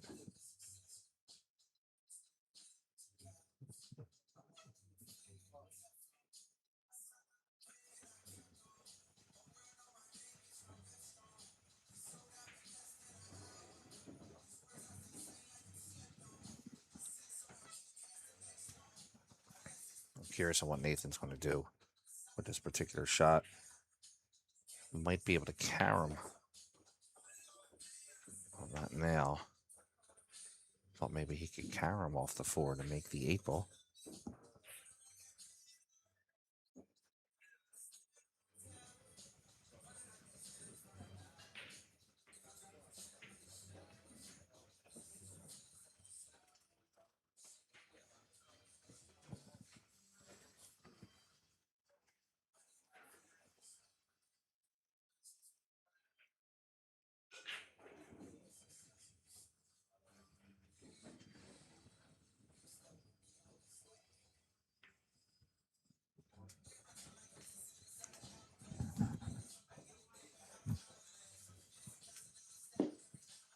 Jonas attempts the save, puts the 4 up end. Looking at the overhead, I think Nathan has enough to make this shot. Angle might be slightly deceiving, but he's approaching it and cueing it like he does, so I believe he does.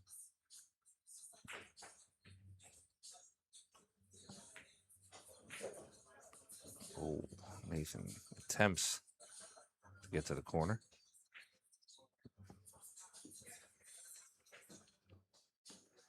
Both players seem to be a little bit uneasy or upset with themselves.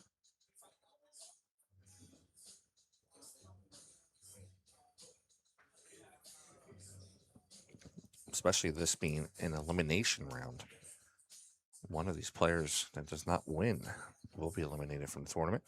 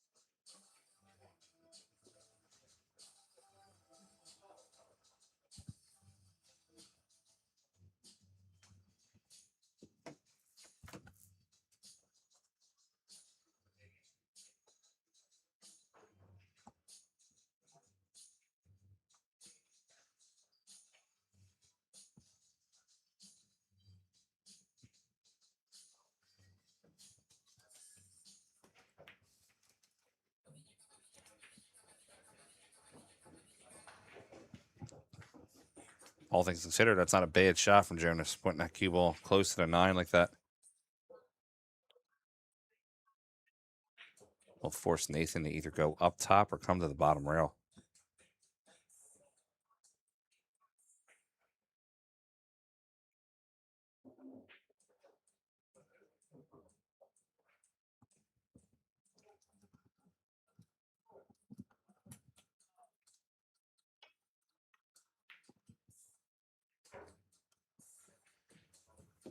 Good hit by Nathan. Is he going to get rewarded? He does.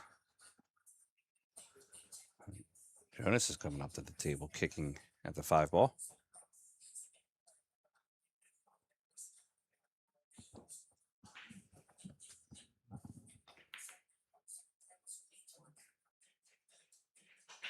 Watch the 9.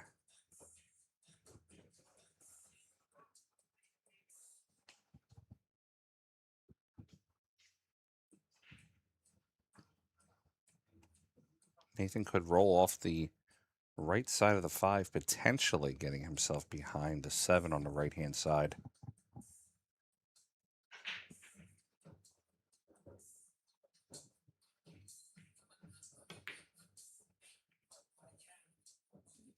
And look at this.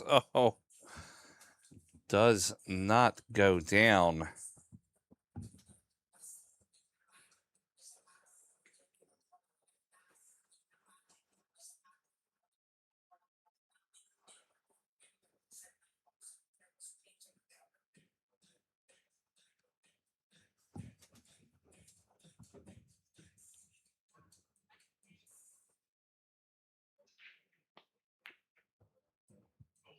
Oh,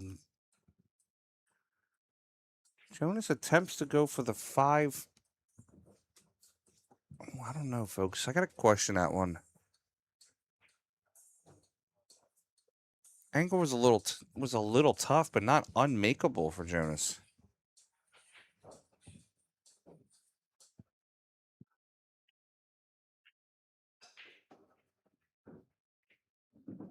Nathan's going to get one back. He's going to attempt to shoot the 6 into the 8. And make the score 5-4.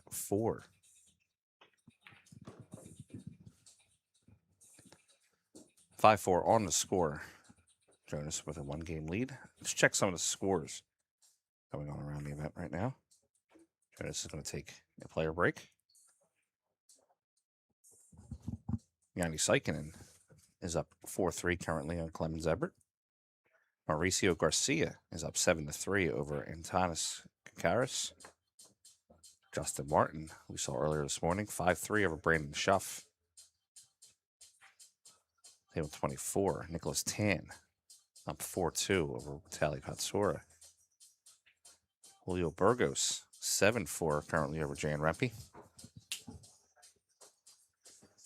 Dennis Hatch, 4-2 over Yaj Ajmera. And Walter Lakery, 6-2 currently over Anthony Maglino.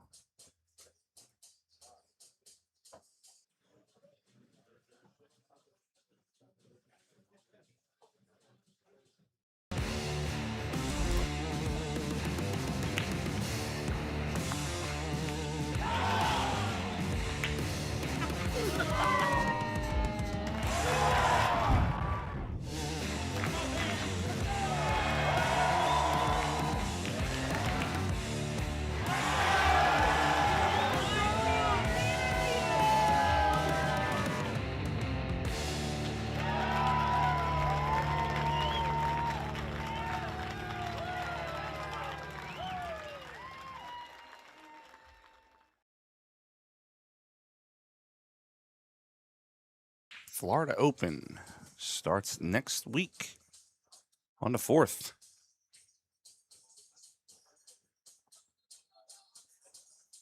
Or 5th. Maybe the 4th. I need to get my days right. I think it's 4th and the 9th. Who's going to be going?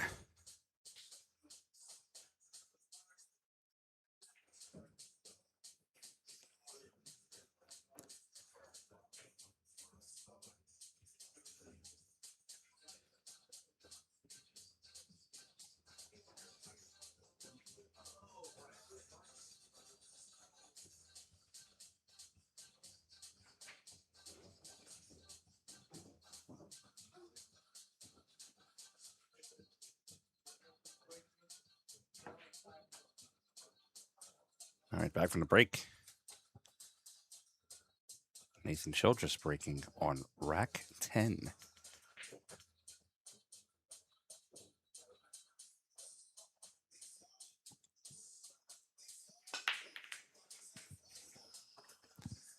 He took a little off that one.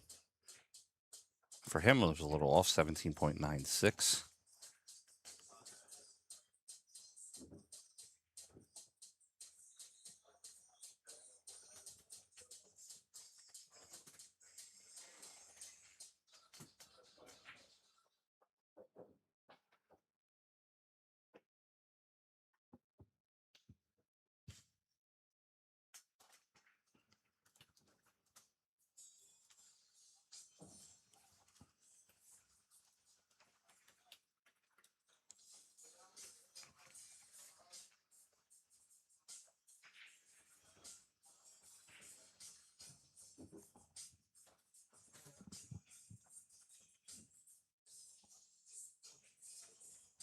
This is really going to have to dig into this one.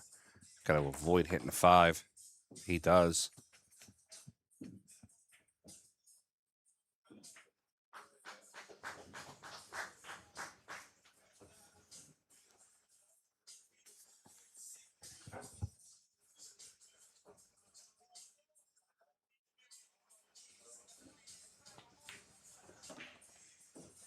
Two over to the corner. I want to take a look at this overhead again. Does that 6 go? I do not believe the 6 goes, so he'll have to use the 4 to maybe bump it out. I'm not sure. Might be able to get it with the 3. No. Jonas got love on the 8 ball there. That ball was tracking to go behind the 9.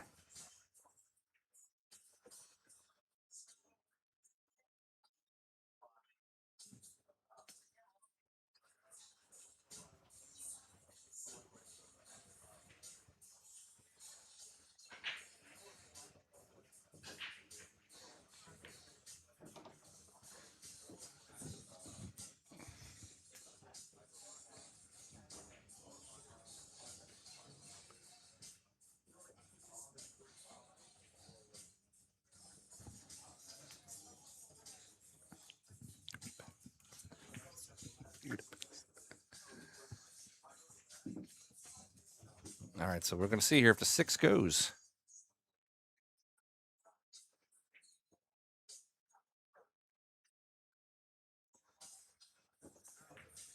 It does. It looked a little deceiving from the overhead angle. Like it almost would have maybe played into the point.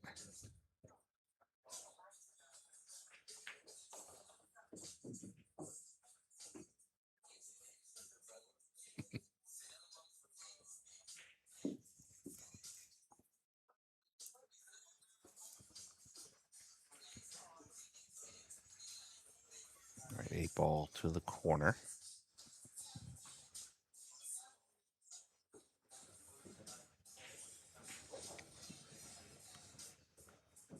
Jonas going to have to possibly play to the pro side of the pocket on this one. He does. A little bump for help on the end.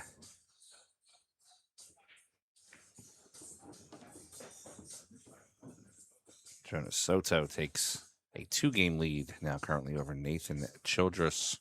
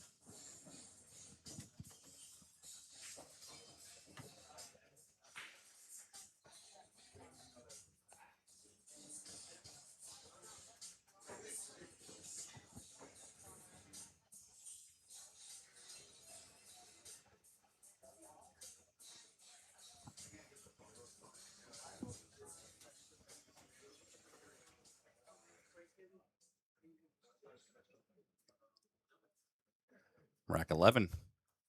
Jonas to break in the lead by 2. 19.43 on the break. Let's keep an eye on the 1. Side pocket 1, no problem. 2 coming over. I'm going to check in behind the 9.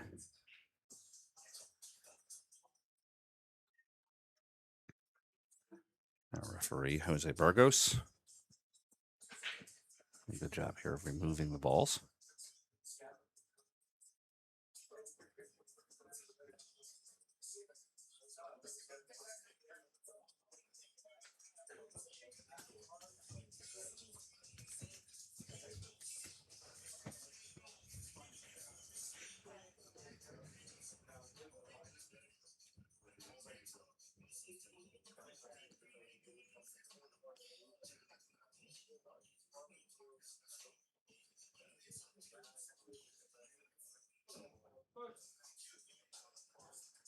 Jonas calls the rollout.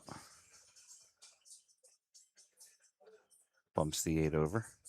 Gives Nathan an angle to play the shot.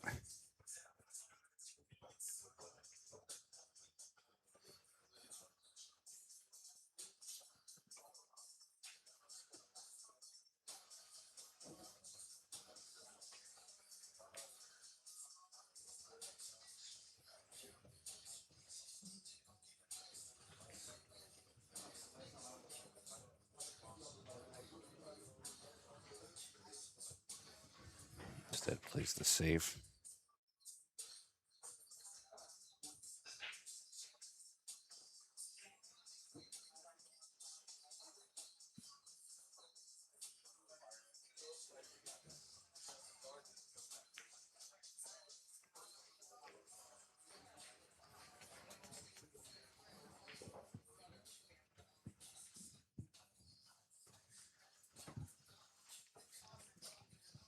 Both players trading shots back and forth.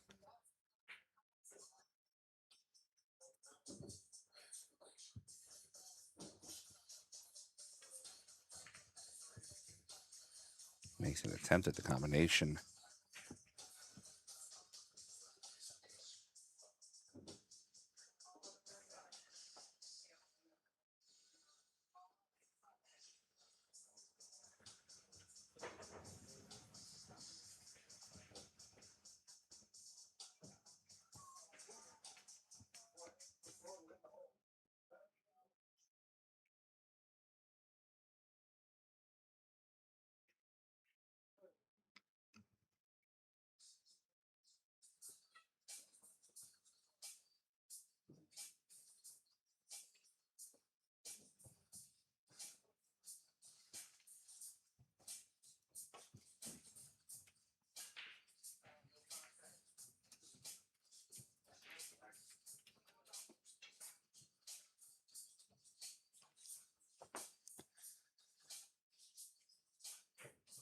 right, ball in hand.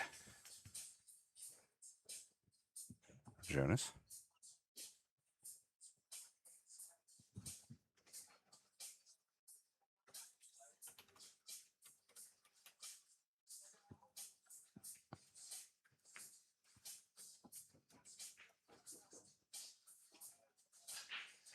Jonas playing safe.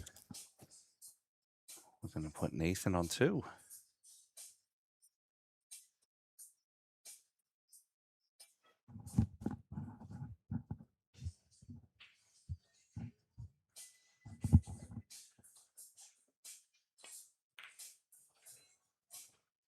Nathan hits the 2 ball, avoids the foul, and might even have gotten rewarded for it. He did. Jonas getting the jump cue.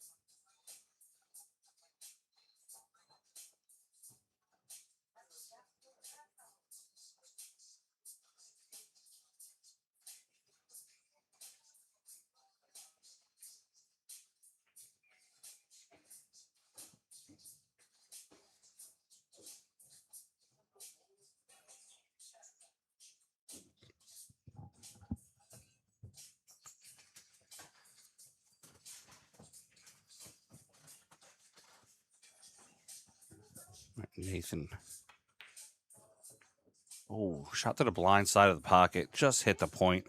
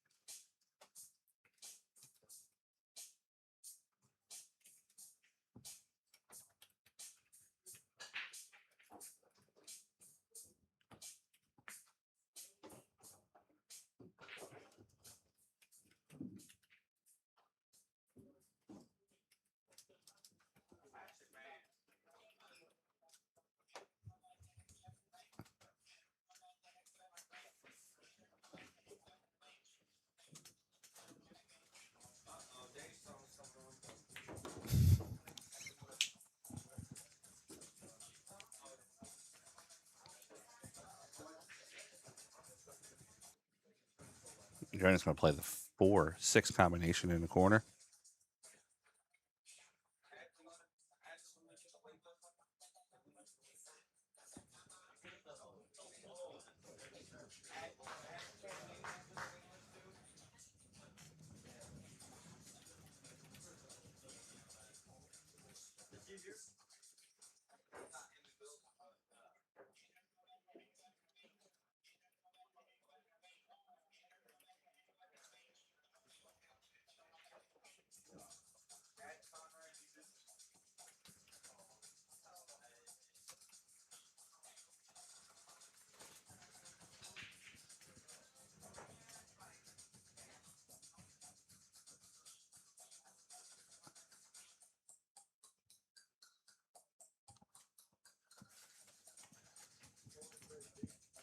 Nathan just catching the sliver of the 4 ball.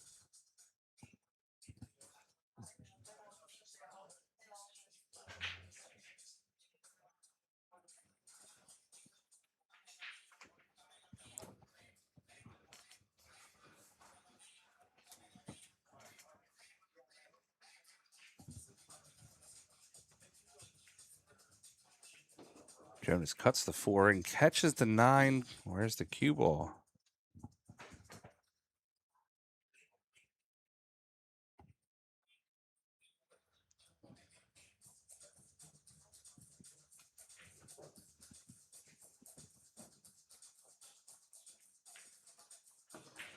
Five side pocket rolls the cue up. Jonas should have a clear path from here. Playing the 6, coming over, giving himself a good angle on the 7 for the side. He's going to have to go maybe to the corner now. Unless he wants to travel the cue ball.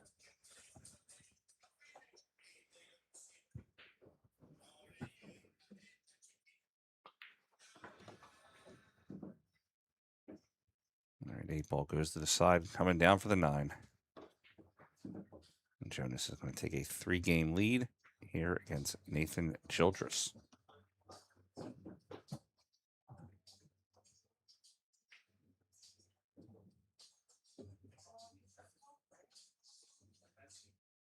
Hi, I'm Carlo Biado, world champion.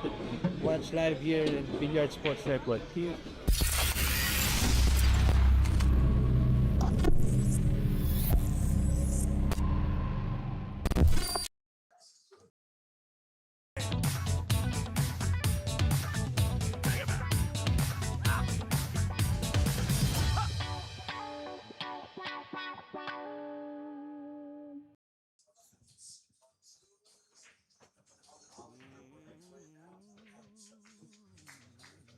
Seven three over on the side table.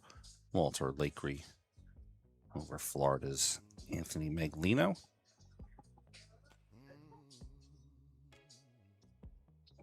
Both tables rocking.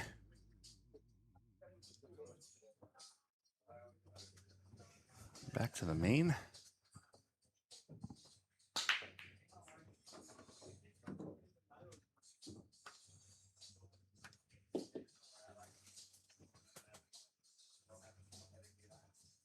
One in the side.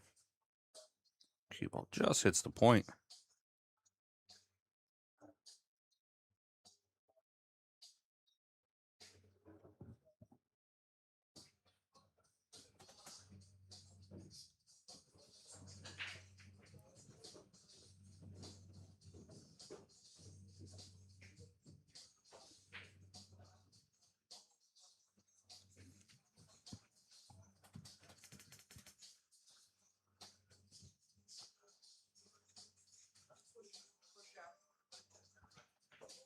Jonas calling the push out. Going to push behind the 8. He's not going to push behind the 8. I got to say, Jonas has given Nathan. I don't know if that one was a mistake. He didn't react like it was. But Jonas given Nathan a lot of the long shots and was daring him to make them.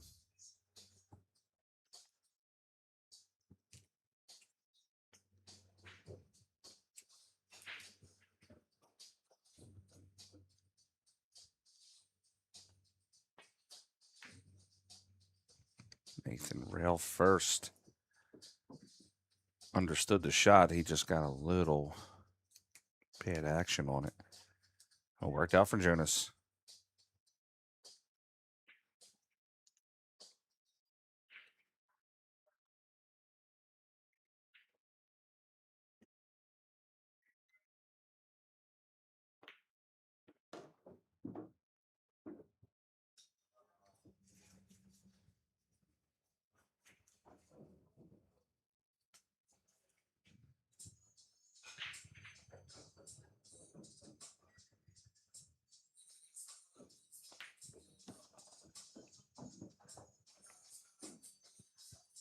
A little steep on the 4.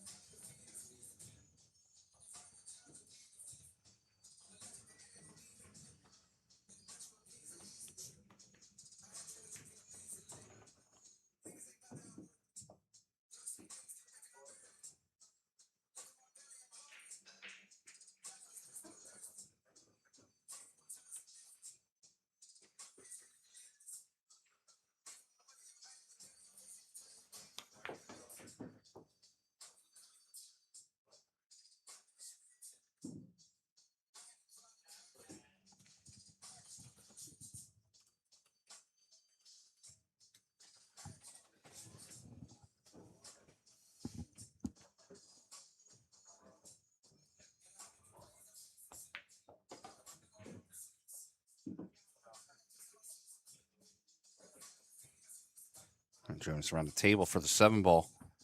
He needs 3 more balls to get himself on the hill.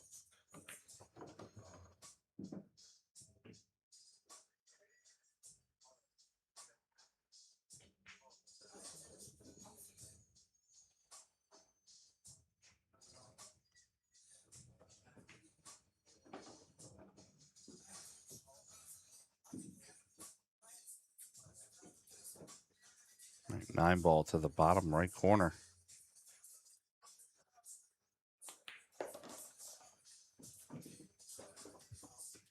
Jonas on the hill, 8-4. Currently 4 racks up on Nathan Childress.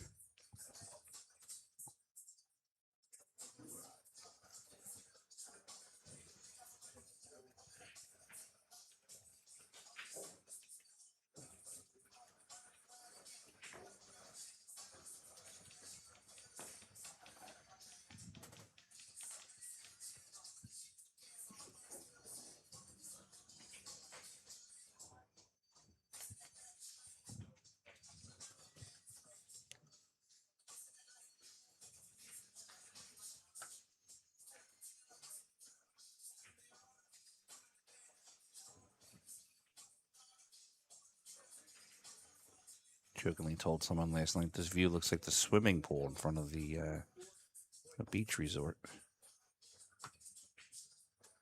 All right, rack 13. Jonas to break.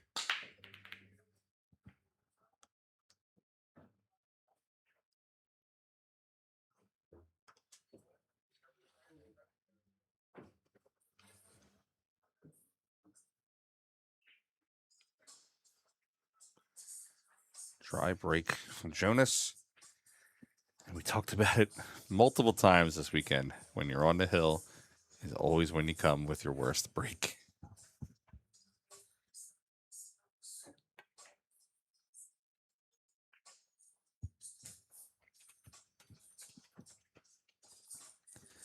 Nathan leaves 1 all the way up top.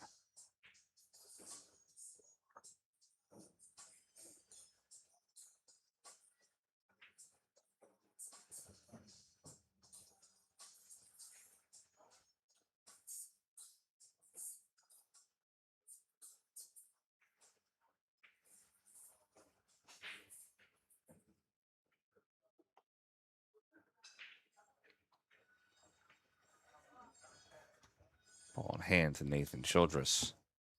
I'm still seeing this 3-6 combination. Wondering if Nathan plays the 1 in the corner and then takes the 2-6-3 combination.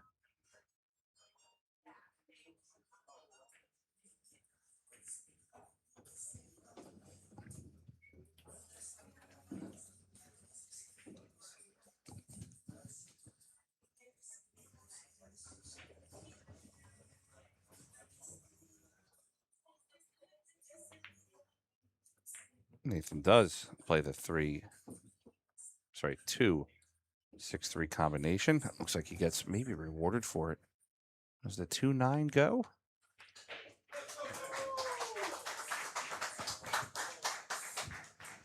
Some clapping going on over there. Let's see if we can pull up.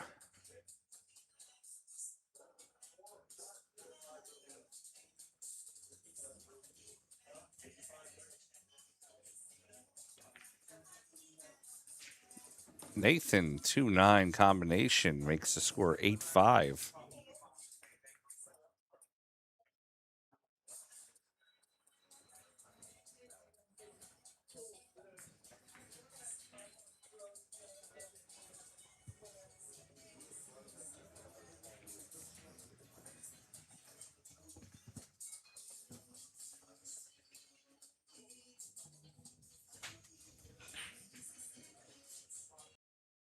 I'm Justin Bergman, and I'm watching Billiard Sports Network.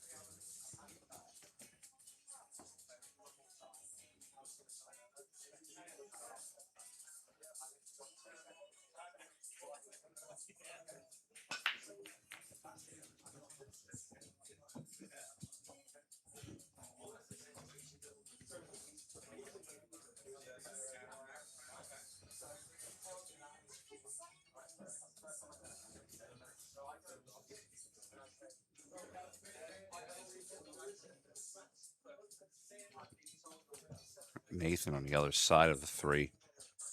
Trying to spin into the 1. He catches it full. Drives it down table.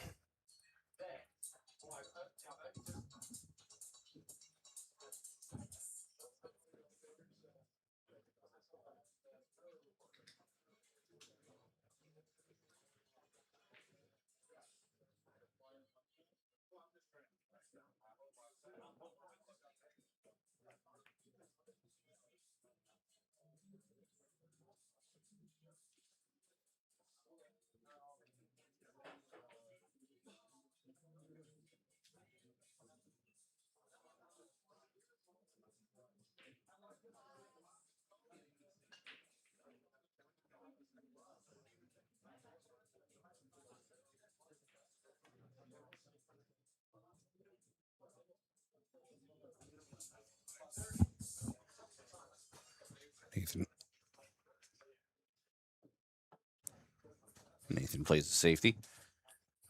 Jonas will have to come over top.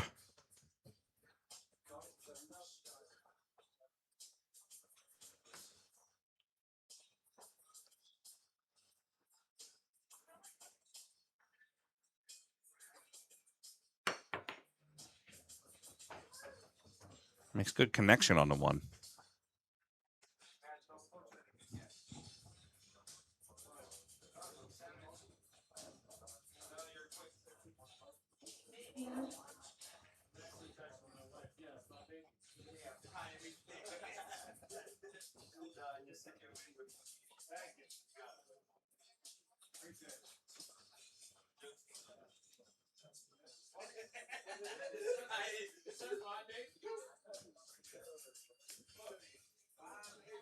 Nathan going to kick behind, maybe kick the 1 into the 9, back cut it to the pocket. No, he's just going to go full into the 1, looking for the safe.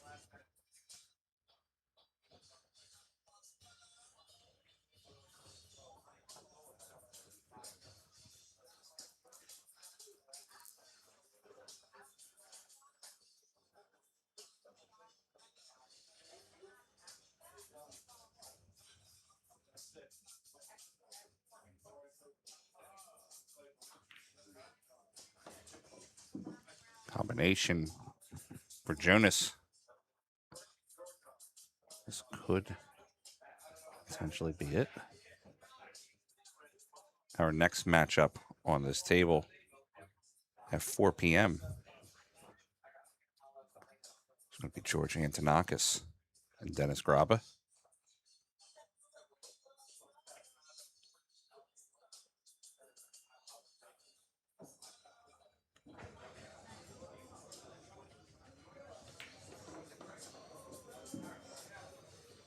Got to bump the 8. Gets the bump on the 8. And I believe the freezer's going to come in on that one. Give you the silky smooth voice.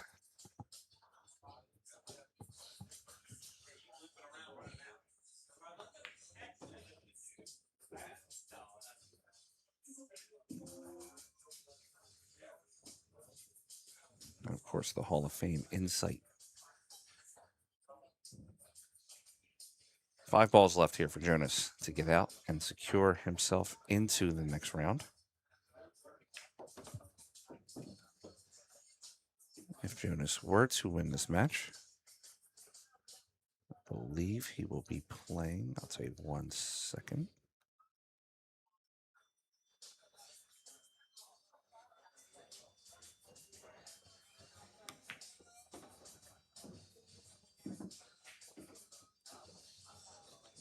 If Jonas were to win this match, he gets Elliot Sanderson. 3 balls left for Jonas.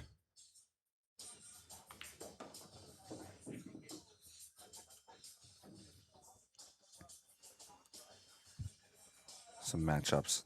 That'll be the 6 o'clock round matchup. Georgi Georgiev versus Dennis Hatch at 6 o'clock. Julio Burgos versus Duan Kwok Hong. A couple matches haven't finished yet. Mauricio Garcia will play Tyler Steyer. All right, and that's all. Jonas Soto Camino defeats Nathan Childress with a score of 9-5. Guys, don't go anywhere. We're going to start our next match in a few minutes. We just got to get ourselves set up real fast.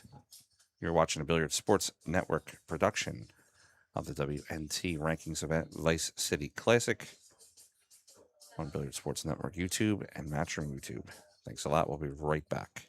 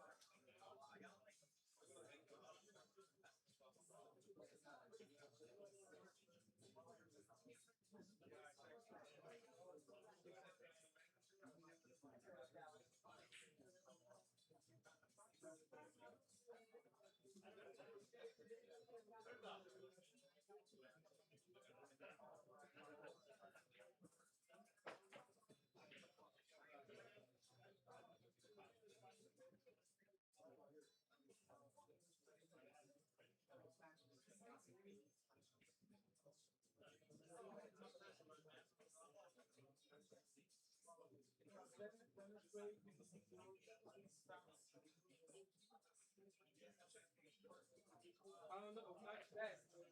They go for one more side.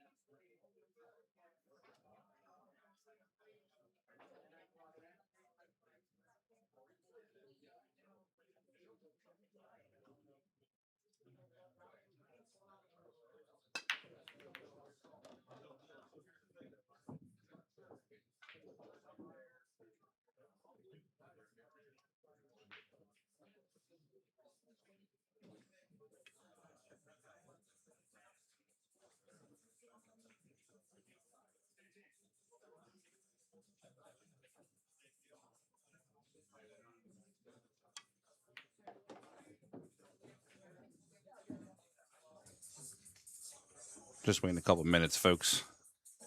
Gonna need one match to finish, and then we'll get started over here with Dennis Graba, George Antonakis. Thanks for hanging out. Thanks for watching. A few more minutes, and we'll get ready to get started.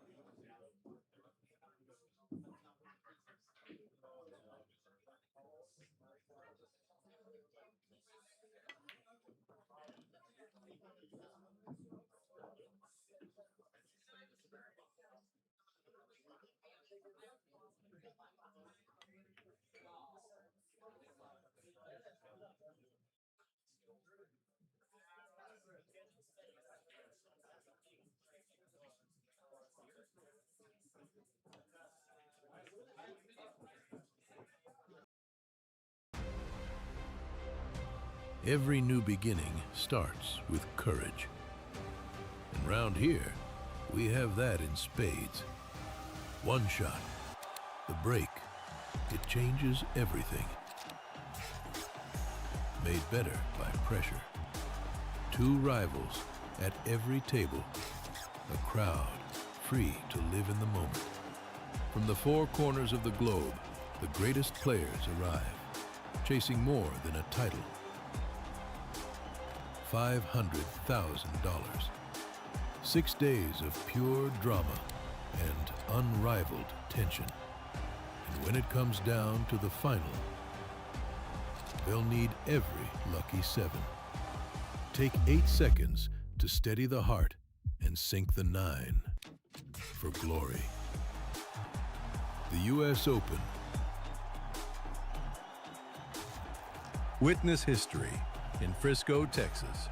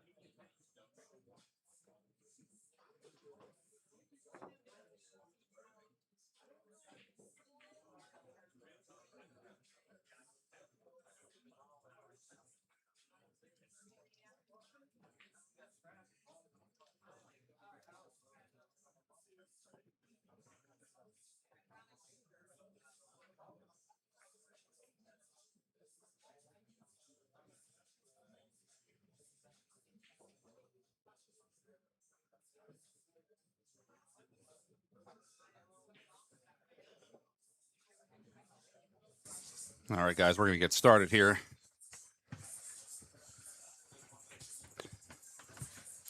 George and Tanaka. So we got to switch the scoreboard.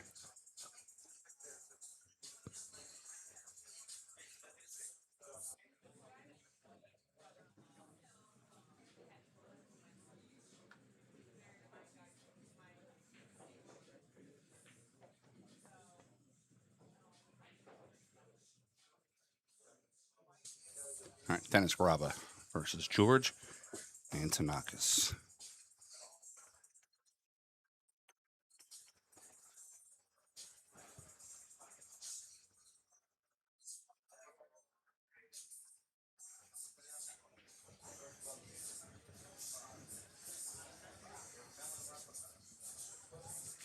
All right, rack number one, Graba to break.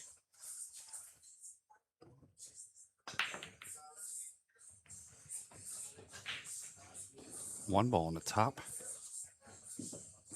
where the two's going to end up.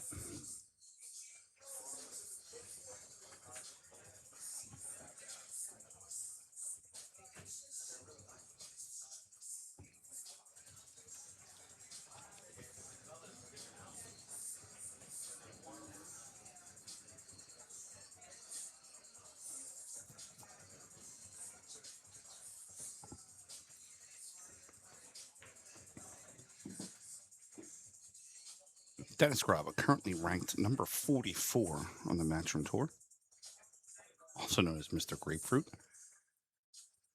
His current ranking is his highest ranking, as it used to be. His previous highest ranking used to be 49.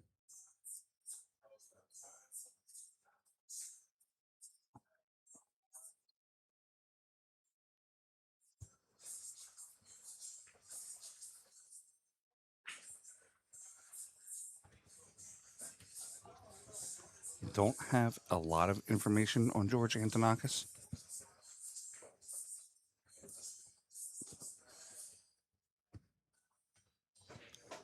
Based on what I can grab from social media, he's a top player in Greece.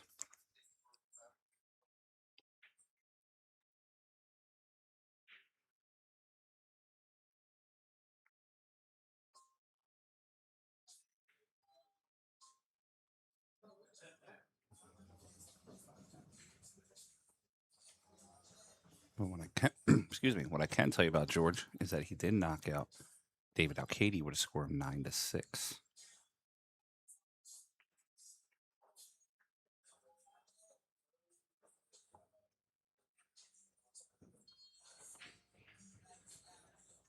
George's first round opponent.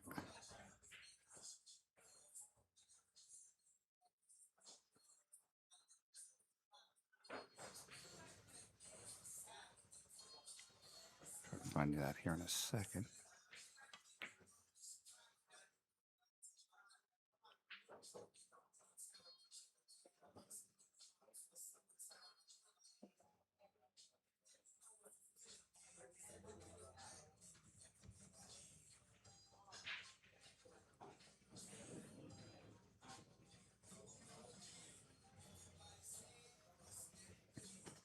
George's first round opponent was Julio Burgos.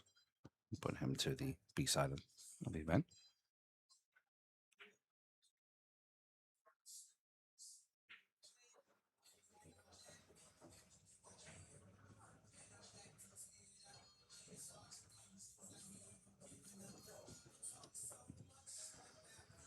But folks, like I said before, I got a little bit of a network.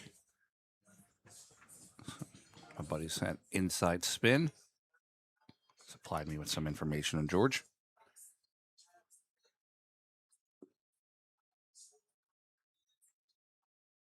George finished 33rd in the Mez Bucharest Open. Finished in the top 65. I'm sorry, finished in the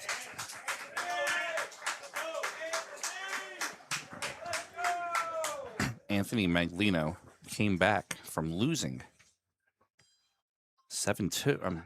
Came back from losing 7-2 and now came back and defeated Walter Lakery with a score of 9-8.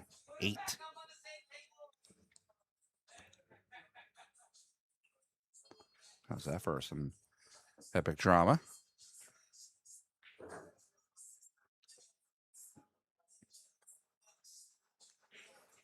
I'll get back to George real quick. He also finished 3rd, 4th in the Jacoby Scottish Open matchroom event. And the 2025 Perry Open, he came in top 33. So he's a strong player that can play very well. That'll be a nice match to see these two go at it.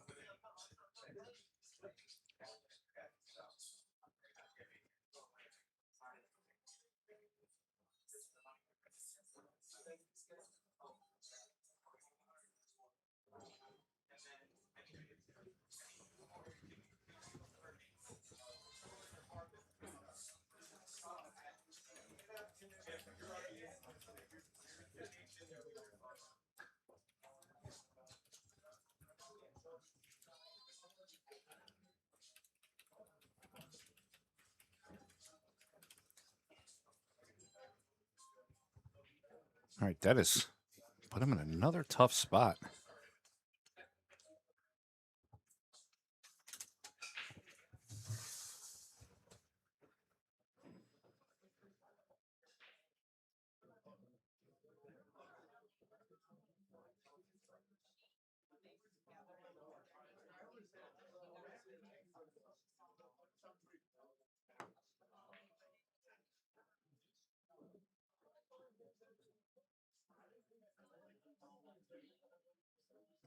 That was amazing that ball went through and did not hit anything.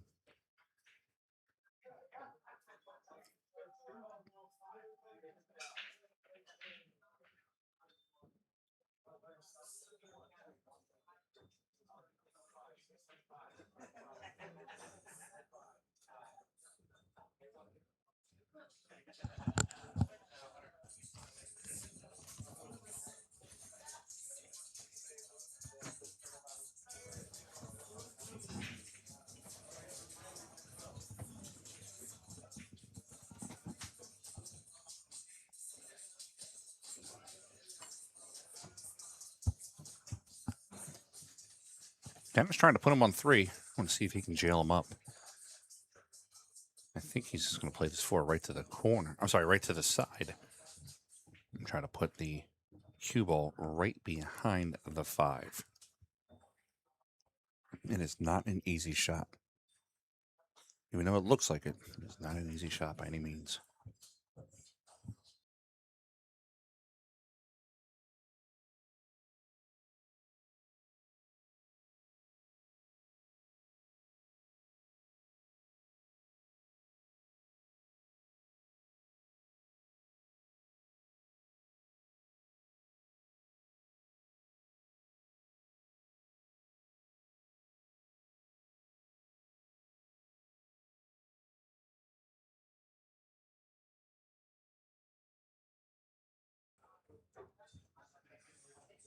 All right, George is on 2.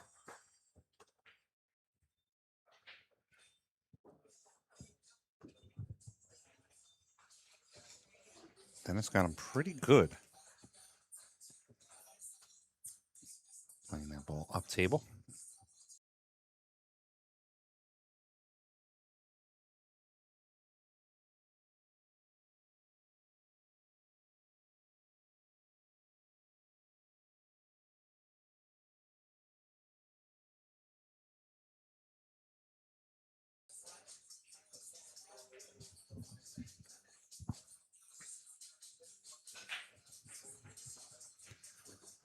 We might have to switch cameras fast. I want to see the hit on this one.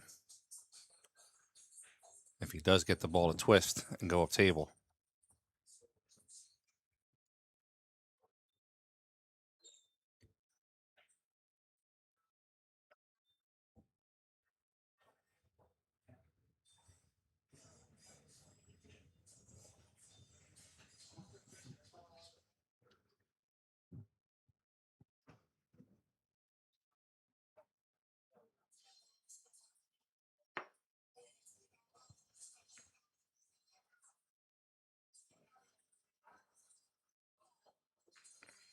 Foul. 3 shots. Sorry, 3 fouls in a row. And that will be a loss of rack. And Dennis Graba will take a 1-0 lead.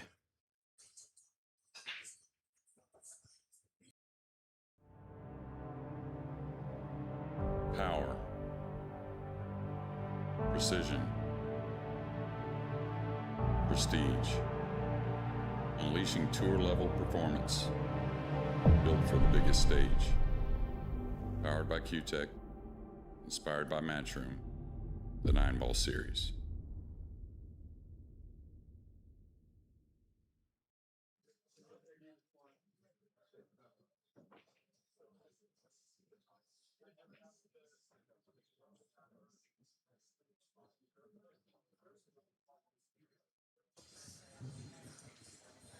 Rack number 2. Dennis Graba to break. In the lead 1-0.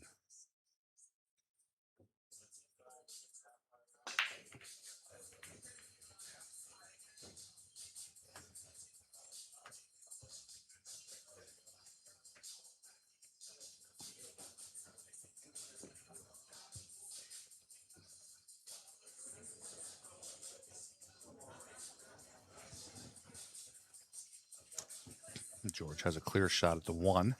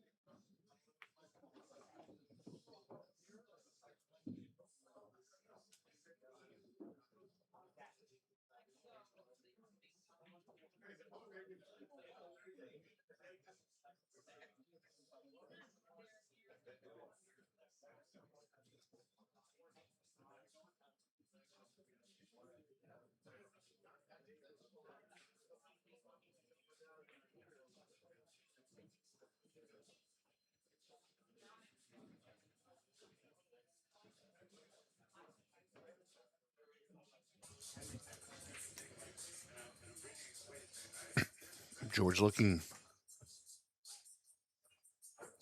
to play the combination, maybe?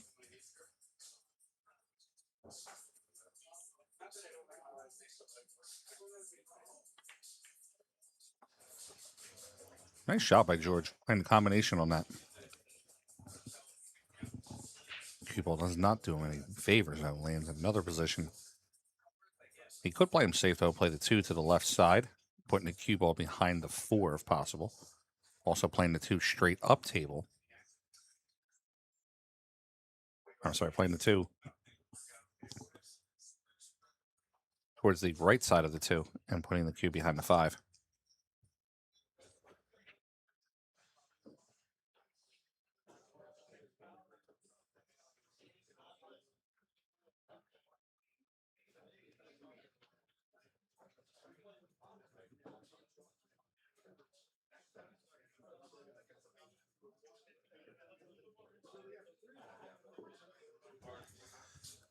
This is a loser's qualification match. The winner of this match goes on to single elimination and plays tomorrow.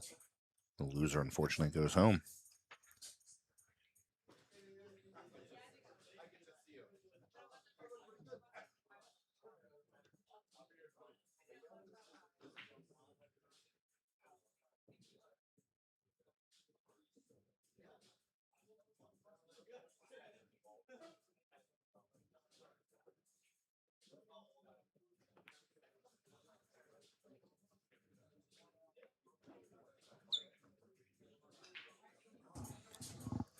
That ball leaks out.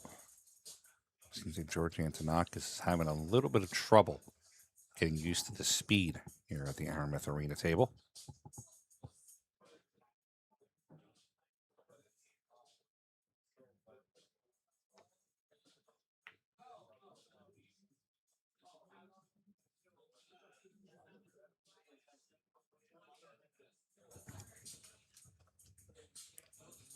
Dennis glues him right to the 9-ball. Absolutely glued him to the backside of it.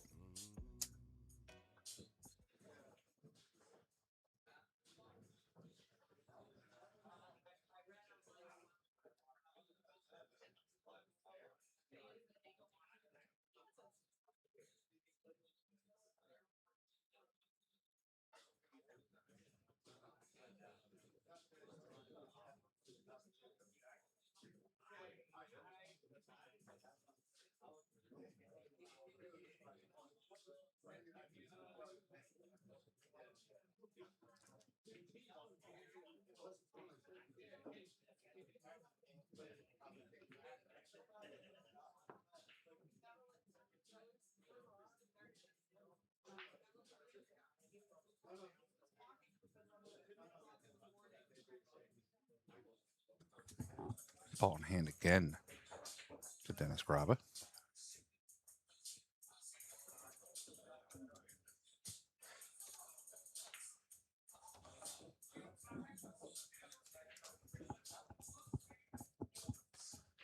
Dennis has a large athletic frame to him. It seems when he gets over the table. Reminds me a little bit of like a rugby player almost.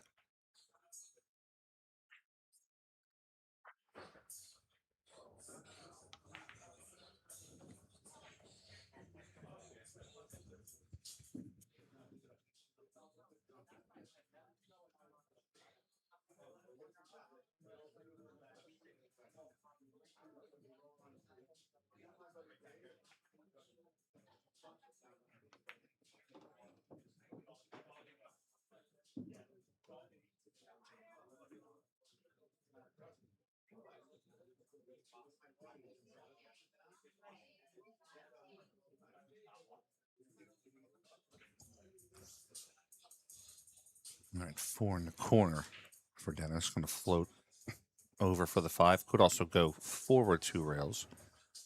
Could also draw the ball. He's got a bunch of options here. That was not one of them. A miscued. Ball in hand now to George Antonakis.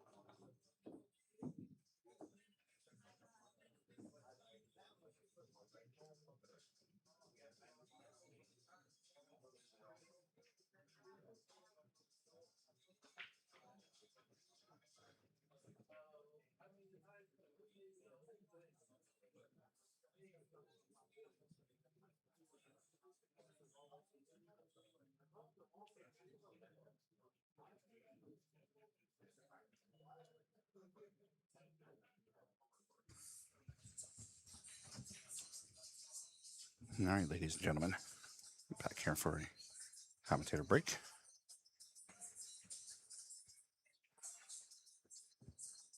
The Freeze, Scott Frost, should be here in a few moments, and he's going to jump in with us.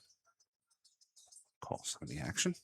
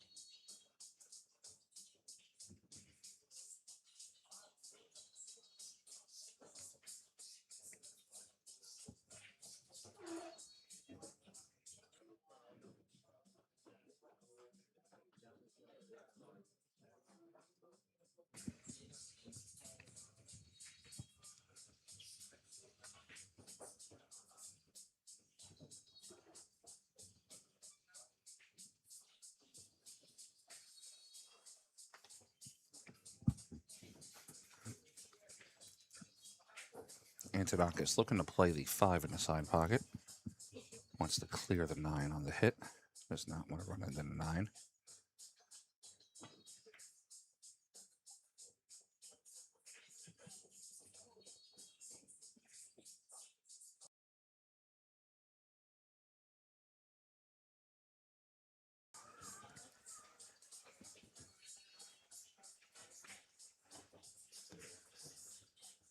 Grappa has the 4 in the side.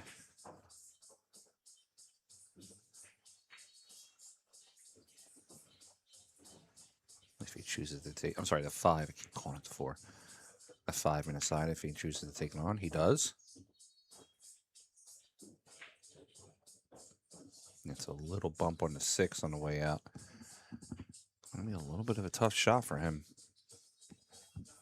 All right, ladies and gentlemen, we have our 6 p.m. matches. And of course, you guessed it, on the main table here will be Duan Kwa Kong versus Julio Burgos. On the first side table will be Mauricio Garcia versus Tyler Steyer. That's on table 2 of Billiard Sports Network YouTube channel. And then on table 3 of the Billiard Sports Network YouTube channel will be Dennis Hatch versus Yurgi Yurgev. Evenly matched up, those two.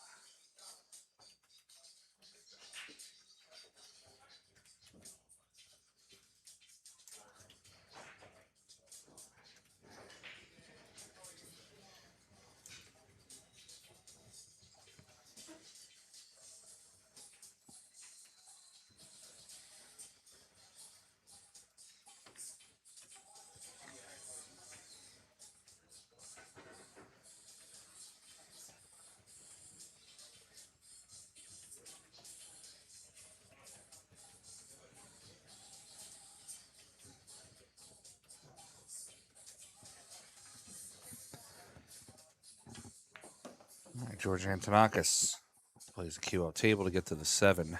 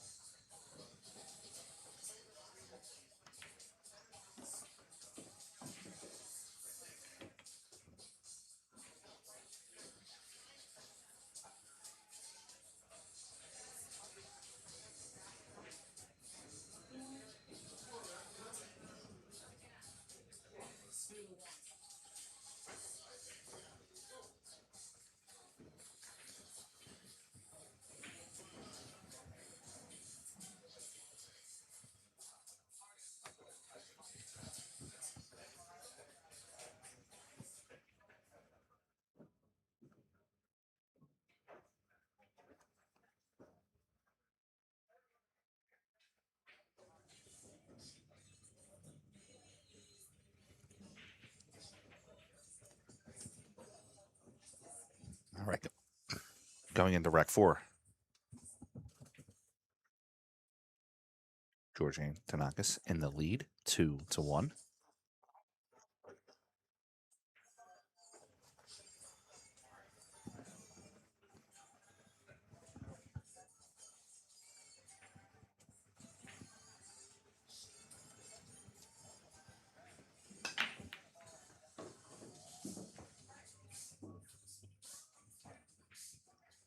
$19.45 on the break.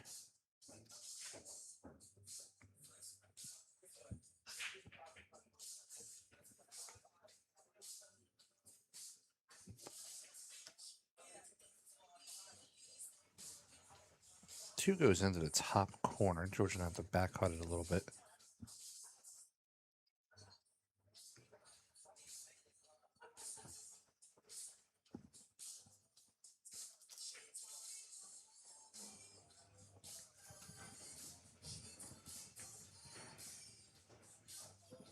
Oh, cue ball. Excuse me, 2 ball held up in the pocket. Dennis has a very runnable table here. 2 to the 3. 3 lends itself to the 4.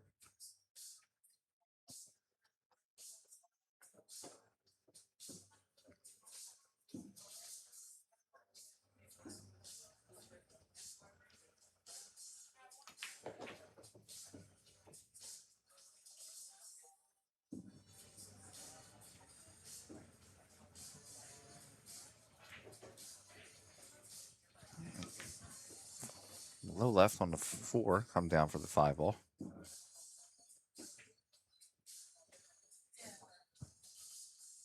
Five is clean into the bottom corner pocket.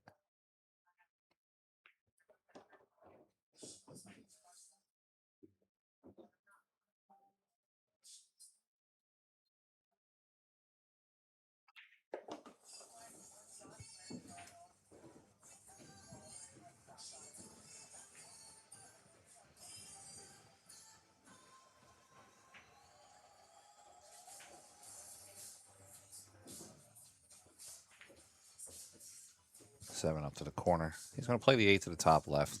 Go off the top rail. Come back down for the 9.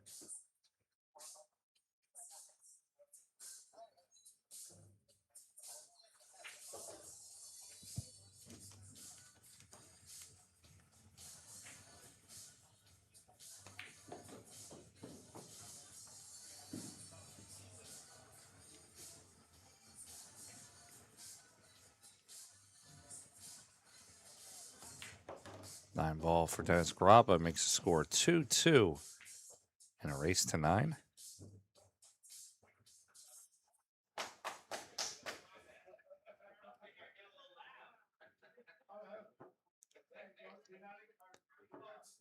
Yeah, a little quiet here in the Aramith Arena.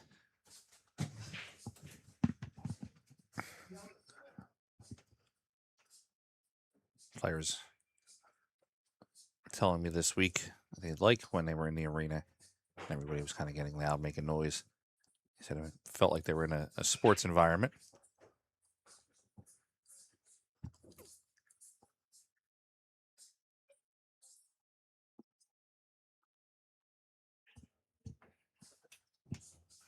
All right, rack number 5.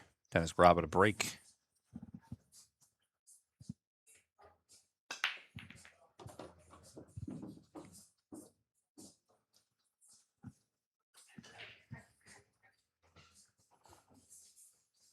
One goes clean in the side pocket. 2 goes down. Hugh comes back over behind the 9. No shot at the 3. He's probably going to have to play the rollout.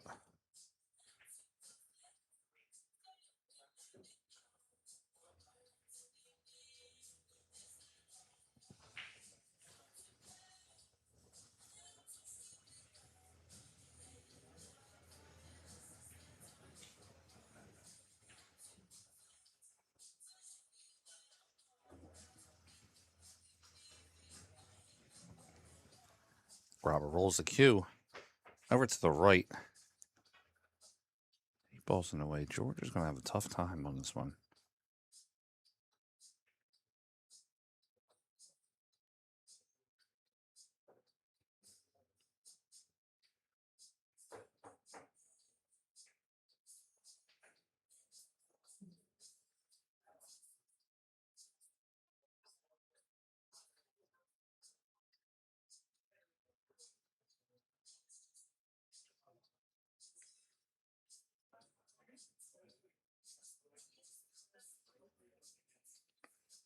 George gives it back to Dennis. Dennis is going to probably take his original plan. Just going to play the edge, come back down.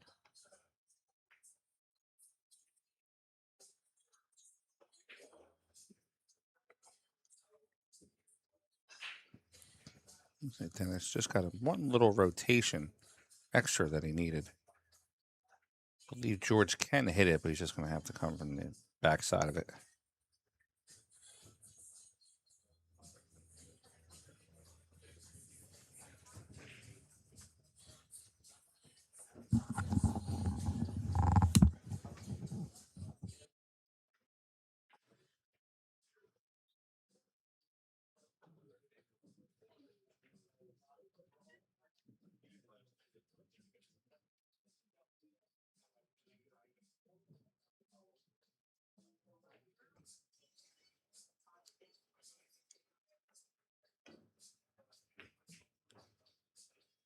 But a hit by George Antonakis leaves the 3 clear, but the 5-4 at the other end is going to require a little bit of work for Dennis Robert to get out of this rack.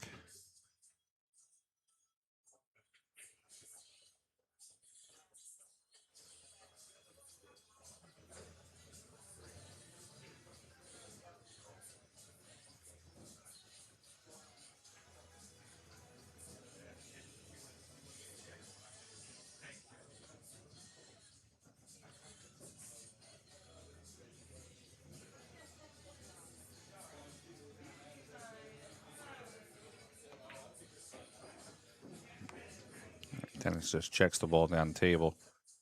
We're just going to see him probably bank this ball up table. Looking to maybe spin the cue up rail also.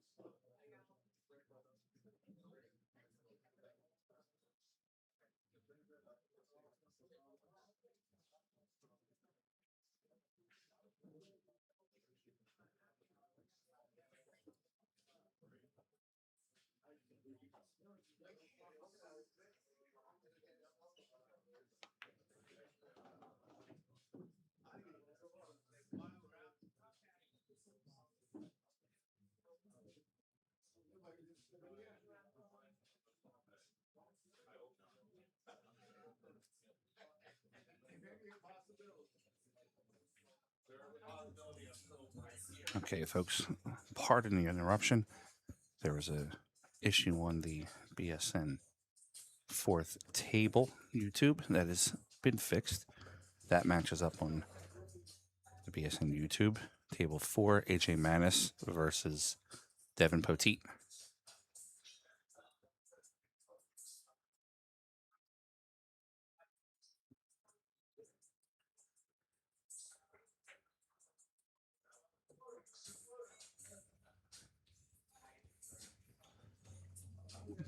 Coming up here at 6 p.m.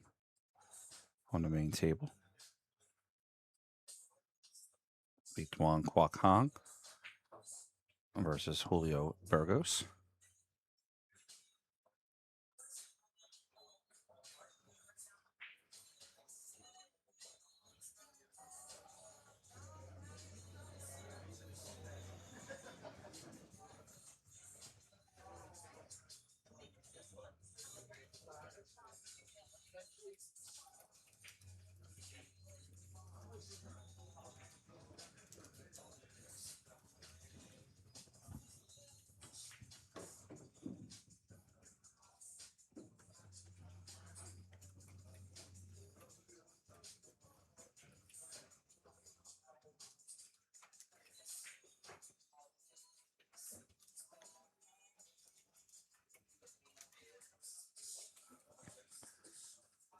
All right, 3-9 combination for George Antonakis.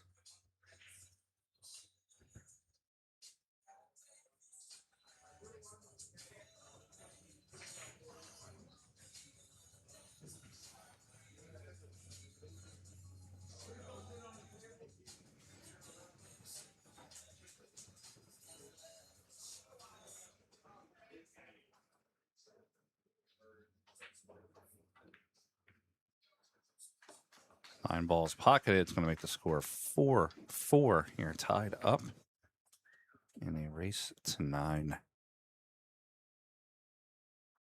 I believe we have a couple of matches finished for players who are advancing to the next stage. Let's see. Well, first, let's pull up some scores for this current round. Alexa Pizzell, she's up on Max Eberly 8-1. AJ and Devin are tied 4-4. Gerson Martinez is up 4-1 on Shane Wolford. Marco Tusher 3-2 over Sanjin Pelivanovic. John Mora 5-1 over Harrison Lyman. Edward Bregu is up 7-5 over Stefan Huber. And just getting started over there on table 24 with Yurgi Yurgev and Dennis Hatch.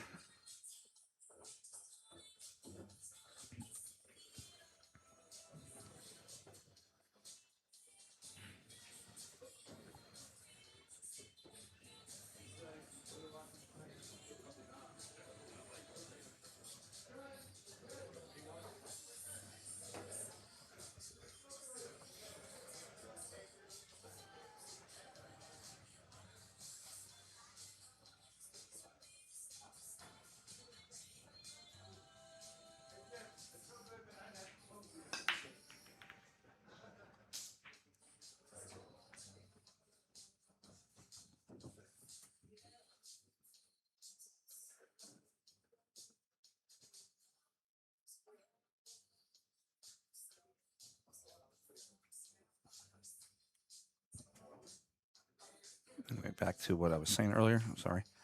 Let's go to this B-side bracket here real fast. Players that are advancing. I believe there's only one so far. And no, I would be incorrect. There are no players advancing yet.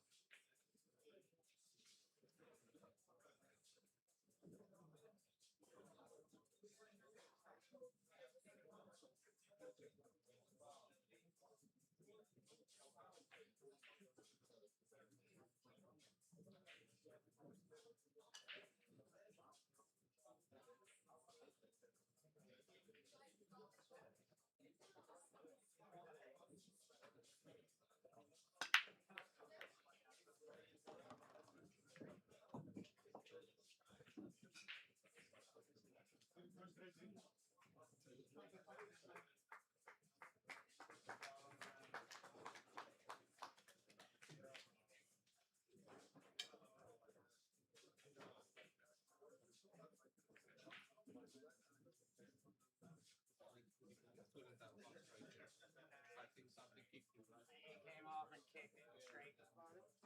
Something kicked it.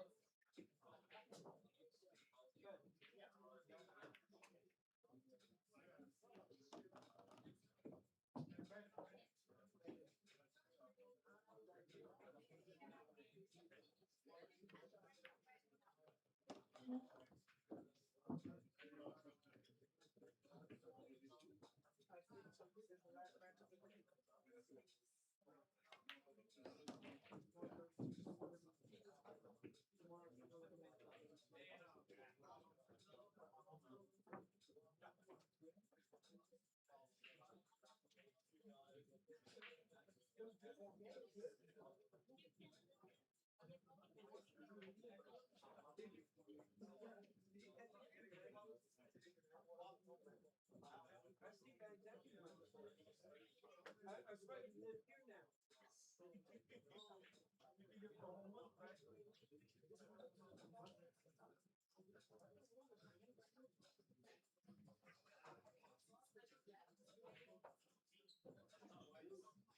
How you doing, sir? How you doing? Good luck today. Yeah, it is. I'm gonna take somebody's coat, jacket, something. That sweater. I'm taking something. Woo. Look at the rain. It's raining outside. There's a storm out there.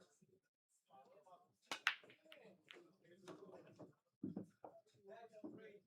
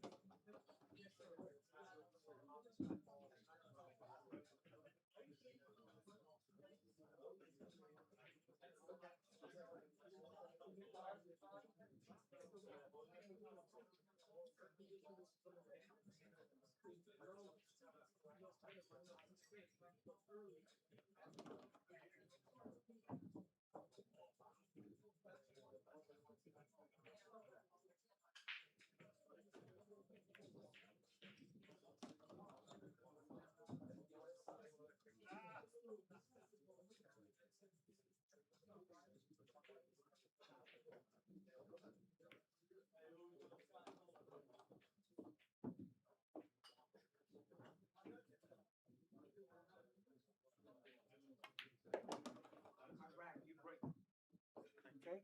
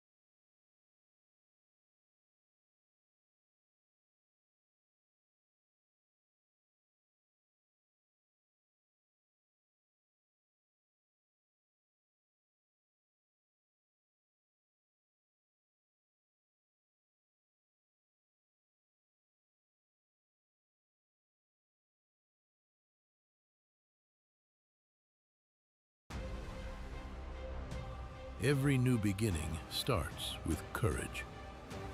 And round here, we have that in spades. One shot, the break, it changes everything. Made better by pressure. Two rivals at every table.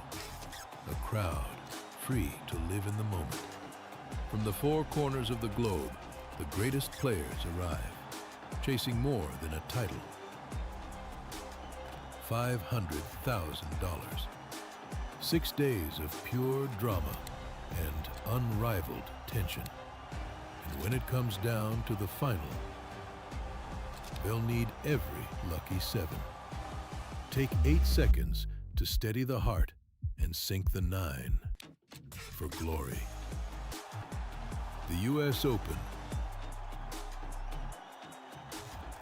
Witness history in Frisco, Texas.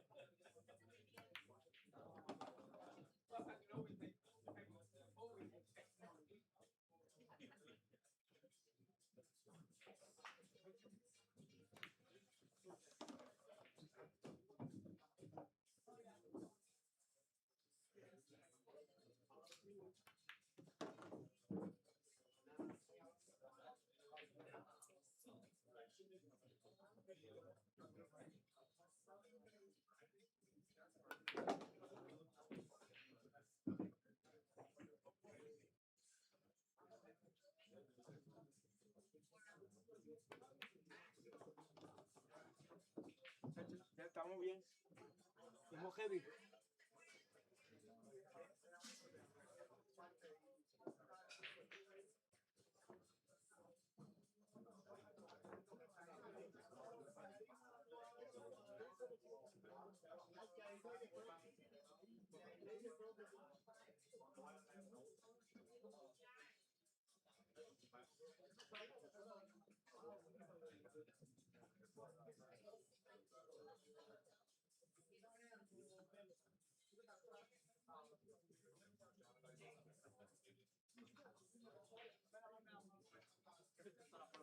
¿Este es tuyo?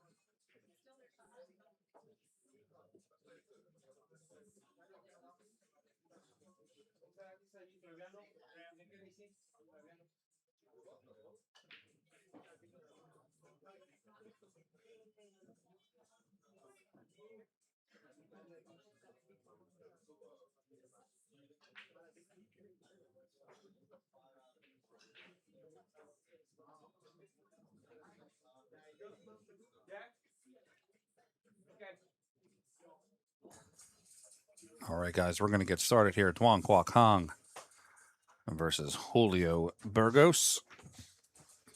I'm going to have our lag.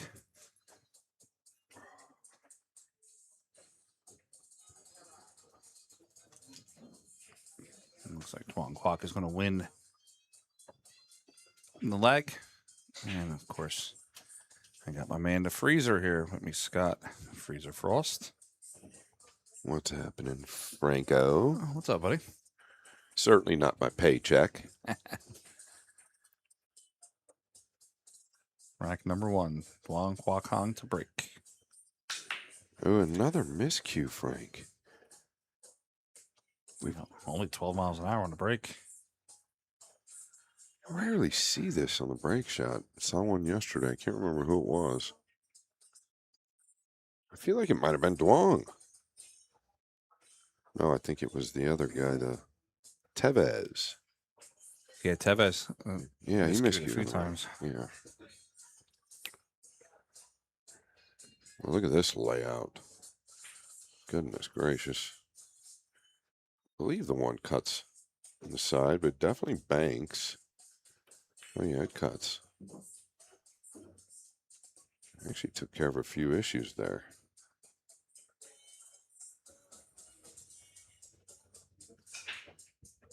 I don't know. You can attack to the upper left, but you can see the straightforward safety. If you'd like to glue him to the back of the 6, there's nothing wrong with that either. Oh, this is too hard.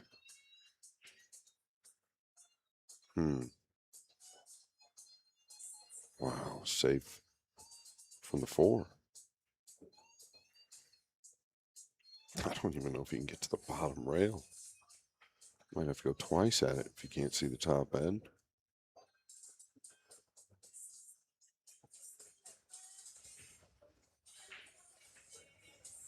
Just going to bend this. Just slap at it. Hope for the best.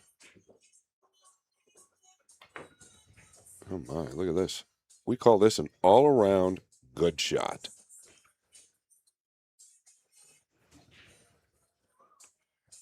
I like it. He missed the target and Q went all the way around the table. I feel like I'm in the twilight zone right now. Miscue on the break. Then that.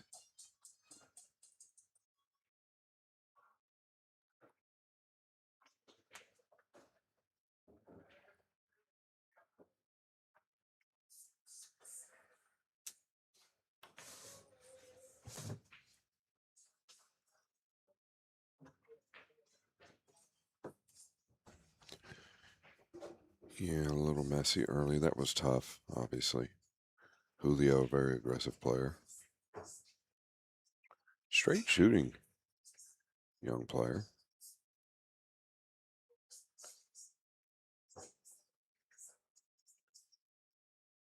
Yeah, the problem with the jump shot is the red 3 is so far away.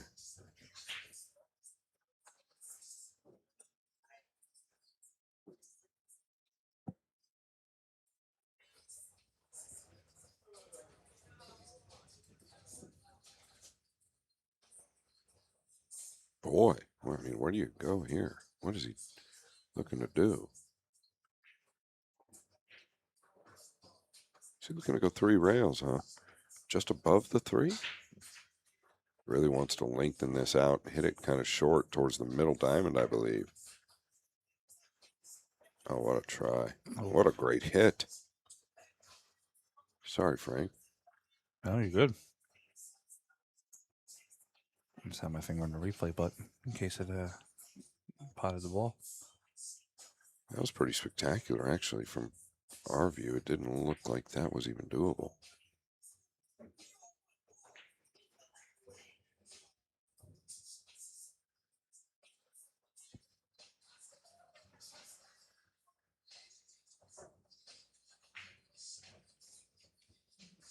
I must have to jump a piece of the 7.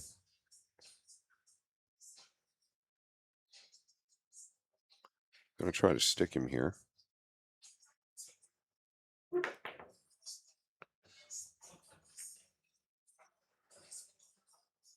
don't know if there's a gap or not.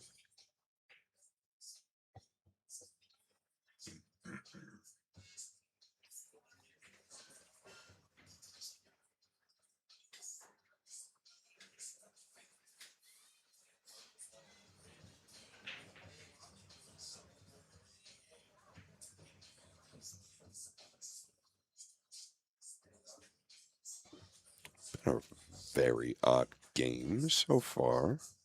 Still on the 2-ball. Game number 1.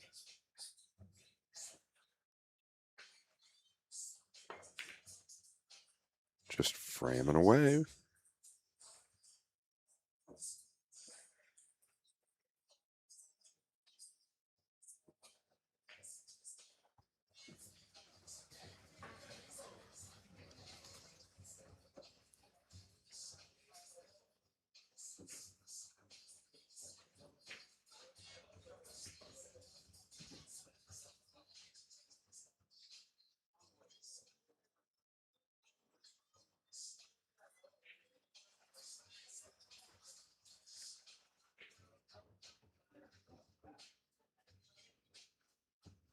Yeah, I don't mind trying to get up in behind the 9 here.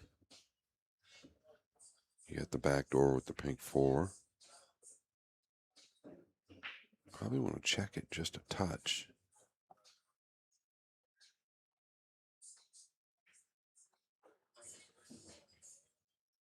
Eh.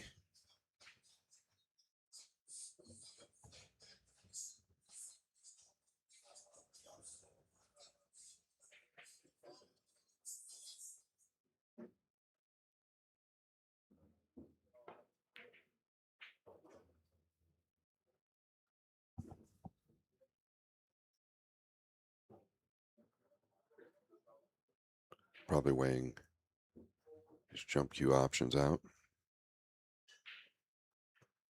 I apologize, folks. I am really tired. I don't know why.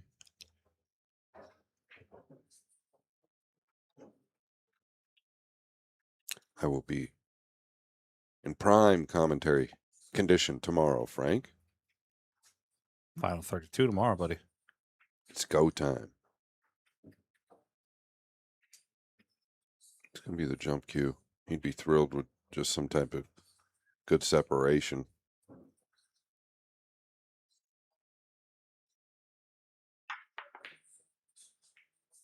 Riding the cheese.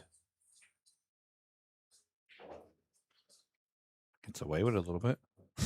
Yeah, they're still on the blue, too. Now the 4-8 is tied up.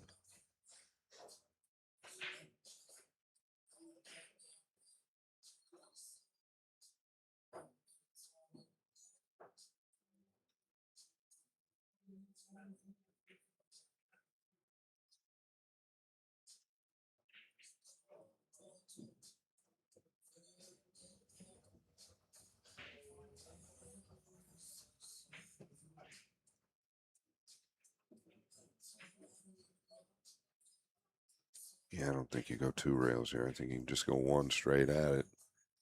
Coming off the second rail, you're risking the scratch to the lower right. Coming straight at it is no easy task, especially elevated. Good things can happen for sure if he makes contact. Oh, he's coming second rail. Much tougher to hit that ball, in my opinion, from that line.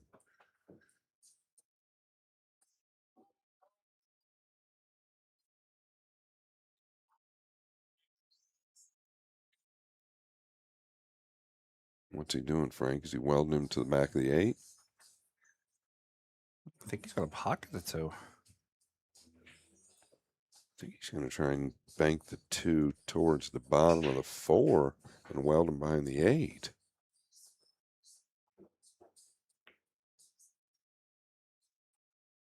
Yeah, that's not very friendly, is it? My.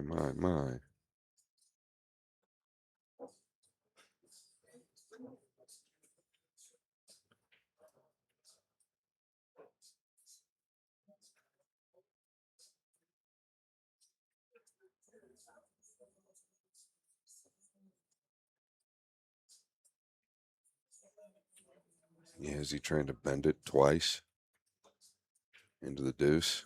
Doesn't want to break the 4-8 up.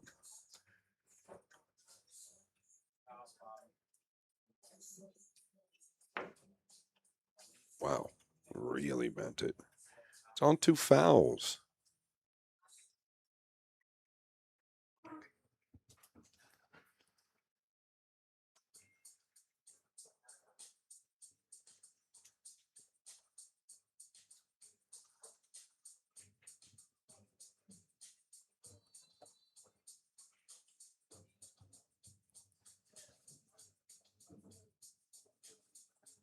A little bit of a gap in there, Scott. Yeah, there is. Trying to figure out where he wants to go. I think his best place would be up table if he could. Somewhere around that diamond up on the right side. I think. Oh, I know it. Duh. Great play here. He's taking an intentional foul, rolling the 9 up to the 2 to make this an impossible hit if he can get it there. Did he dog it? He was trying to use the 9 to cover the 2 up. I think he might have just quite got there. Yeah, Duan Kwang going to the air, but doesn't it look like there's a gap between the 4 and 9? Yeah, right there. Not only a gap, can you make the 9? I don't even know that he needs the jump cue. It's close. What a weird game this has been.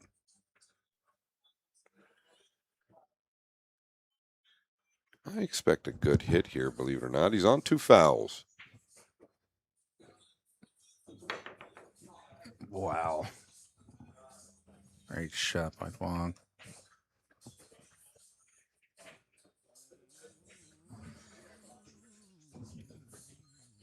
Yeah, landed on the ball. Had to. I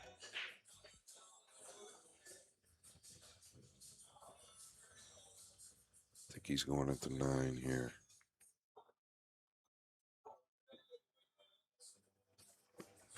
Just one of those racks you want to erase, Scott. Yeah, it really is. I don't want to say it, but I think the 2 might disappear finally. It's been about... What time did we start? It's been about 15 minutes into this. Is that right? Yeah. Wow. 15 minutes and they've made 1 ball in the first game. 45 is when they broke. Might be a record.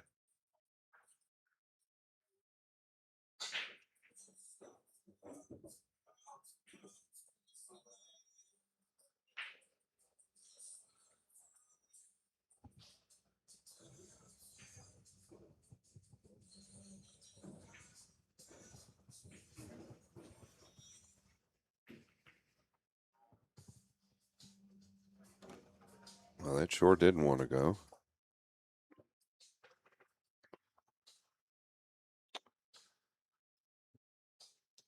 Sorry about that, Scott. You're good, bud.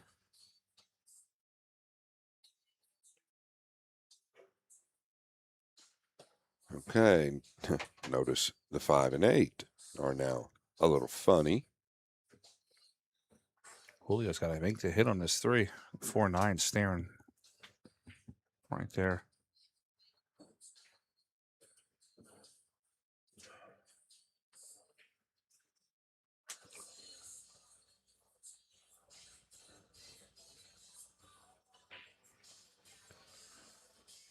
Yeah, we started this game off with a miscue. That's what caused the funny layout.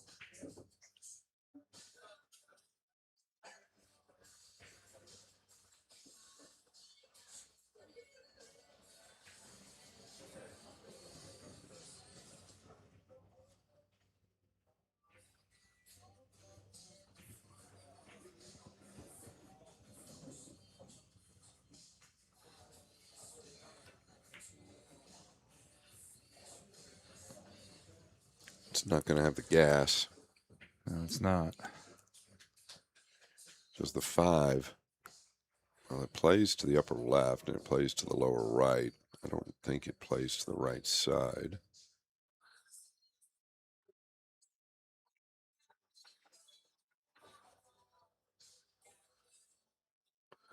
Oftentimes you start tapping balls around the way they have for the last 16 minutes. Everything becomes a little tough.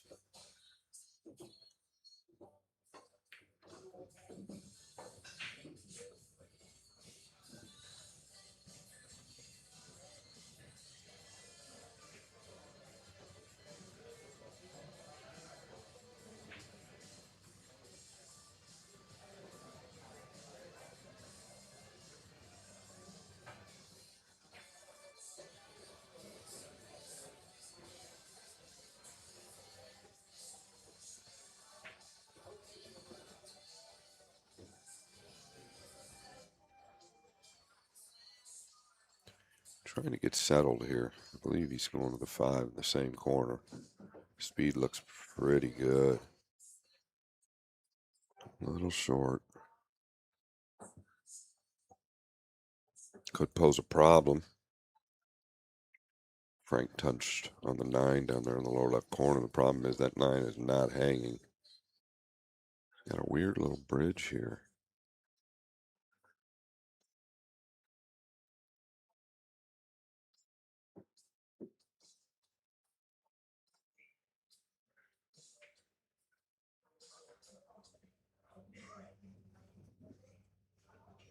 Might be looking to just kind of stop right there off the 8.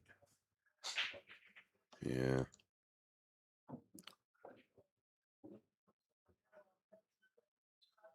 This just not look like a lot of fun. Can he go into the 9, Franco? He might be able to just got at the tangent line. He might actually, to make the shot, he might just run into it.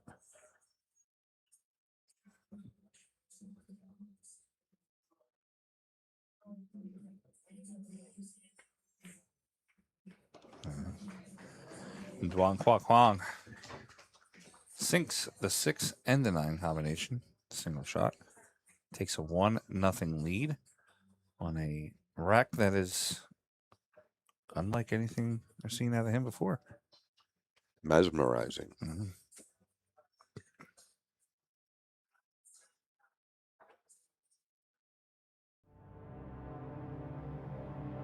Power, precision,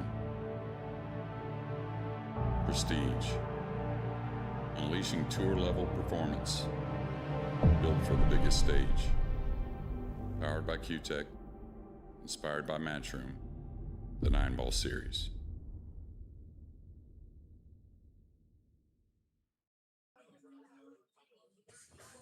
All right, match. I'm sorry, rack number 2. Duan Kwak Hong in the lead. 1-0.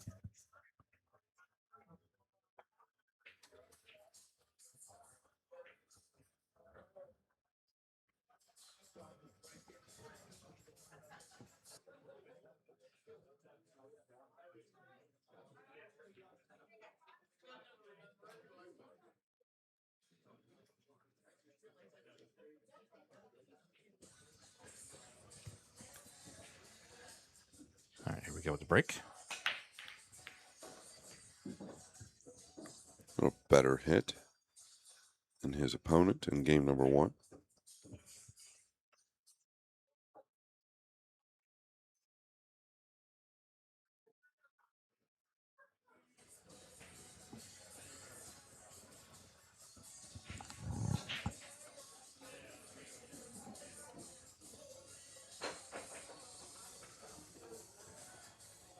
Can be a little tricky. I think you just drag this to the inside of the green. Yeah.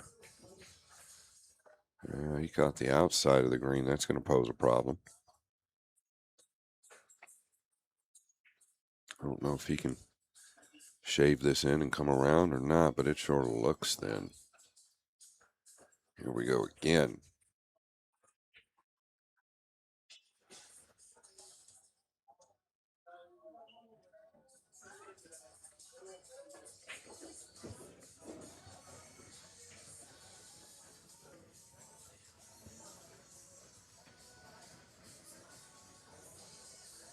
Referee, Frank just told me, is Jose Burgos. No relation to Julio Burgos. What are the odds?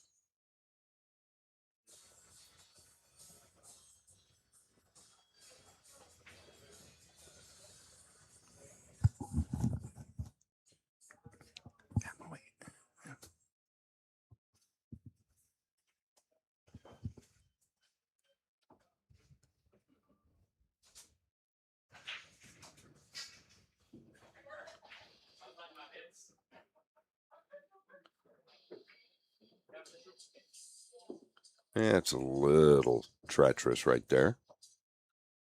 Did not feel like he hit that at a speed where it would scratch.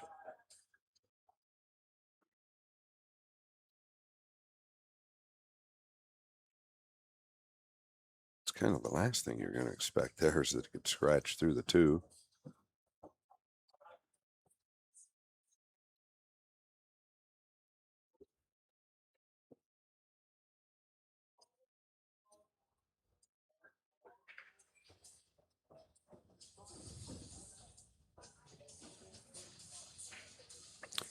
I'm not a huge fan of the big angle there.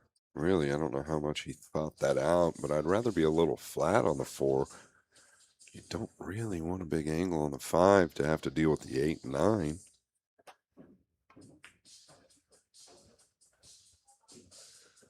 But he's going to. Not a major problem, but they are in play a little. He's going to draw one rail out to the second rail above the 9. Really well done.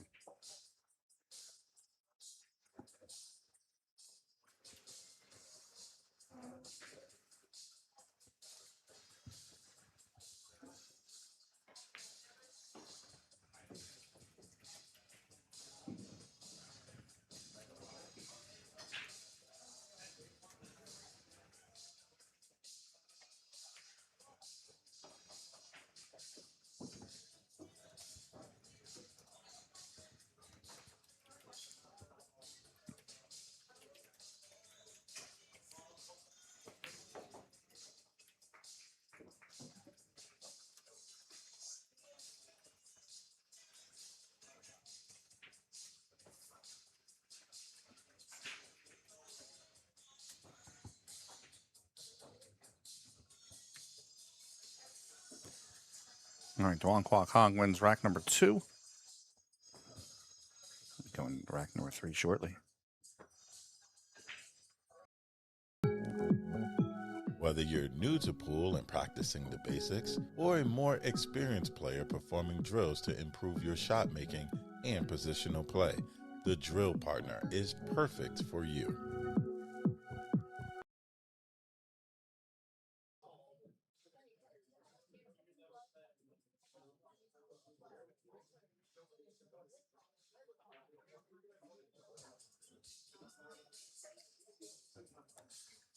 All right, rack number 3.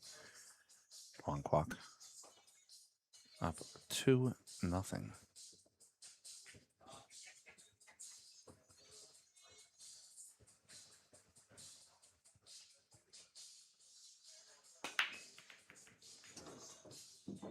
Big movement on the 9. And a brutal kiss from the pink 4 on the blue 2.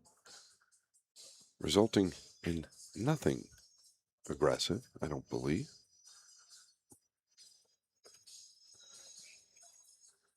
Immediately we see he could send it back down towards the purple, probably use the 8. I think. Looks pretty straightforward. Just get it past the side pocket.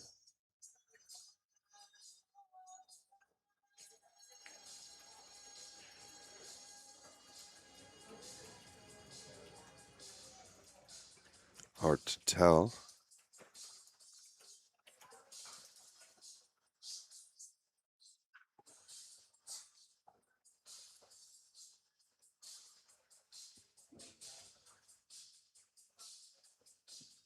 Yeah, he's open.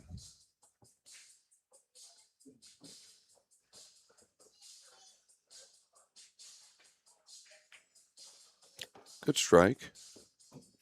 Kind of willed that one in, but really good strike.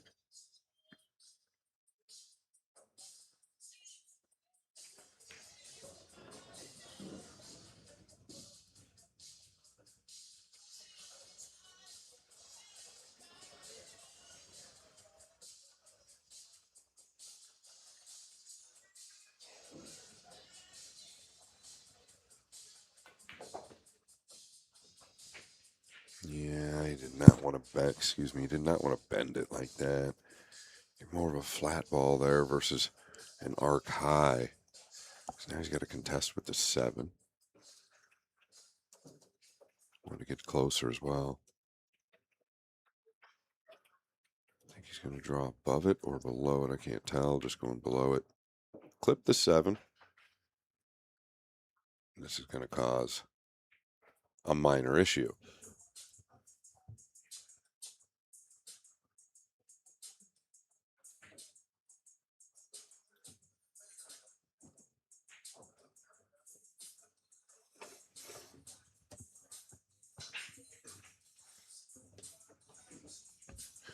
Yeah, they are not frozen.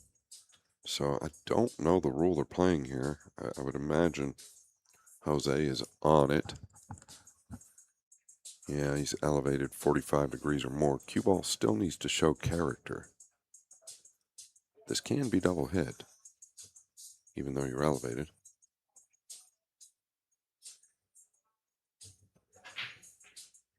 Now, a lot of people say if the cue ball goes through the area of where the green 6 is now, that it's got to be a double hit. I disagree. I think you can put enough force on it to where it can go through there. If it draws back and shows the character, it's very tough to call, but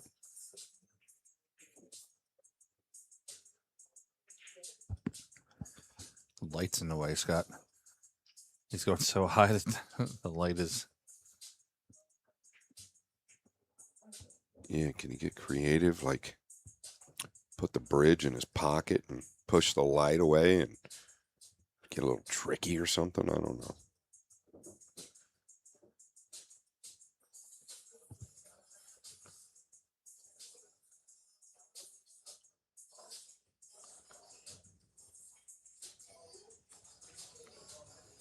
Can't just play off this. I was saying play off the side, put it behind the 8.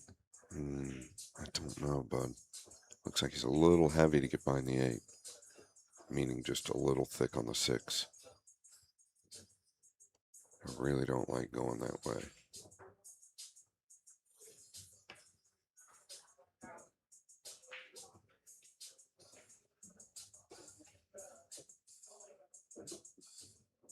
Well, he thought about everything but the miscue.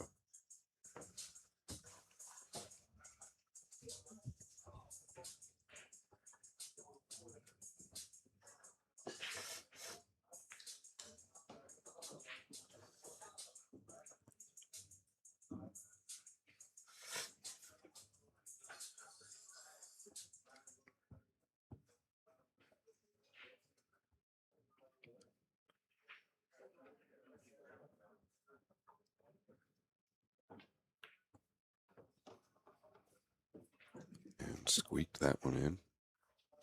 Definitely not clean. I know he's a little let down with the match he played yesterday.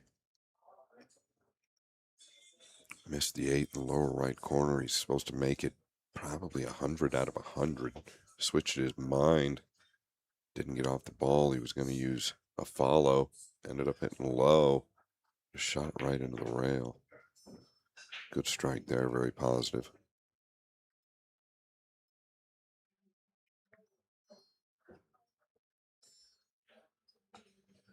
Duan Kwok Hong is going to take this 9 down to the corner, give himself a 3-0 lead in this matchup.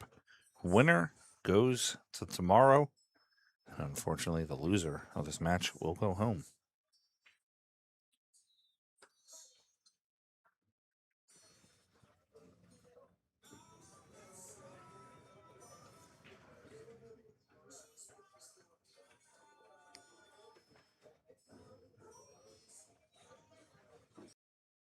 Hi guys, I'm Johan Chua and you're watching Billiard Sports Network.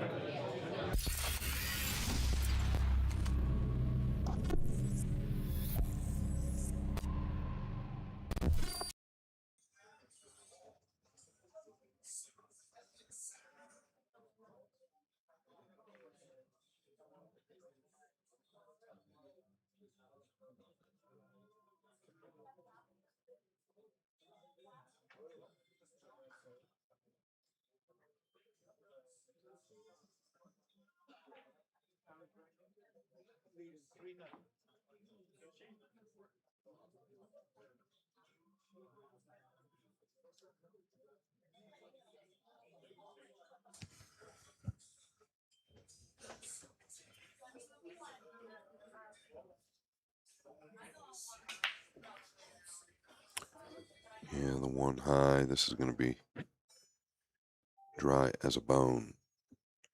Wait, did he make one? Oh, He he did did. make a ball. He Yeah. made the 7. I did not see it sneak in. My apologies. Struggled with the long ball yesterday, Frank. Matter of fact, I don't really remember him thumping one of these in, and most of the time, that's his go-to, is the long ball. Just never seemed settled versus Christopher Tevez yesterday.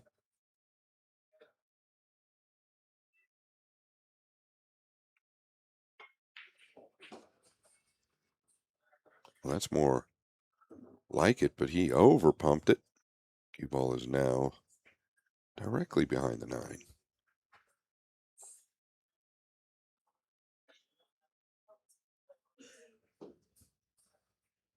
Good news here, Frank. If he happens to make it, pretty hard not to get position. Bad news is, it's not easy. At all.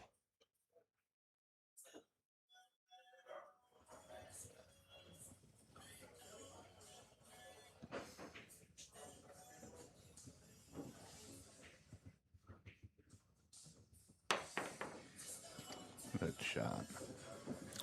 Sure was. Especially the position afterwards.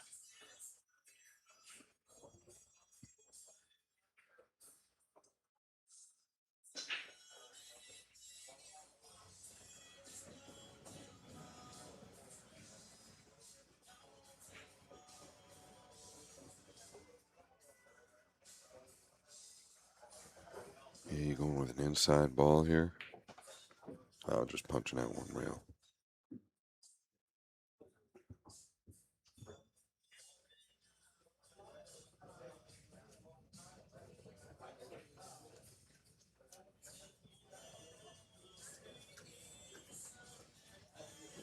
You can go forward. Easier to miss the ball. Oftentimes it's pinched thick when you do this, catching it into the right knuckle. So you want to aim a little thinner. Yeah, great job. Very good. That's that cue power he can generate.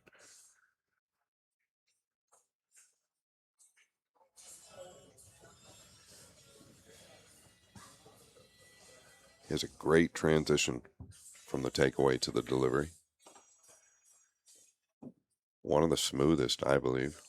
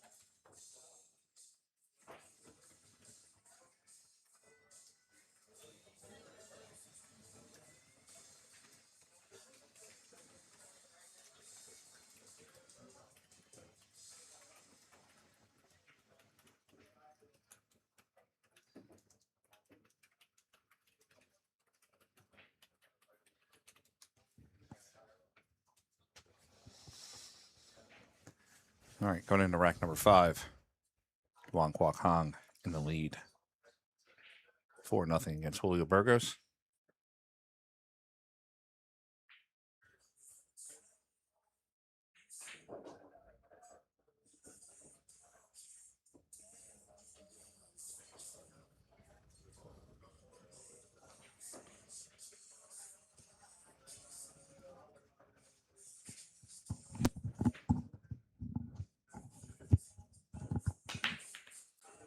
Yeah, the one short, maybe a bit thin.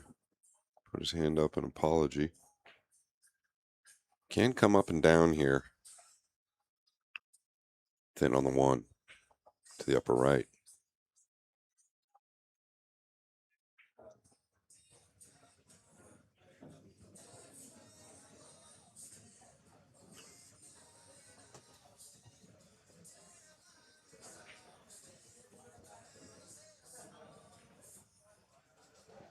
It's a little tricky, right? You've got to put that out just a tip left. Level Q, high ball. Can get away from you a bit as well. You're going to watch the side pocket or the points on the left side of the table. You don't want to get past the 2 to where you're going away from the 3 as well, so stay above it.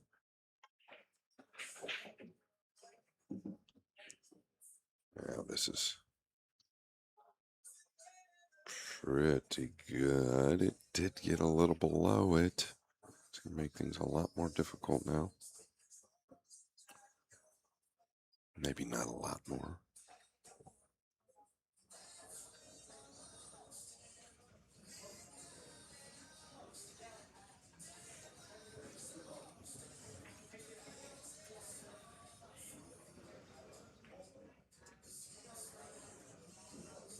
Yeah, just taking the steep on the 3 to the upper left.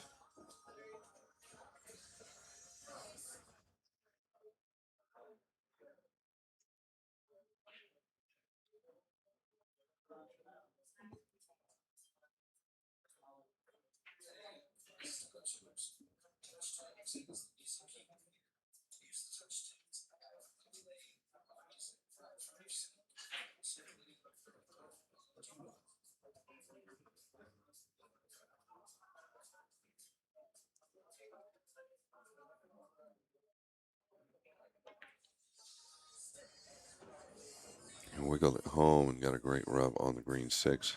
To be fair, he was on a good line.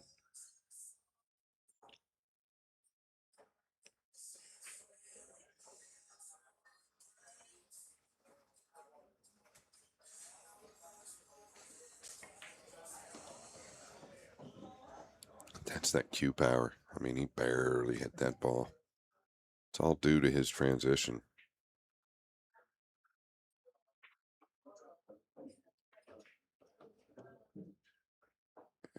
Uh.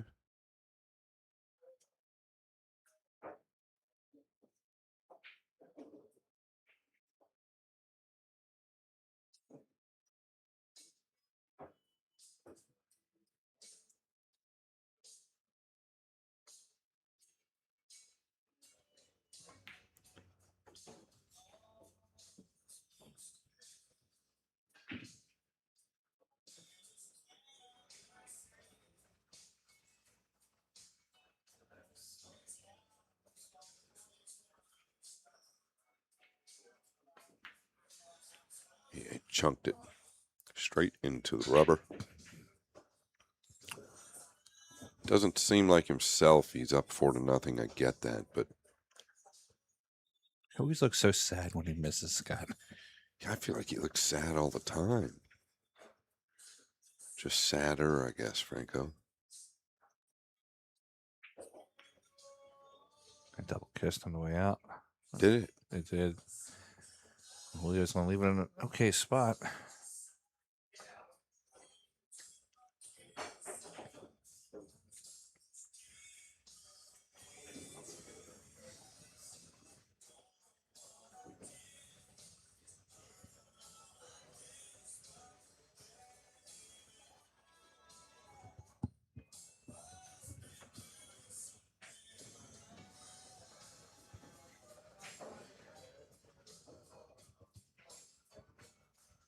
It sure doesn't look like he's got much to get over here. Got a couple options. I'm assuming he's just trying to send the 8 up table. It's not the worst, I'll tell you. If the 8 doesn't freeze, it's not the worst at all. No, especially freezing to the bottom rail.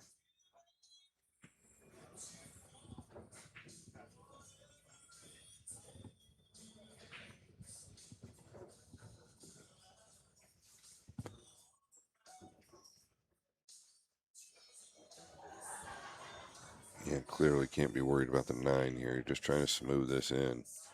Tough to just roll it, so you're probably hitting it just above. Wow, he's just going to smoke it.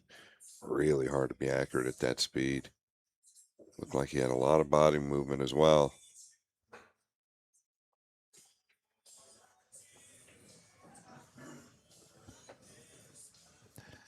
All right, Duong has 2 balls left. Take a commanding 5-0 lead against Julio Burgos. We'll play this 8 ball in the top corner. Missed the 8 ball into the top corner. 2 shots in a row. Duong has had the winning shot to get to the 9.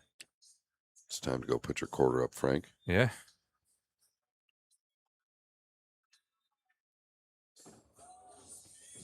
In all seriousness, a lot of these guys just make this table look easy. It's anything but. So I get it.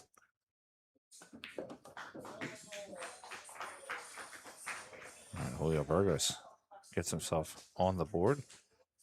Scores now 4-1.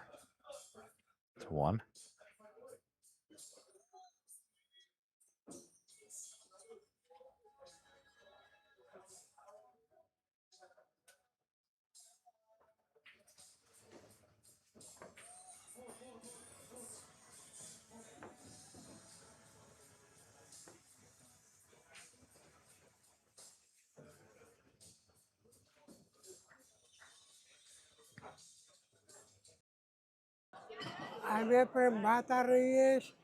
You're watching Billiard Sport.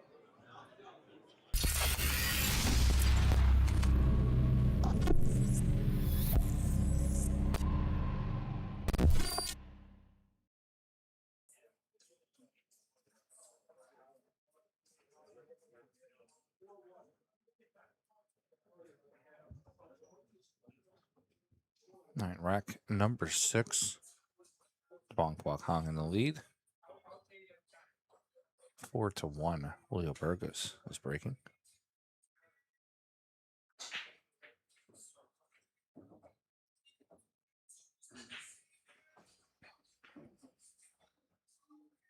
Yeah, it's going to be our first look. Yeah, I don't know about that hit. You can almost hear it. Was not solid, that's for sure. Yeah, real thin.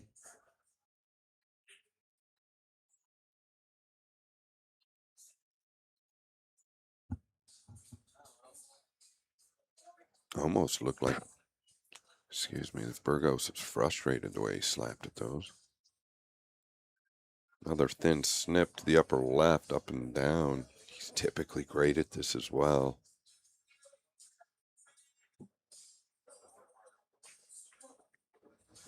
Caught it thicker than he wanted. Caught it to the low part of the pocket.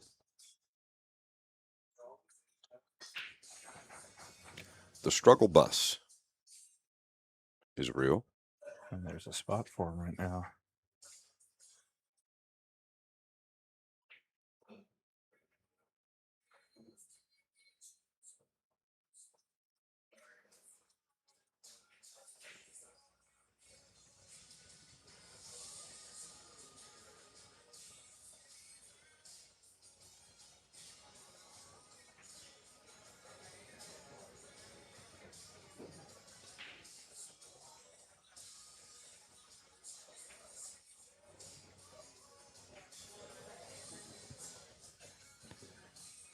All right, Duong's going to be kicking into the deep. Maybe even jumping into the abyss.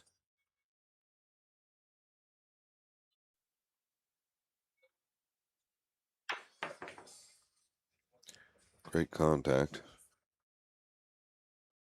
That's all you can really ask for. The 8-9 did come together there. Just going to take a peek.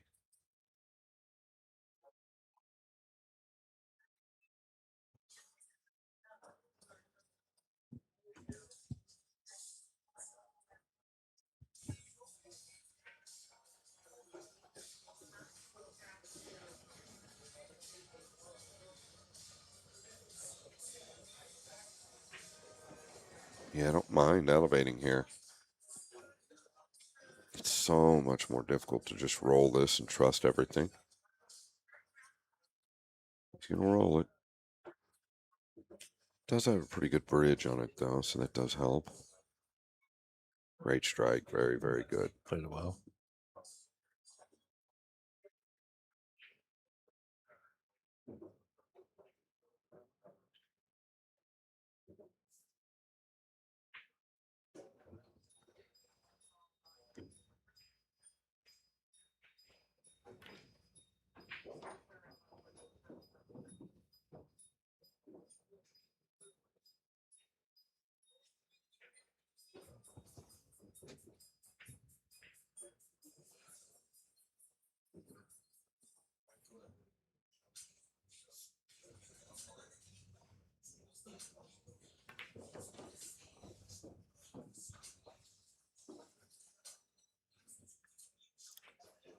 Yeah, you'd like to get as close as possible to this green 6. And really below it as well, I think. Yeah, you can get above it, I guess, if you want to open the 8-9 up. But the 8 does play same corner as the 7. He's just going to separate them. But now you do run a little bit of a risk. A couple of funny things can happen here. One, the 6 could follow in past the 7.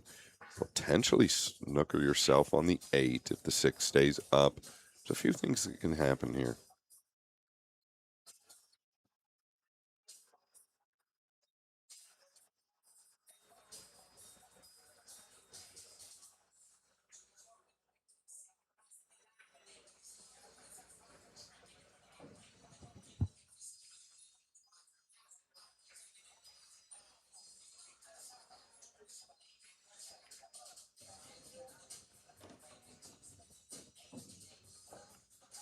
A pretty heavy body movement there. I don't know if it was prior to contact.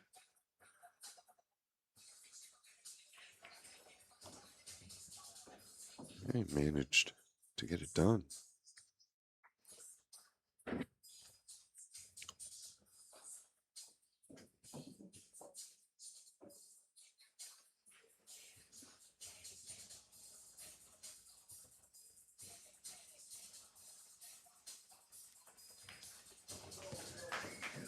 Now we got 4-2 on the score. Tuan Quoc Hong, Julio Burgos. Just completing rack number 6.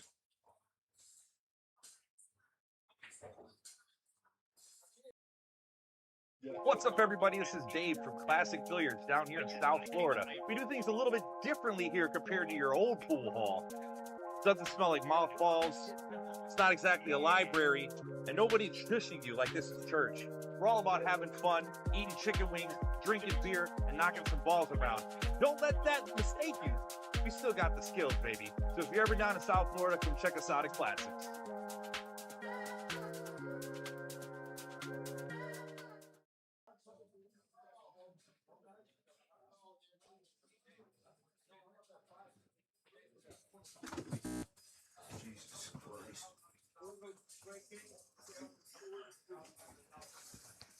All right, coming out of the break. Got 4-2 on the score. Julio Burgos to break in rack number 7.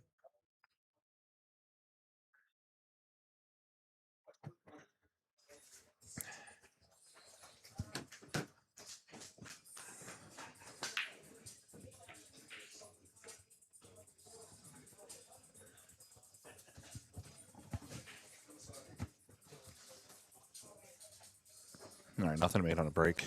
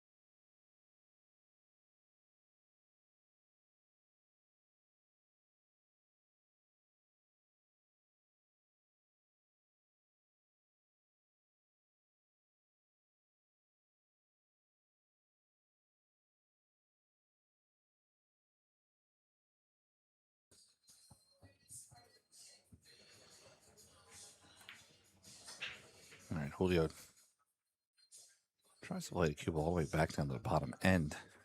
One ball is going to land.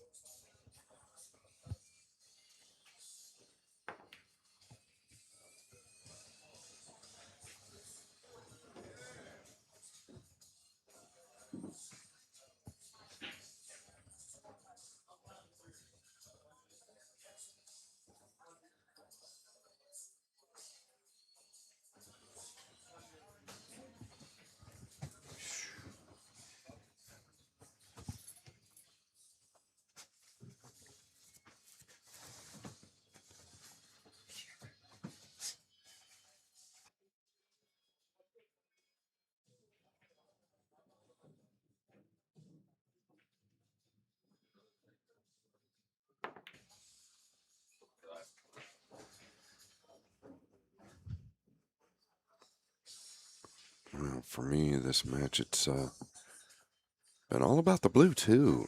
Oftentimes a real challenge to get a look at that for these guys. Frank, thank you for allowing me to run a couple laps around the building real quick and wake up. No problem, pal. This is another one. Is he using a low ball? Because the high karate will work here. A high, nice, smooth hit. Yeah, he put some spin on it. You almost don't need to do that. He's fine. He did well getting behind the 8, but just a straight top ball when you're cutting the 2 a little bit, it's going to take the opposite direction anyway. Talking about the cue ball. I make it sound easy. I couldn't do it, but I can sure talk about it.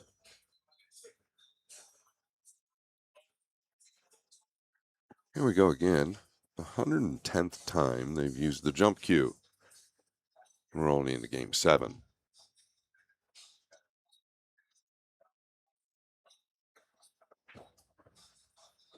He is very good with it. This was by design. Boy, that slowed down pretty quickly.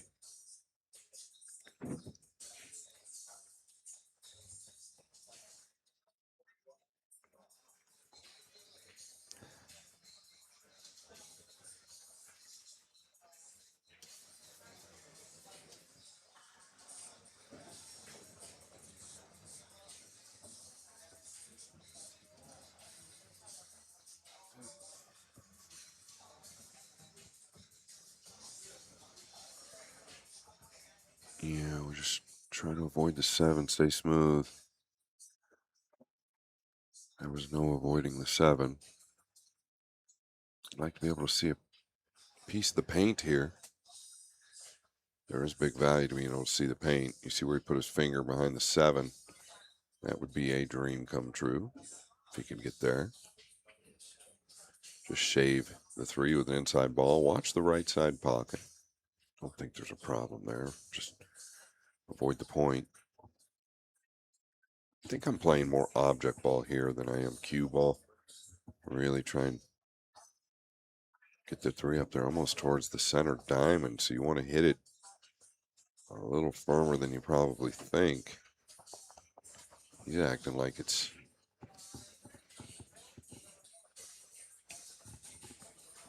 extremely thin.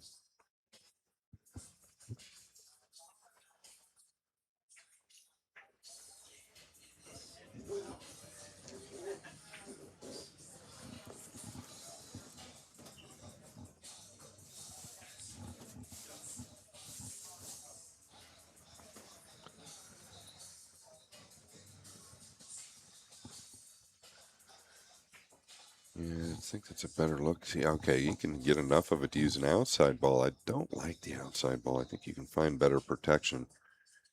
Less risk with the cue ball. Yeah, coming this way.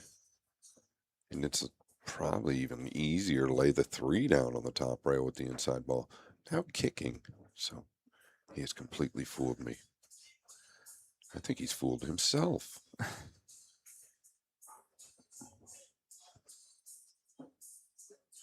Wow. Could have sworn he could catch the 3 there. It looked like he did from here to me also, Scott.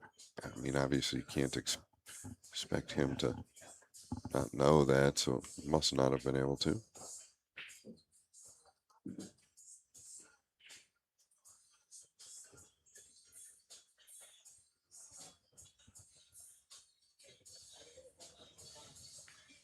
Jeez. Playing with his food.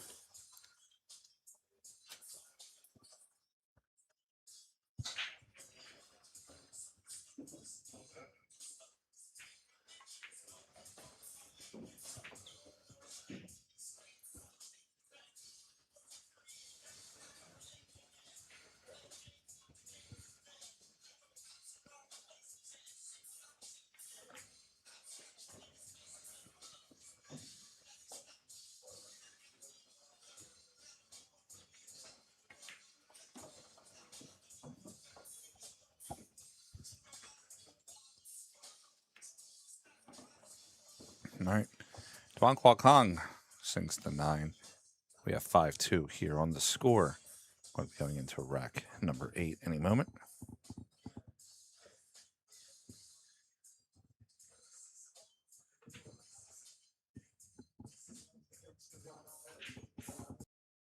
Hi, I'm Carlo Biado, world champion. Watch live here in Billiard Sports Network. Here.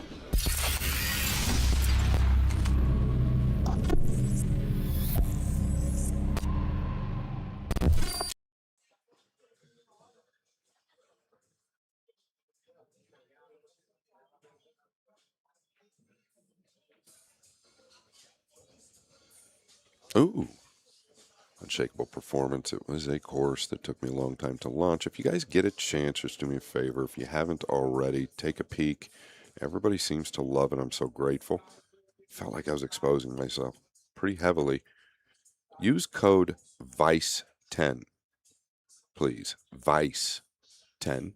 If you decide to order, it's a 30-day course, 3 different tiers. Thanks so much. The link is in the description.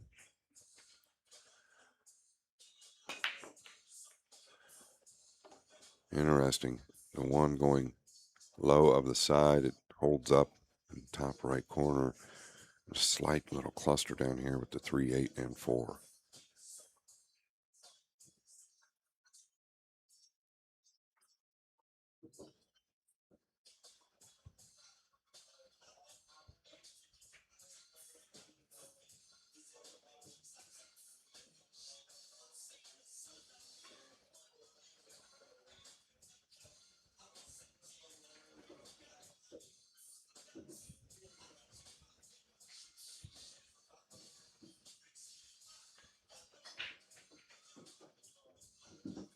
Pretty well done there.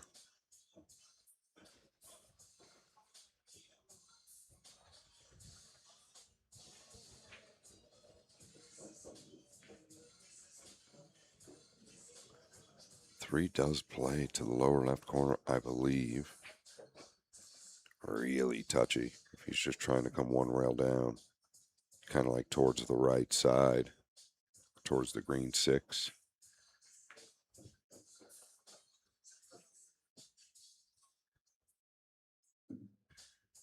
Tell you what, that's pretty darn good. Pretty darn good. Now, taking a peek to see if the 4 plays in the right middle.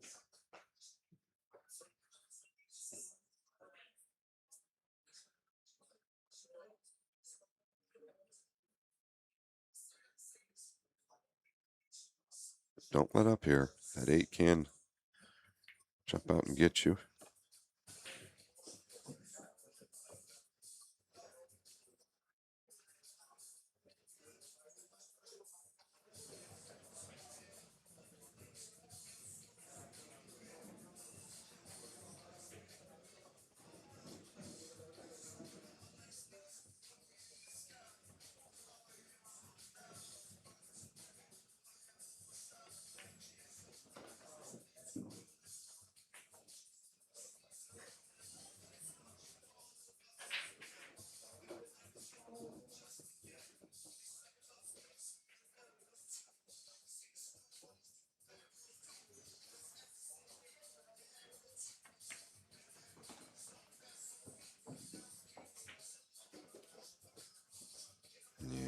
get it done.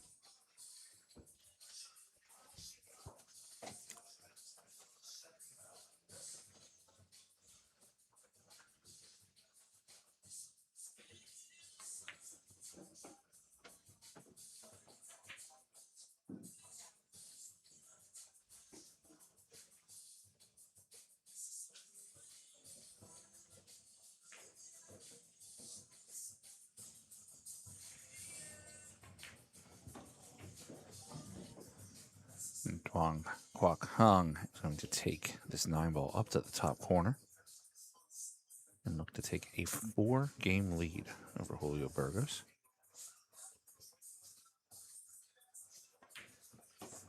Couple of yips early, Scott, from Duong, but seems to be on his horse now.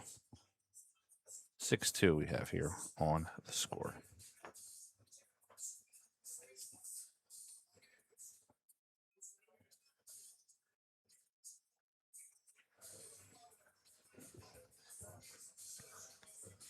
Look at some live scores going on around the event.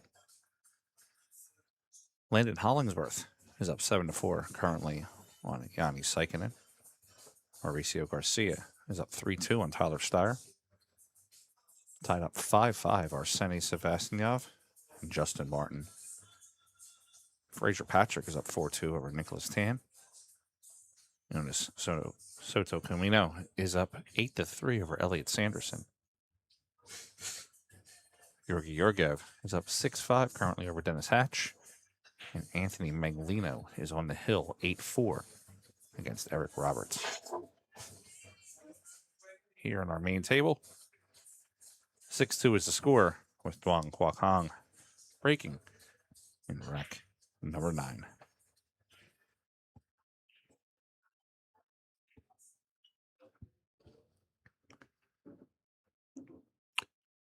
I don't feel like he's been real clean on this. Oh boy. Gonna get another look at that. I'm pretty certain it was a kiss. Oh yeah, about 3. 3 of them. Yeah. 3 nasty ones. Speaking of nasty, the pink 4.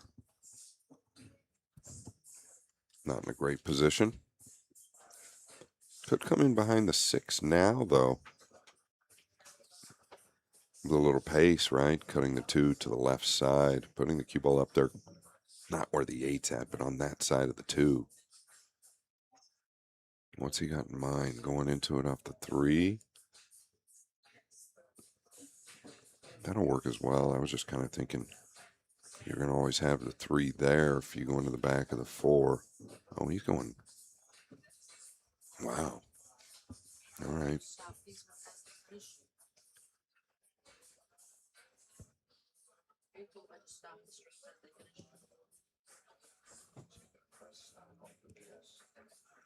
Two-way play here? You going to tuck the cue ball into the 4 and 6 or no? Just going to bury them 9. Well done, Julio. Julio Burgos sinking the 9, making the score 6-3 here in race to 9. Looks like Duong Kwok Hong is going to take this player break here for a moment. We'll jump over here to table 2 on the BSN broadcast. Mauricio Garcia versus Tyler Steyer.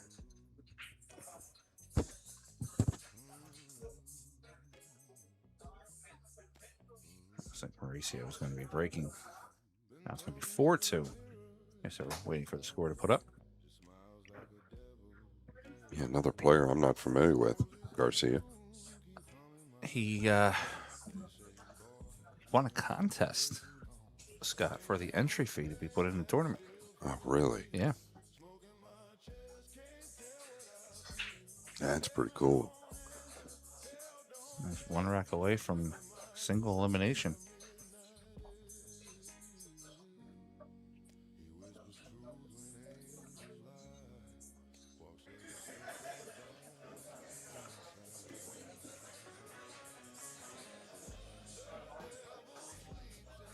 And 1 ball on the left-hand side here. Mauricio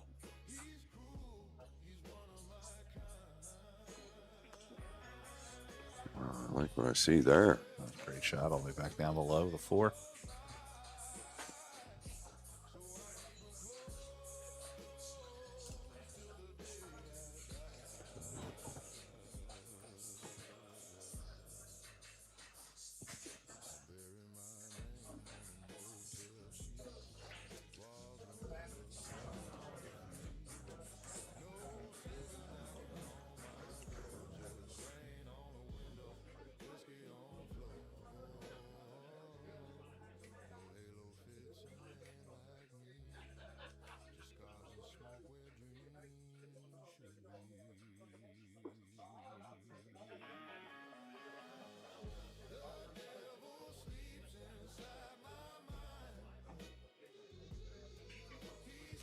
All right, the players are coming back into the arena.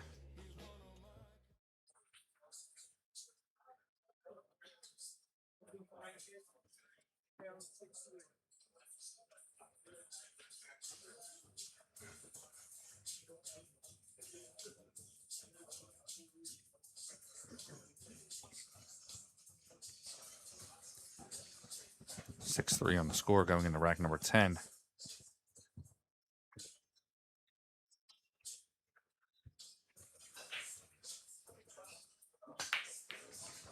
Yeah, once again, kind of slapped at it. It's almost like he's not real familiar with the cut break, if you ask me. I'm not trying to be rude, but he's a long ways from the hit that he's looking for.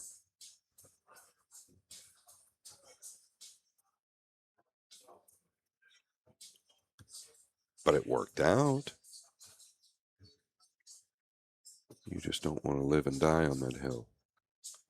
What, a 6? Does the 3 pass the 6? Don't believe so.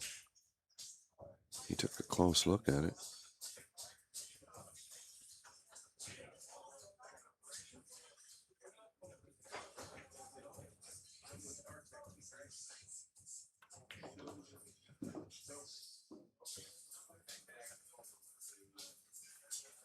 Sorry, Frank. Is he, I think he was weighing up the combination. That's why he was frustrated with not getting a lot straighter than this or overrunning his mark. You're not forced to shoot the combination at this point. I mean, I feel like it's very difficult with the 6 being near froze, if not frozen on the rail. You've got to hit it extremely clean, so I like this decision.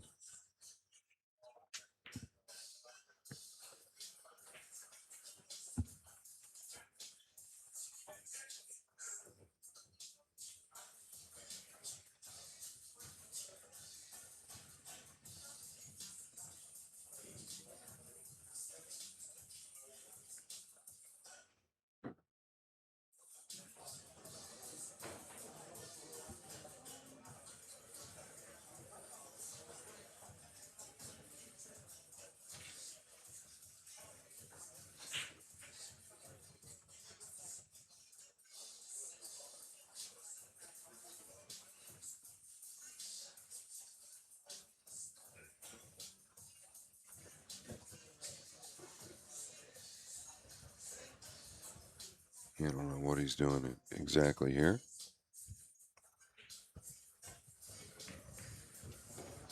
Wow. Yeah, I don't think that was intended, Frank. But Yeah, with just the fact that it was clean coming off the ball. Right.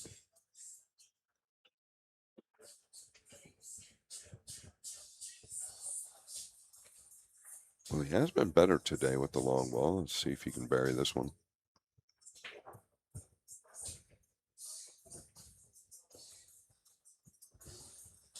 Did touch on it before. I feel like this is one of his go-tos.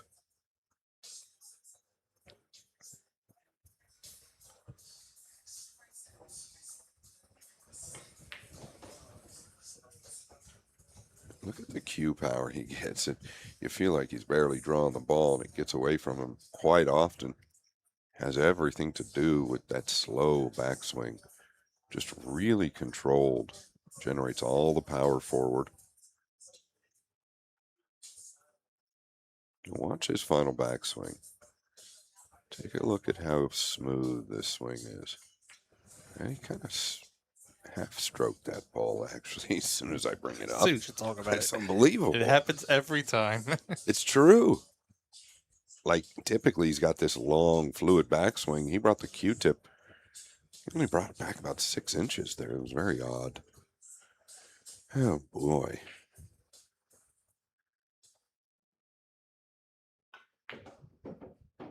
Oh, that's nice.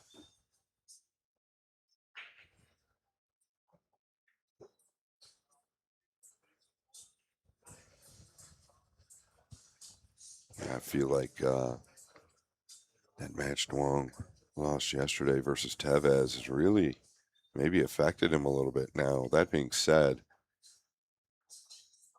I don't know when he got in, Frank, but I know that jet lag's also a very real thing coming from Vietnam. Yeah, I think I remember seeing him here. Was it Monday night when I got here? I think he was here. Okay, I would say it's a 3-day ordeal for the jet lag. Yeah. Typically. That's when you're feeling about your worst is day 3 and then you're through it.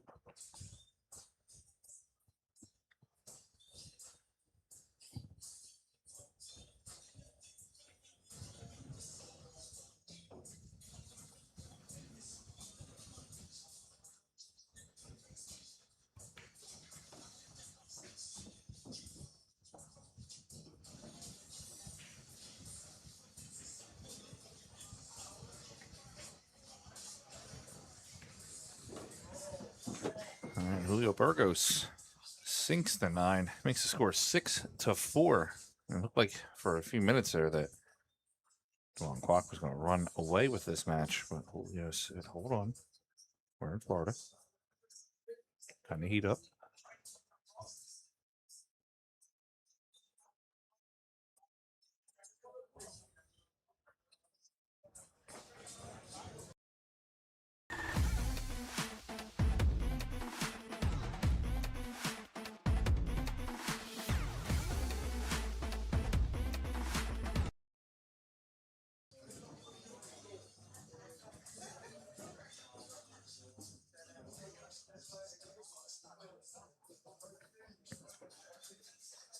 All right, rack number 11. The score 6-4. Julio Burgos to break.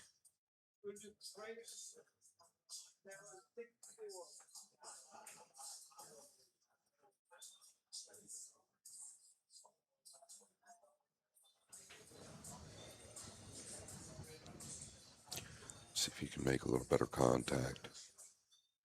Catching real thin. Yeah, now he's cut it real full. Huh. I feel like he's just a little bit all over the place, to be fair. In his defense, I'm starting to wonder if he plays a lot of this format where the 9's on the spot. And even if he doesn't, I suggest practicing the break a little bit, but really surprising to me. He's a great cueist.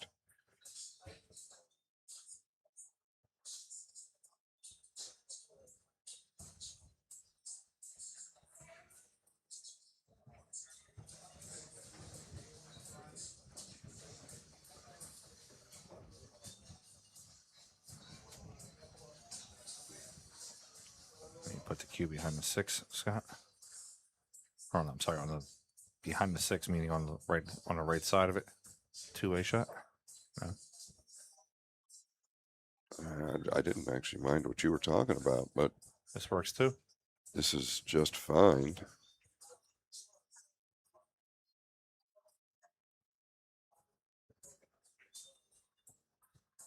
Yeah, here I think the second rail is a must. Watch a scratch in the lower left. If you happen to hit it good.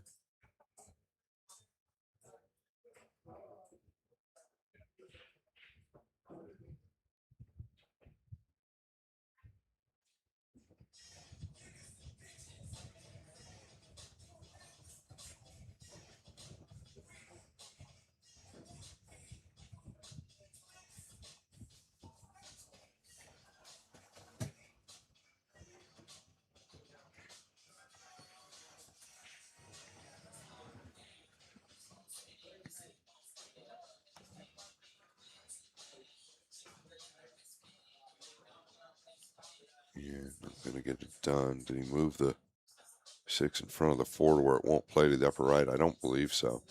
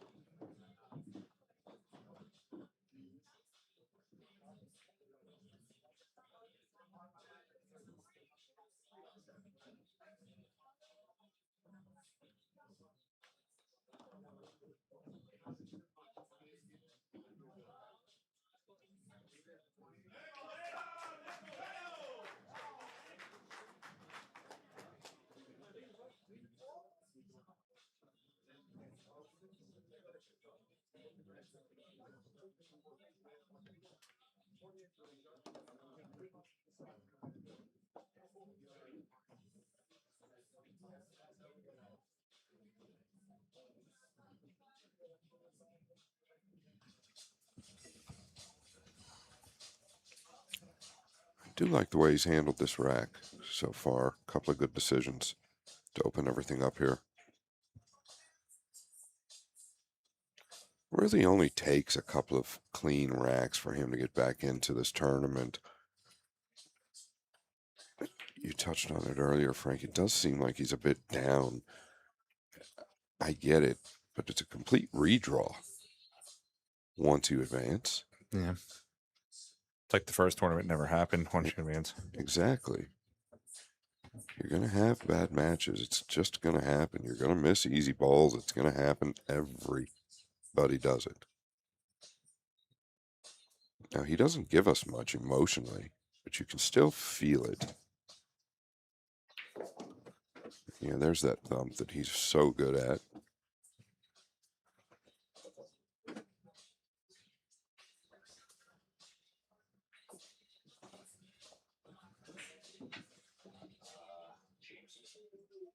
Yeah, Duong. Wang going to take game number 11.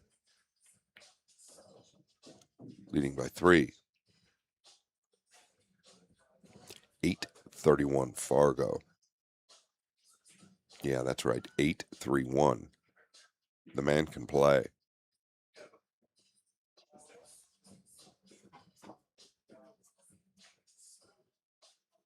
Thank you to everyone in Vietnam that are watching their favorite player. Truly appreciate it. Thank you for everyone tuning in. Please like, share, and subscribe.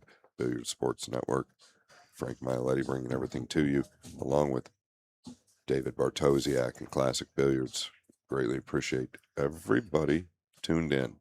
Tomorrow, it has been confirmed, there will be a shot clock. Correct. 11 a.m. start time tomorrow, Scott.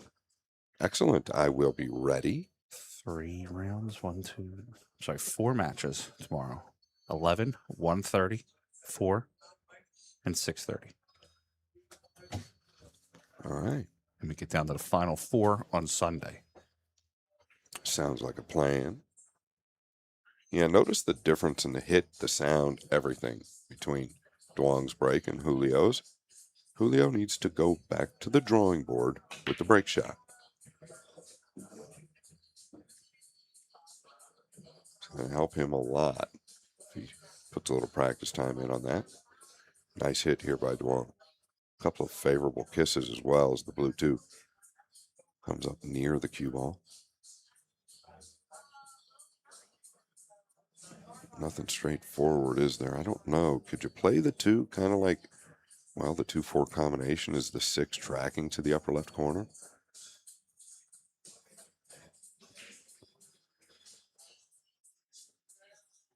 I think he was looking at it. Think we get the overhead, Frank? Sure can. Okay, the 6 is not on to the corner. So it would only be the 2-4 combination or the 2 to the side. He could potentially just tuck under the 6. Has he lost it? I believe he has. He does not want this to dress up. Oh my goodness. Looky here. Might not be on. I believe it is on, actually. I think it throws down, but I don't think he can get to it. That's the problem.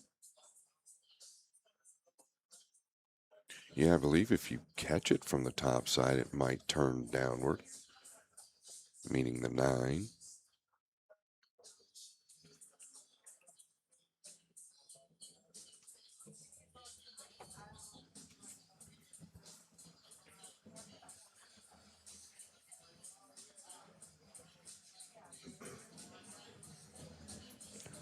Well, the other problem is here, you really don't want to risk a bad hit or whiffing, missing everything. He's going to catch it from the underside here. The 9 will not go if you catch the underside of the 2.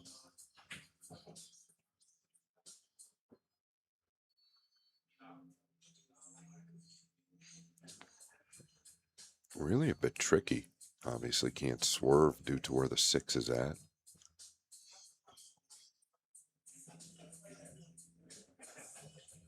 Yeah, this is what I'm a little fearful of, though. If he tries to come to the right side of the table, you do not want a chance missing this 2. Or it will be curtains.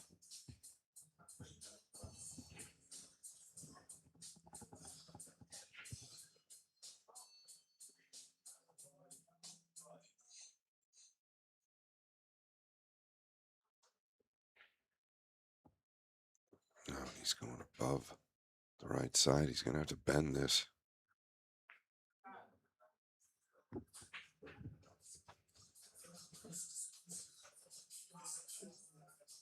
Fail stroke ball in hand. Duan Kwok Hong.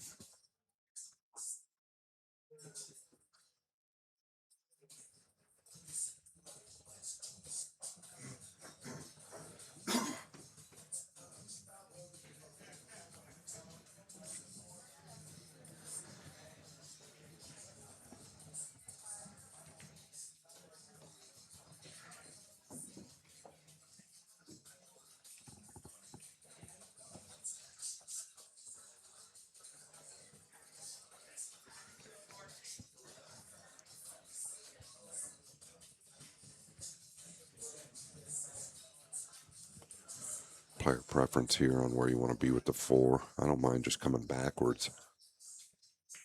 He's going to punch down. That's fine. For the side on the purple 5.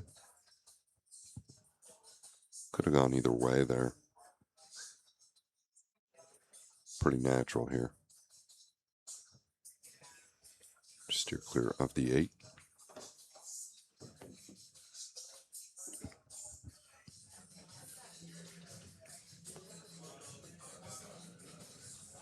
Starting to get that rhythm back, it looks like to me.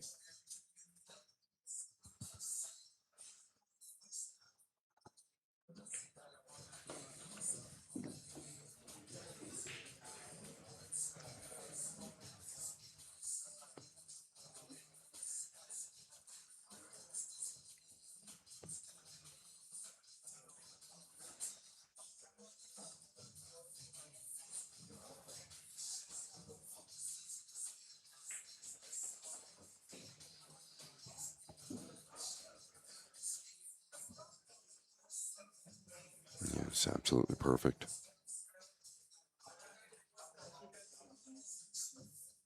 I think you just float this in. I don't think you really chose to come all the way out. Going to the extension now. Going to be one away, Frankie. 2 shots here from Duan to complete this rack. Get himself on the hill. Cue ball over for the 9.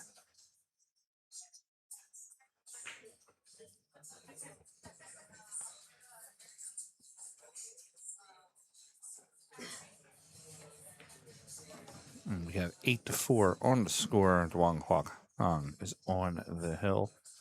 Let's check in on table 25. Tyler Steyer has evened up the odds at 4-4 on that table.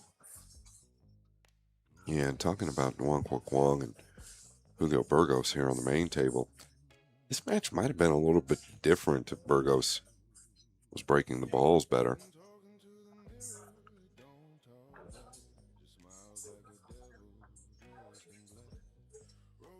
So they've only played 2 games over there. It was 4-2. Yes, sir. About 45 minutes ago when you looked at that.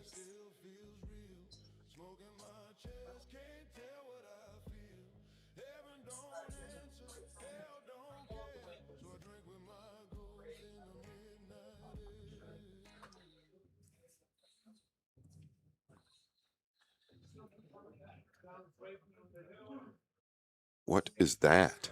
Is that Sasquatch? That's Pillow Dave. That's Class Squatch.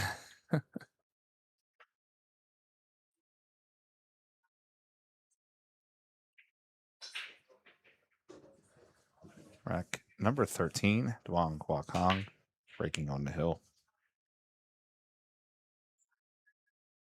Wow, what is happening here? Scott, you know it's still, you're on the hill. You're not going to make a ball ever on the hill. How did he not make the 4? Look at the pink 4 down there. I thought for sure the 3 was going to knock it in.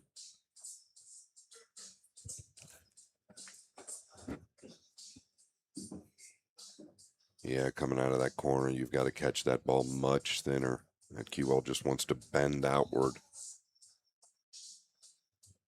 Fortunate escape to the lower right corner.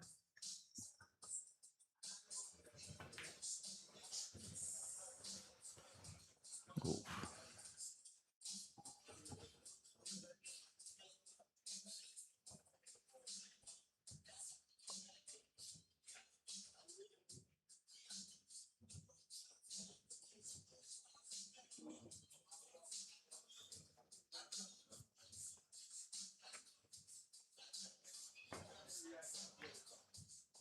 Wow. Welcome to the main table at Classic Billiards. I said it yesterday, and I mean it again today. Besides a Matchroom Major, I think this is the hardest table in America to win on. Yeah, it's just it's a tight table, but the room sets up for, like last night, we had people breathing down their necks. There was a lot of fun, a lot of loud noises and people cheering and having a good time. It's not easy to win on this table, that's for sure. Burgos a little short of the mark. Now I'm going to either have to elevate. Yeah, slight elevation here.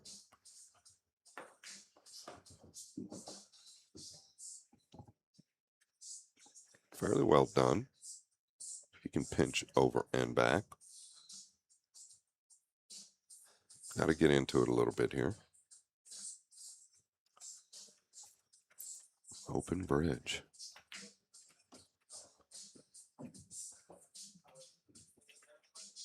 He's arrived.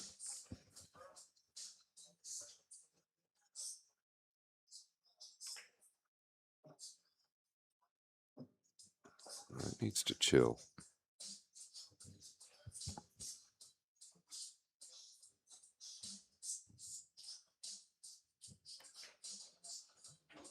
All right, it's not over yet. Leo Burgo's not going down without a battle. Really needs to figure the break shot out. Just tells me he's not practiced it much at all. All right, we have 8-5 on the score. Duan Kwok in the lead against Julio Burgos.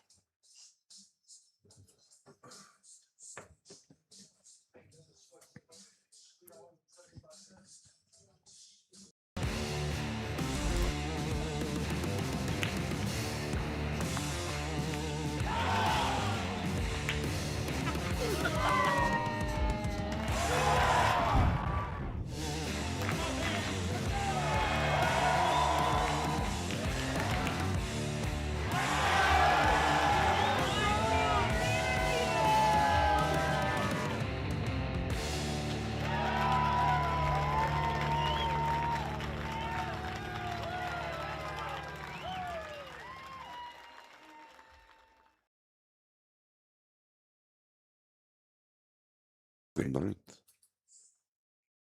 August 4th through the 9th. There you have it, the Florida Open.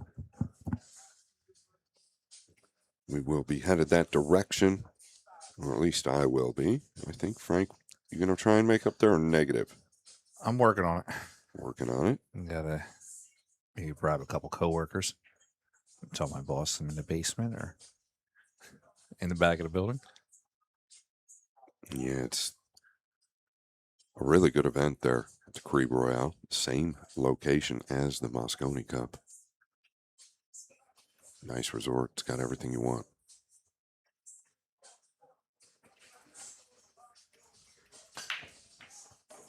Better hit. He's still losing the cue ball. I don't even believe it got kissed. I think it just went 3 rails. Very thin still. That's why the 1 tracked low of the side. Yeah. Fortunate to get a look at the 1. He'll take it from here, but he's going to have to start doing much better than that.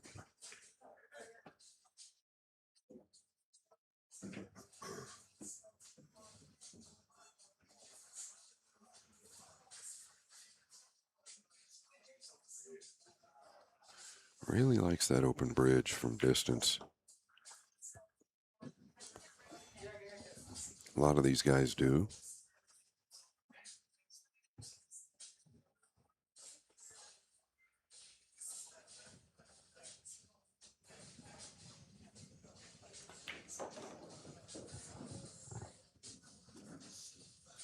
Took a deep breath there. Maybe want to be over a little bit more, I guess. Don't think it's bad. 7 clears the 8 to the lower right.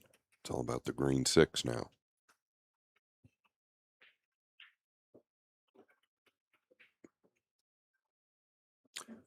I believe he's got a pocket.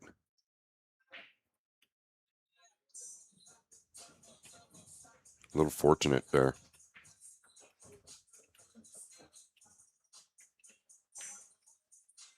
Oh, he's just punched it straight into the rubber. Real quick, once down on the ball there.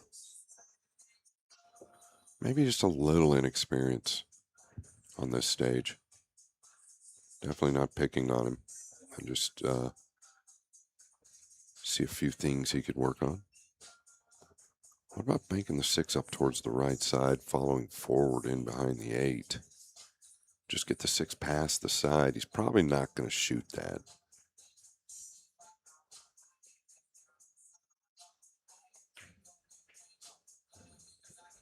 Pretty passive here.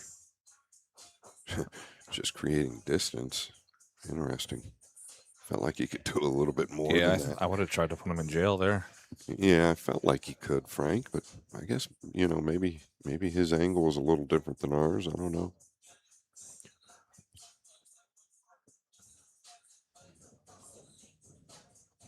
Duan Kwok, last PLP winner here.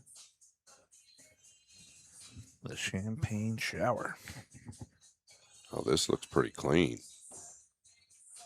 Yeah, and this is why I think you want to find a ball to stitch him up behind versus just create distance, especially when you had 3 balls down here that you could have got behind if you're Duan Kwok Wong. Interesting. All right, see if he gets through this well.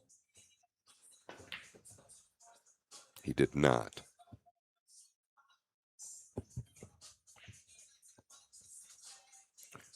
When Duong is on, this is right up his alley. These shots do not bother him when he's confident.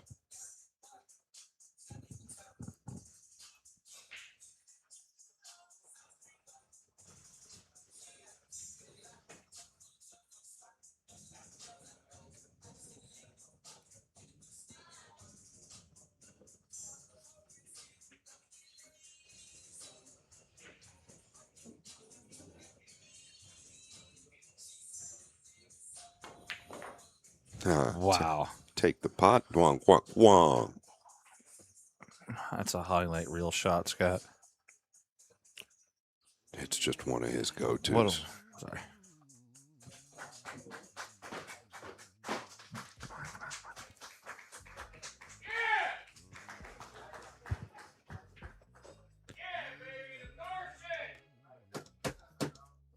Sorry about that, guys.